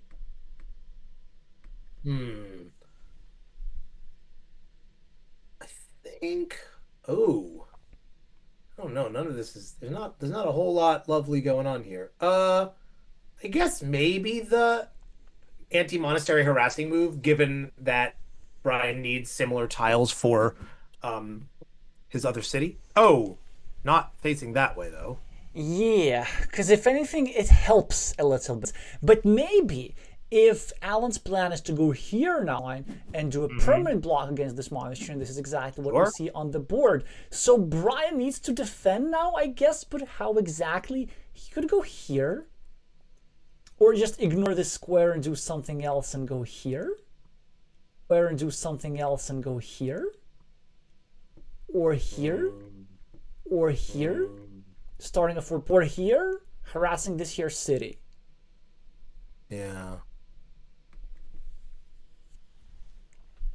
I do believe I have an answer to this question. I think the move that gives Brian the best chance of winning the game is actually going here for 1 point.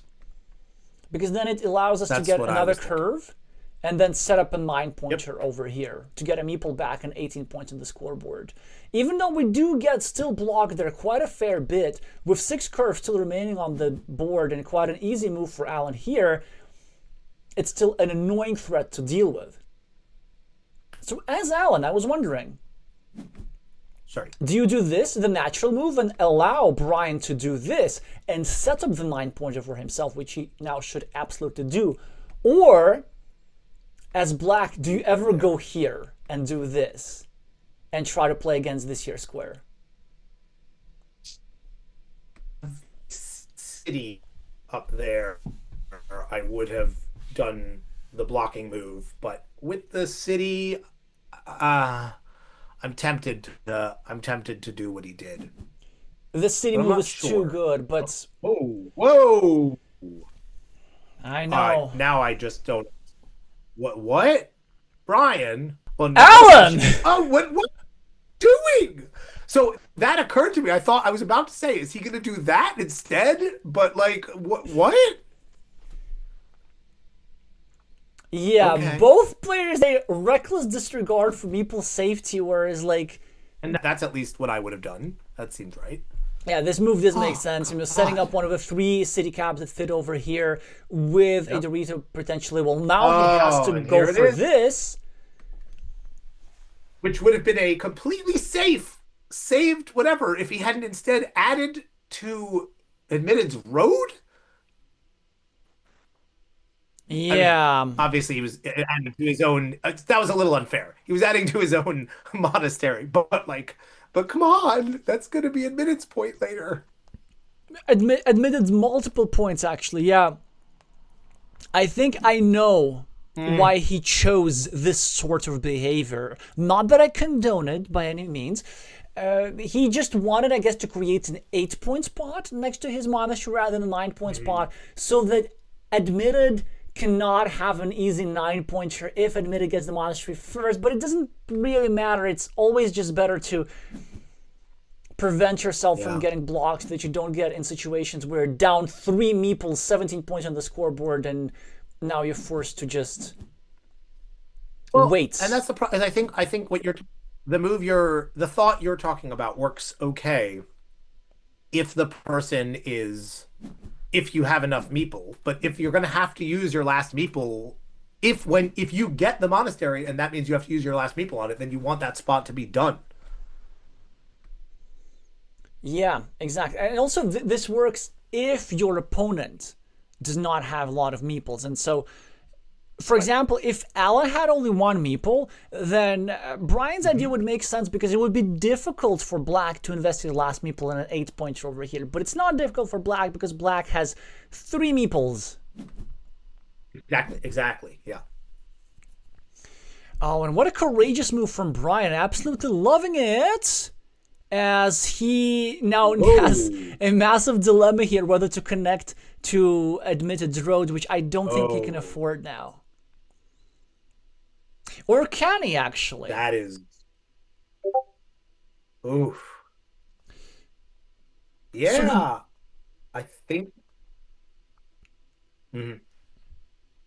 So let me explain the dilemma to our viewers, and then you let me know, David, which side are you going to go for.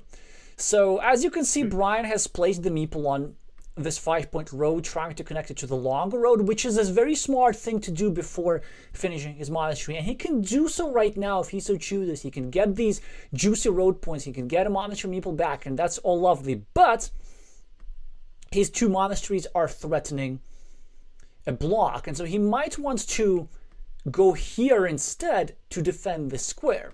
But then he's going to stay without meeples for longer, and then there's no guarantee that he's going to connect over here. And he does connect there immediately. So would this have been your choice? Yes, I think I would have. I mean, I obviously understand the appeal of protecting, but given that if Black had not invested a meeple there, then I would have been more tempted to save the spot. But given that Black had invested a meeple there, right? Because what you're hoping as green is that you get the vanilla and play it to finish your city and get a 12-point field, which then admitted has to finish both of your monasteries to join. Yeah, or he has to join elsewhere. And so basically without this farmer, of course, you want to get a meeple back, right. But then now maybe you don't want to get those meeples back because you don't want to give Black an easy access to this here field. And with all these factors considered, Brian decided to just get a shared road, which, by the way, record-breaking. It's already worth 15 points. Definitely the longest road we've seen this week. If that had only connected you to the road, then it wouldn't be worth it. But given that it also immediately gives you a meeple back, I think it's worth it. Especially because you also may want a meeple, if you get a cap for your bottom city, you may want to drop a meeple on that farm because you just turned that into a 9-point field.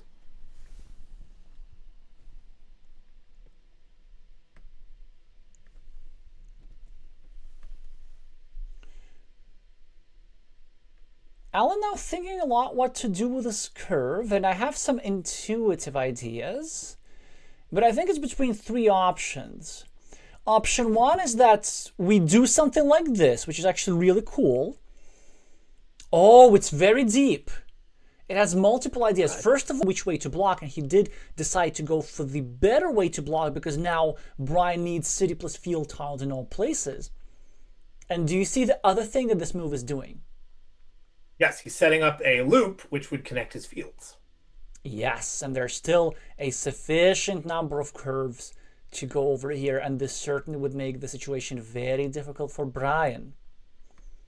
Or rather, sorry, it wouldn't connect his fields. It would give him one large field that then he would already have a majority on and could take a further majority by. And here's another.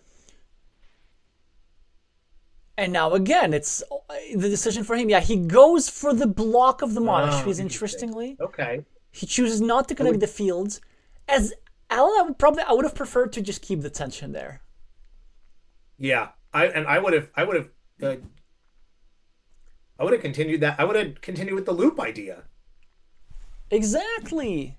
Like you had such a lovely thing going there, and you play it right there. You open up a 4 point road that only you can really comfortably take, and you also set up a potential Doritoed city that would be on your field. Like I don't really see the downside to that.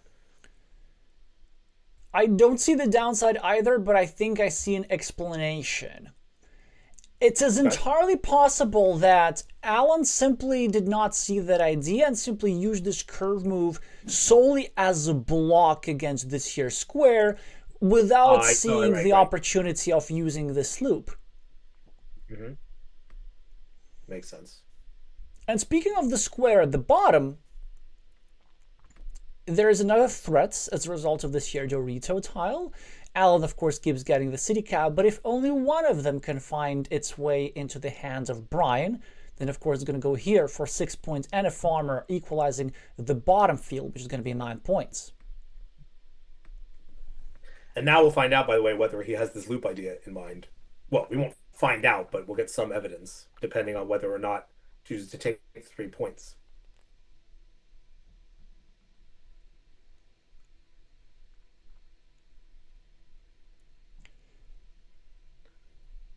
Like as Alan, I would be tempted here to just take the 2 points up top and leave that idea open. Well, why don't we just take 3 points at the bottom instead? Oh, to leave that idea open, obviously, yeah. Yeah, that's what I'm saying. I mean, Alan here does appear to prioritize quick points. Yeah, he just goes for development of his field. Yeah. He maybe didn't see that idea. Maybe he figured that he doesn't need this anymore. Though I think Yeah, maybe. it was a good idea to keep that, and Brian does take 3 points as a result. hmm Some more quick points for Alan. And there's still 2 vanilla city caps. No, 1 vanilla city cap remaining for this year critical square. And Brian gets it! And he's going to get a 12-point city and a 12-point farm. Yeah. I think it was a bit of a mistake for Alan to leave that upper field unmeepled after he chose to block the two monasteries in. I felt like he had a lot of opportunities to either meeple that field or pre-meeple that field, but I can understand Alan because he had all these quick point tiles and it's so juicy. I want to take 2 points here. I want to take 3 points elsewhere, and it's just yummy, yummy, yummy, yummy. And another nice thing for Brian here, getting finishing his city and getting a chance to join the bottom field, assuming the relevant tiles are left. I haven't kept count.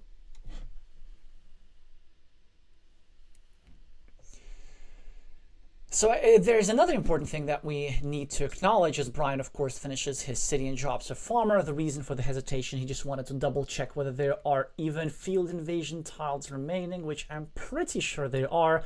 At the very least, one monastery, so it's absolutely worth the meeple investment. But that is not even going to matter that much, because it's not even going to matter that much who wins this duel, as Chile already won 3 duels and has guaranteed herself a place in the semifinals because of table 1, table 2, and somewhat surprisingly table 4. Well,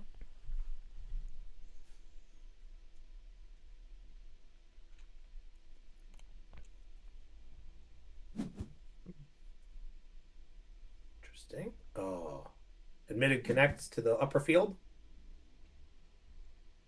Which he has to do to reclaim his lead, I believe. Also, this curve allows him a secondary farm, which is pretty interesting. Oh, wow. Yeah. And now Brian will tie up the lower field. In one of the possible ways, either like this or like this. Not sure which one of them is more spatially advantageous. Maybe this one in order to not give too much back. Well, given maybe I think I'd be tempted to go other way, only because you said there's a monastery left. Right. So had admitted gotten some flat piece, so like a field piece, he could have then reinvaded through a monastery to the right.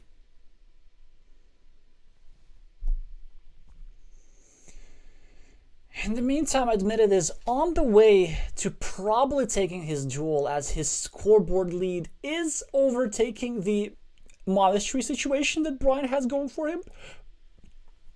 And also, the uppermost farmer is one tile away from sneaking into that main field. So you just have to see, are there any? I think there are maybe no straight. Oh, no. There are no Is that curves. right? There are no curves. It's all good. Oh, is there not? I thought there was one left. Never mind. My bad. No. Me. This is a complete block. Yes. So Brian is Okay, indeed I managing missed. to count precisely. I miss. That was my bad counting, not his. But I absolutely love your reaction, because now you understand how it feels like. Where am I missing? Oh, I was missing that card. 3 minutes and 40 seconds for Admitted to try and figure out an optimal endgame. Now, he's not going to be invading with the top farmer. He's not going to be invading with everything, as he figured that he can outrun all possible invasions. I'm not sure if that is true, but he goes for it.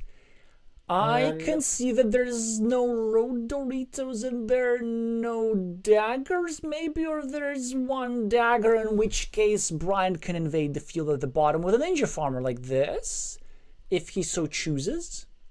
How many? So which kind of which? Huh. I figured there was one dagger back. remaining, no? Oh, I wasn't saying there was. I was trying to think about what, and then I assume he's just doing that, and then going to try and take the. Yep. And So he would have gotten it. So he actually, I think it would have been better to. He actually could have invaded the top field instead, for more points. The top field. I don't see. Ooh, like So this. you place on the Dorito. Oh no, Like I was thinking on the Dorito. But this also works. Yes, that also works. Yeah, either like this or like this. So let's see. So that's definitely a miss here by That's what Brian. the last piece is, I guess. So actually either one would have been unblockable. Either one would have been unblockable, which is pretty interesting. GG's is saying, Admitted, who's going to take this one down. Now we know that with optimal play, Brian would have scored 7 more, because he would have got himself a 15-point field at the top instead of getting 2 quick points for a road and a 6-point farm.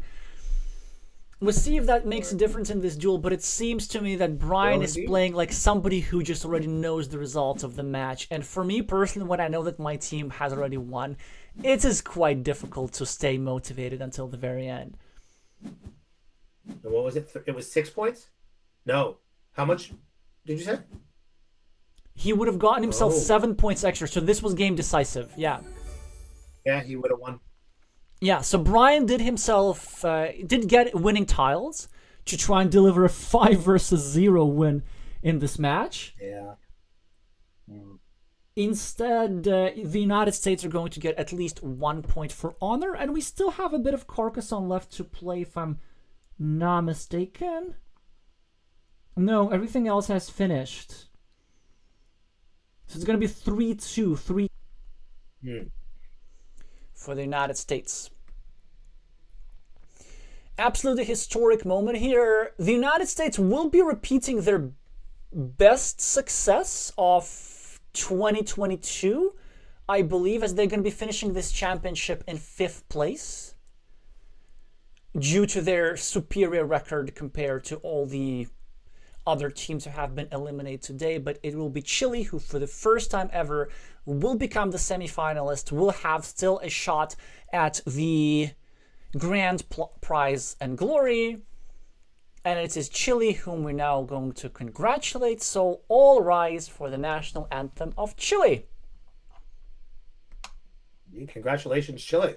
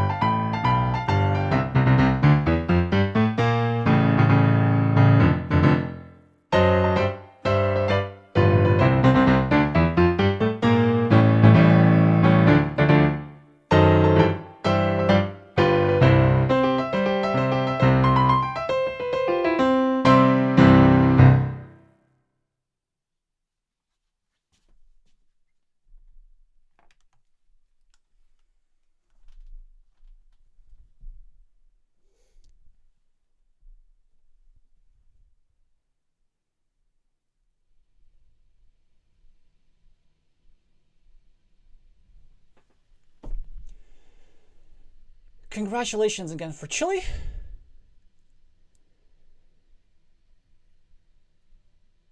And yeah, I don't really have anything else to say. Absolutely historic win and very well deserved after building up their community over these years. They also had some difficult tournaments. They, for several years in a row, were close to getting to the playoffs, but didn't quite make it. Previously, seventh place finish was their record, and now they're going to be at least fourth, but they're going to be looking forward to much, much more, as they're going to be paired up against Poland in the semifinals probably next Sunday. So the final thing to discuss for us today, David, is what do you make of the semifinal pairings? Who do you think are the favorites? What are you going to expect? So we have Japan versus Ukraine and Chile versus the United States. Chile versus the United States. No. Sorry, Chile versus Poland. Chile versus Poland, of course. Wait, Ukraine, Japan, Chile versus Poland. Yeah, Chile versus the United States. We just saw right now.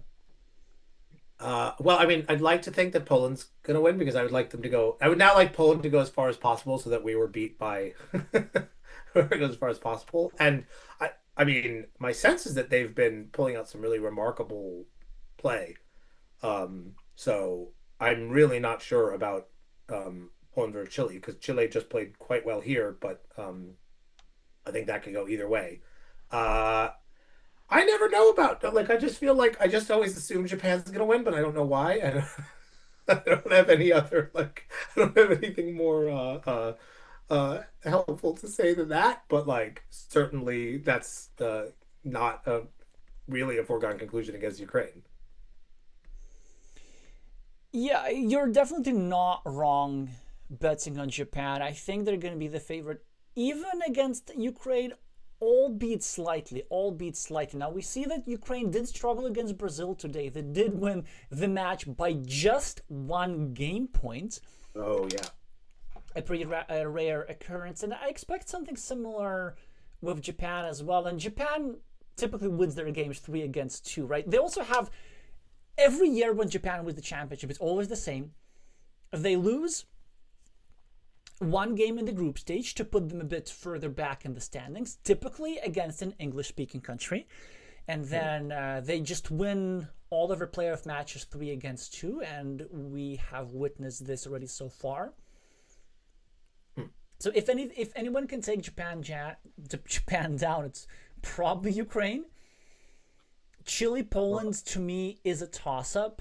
With the duo of MTU and UI Scooty, I think it's going to be a bit of a challenge. But then Chile has more masters overall, that's the thing. And Chile has, I think, more of a less centralized lineup, I say. So they just have like 5 or 6 or 7 generally strong players as opposed to clear leaders. Right. Okay. Yeah. I think it'll be a great match. I really look forward to that one. Oh, for sure. It has to be close, so just make sure to follow the events. Most probably this is going to be scheduled on Sunday due to the time zones around this here time, but stay tuned for the news on the channel. Alrighty, so the things that's left to say are only just the 4th time congratulations to Chile. Also, thank you all so much for staying with us for all this time. It has been a rather long stream. If you do like it, make sure to meeple the like button or subscribe for more competitive Carcassonne content like this. David, thank you so much for being with me today. It's always a pleasure to have you. Thank you for having me. It's always a lot of fun, and congrats again to Poland for our defeat.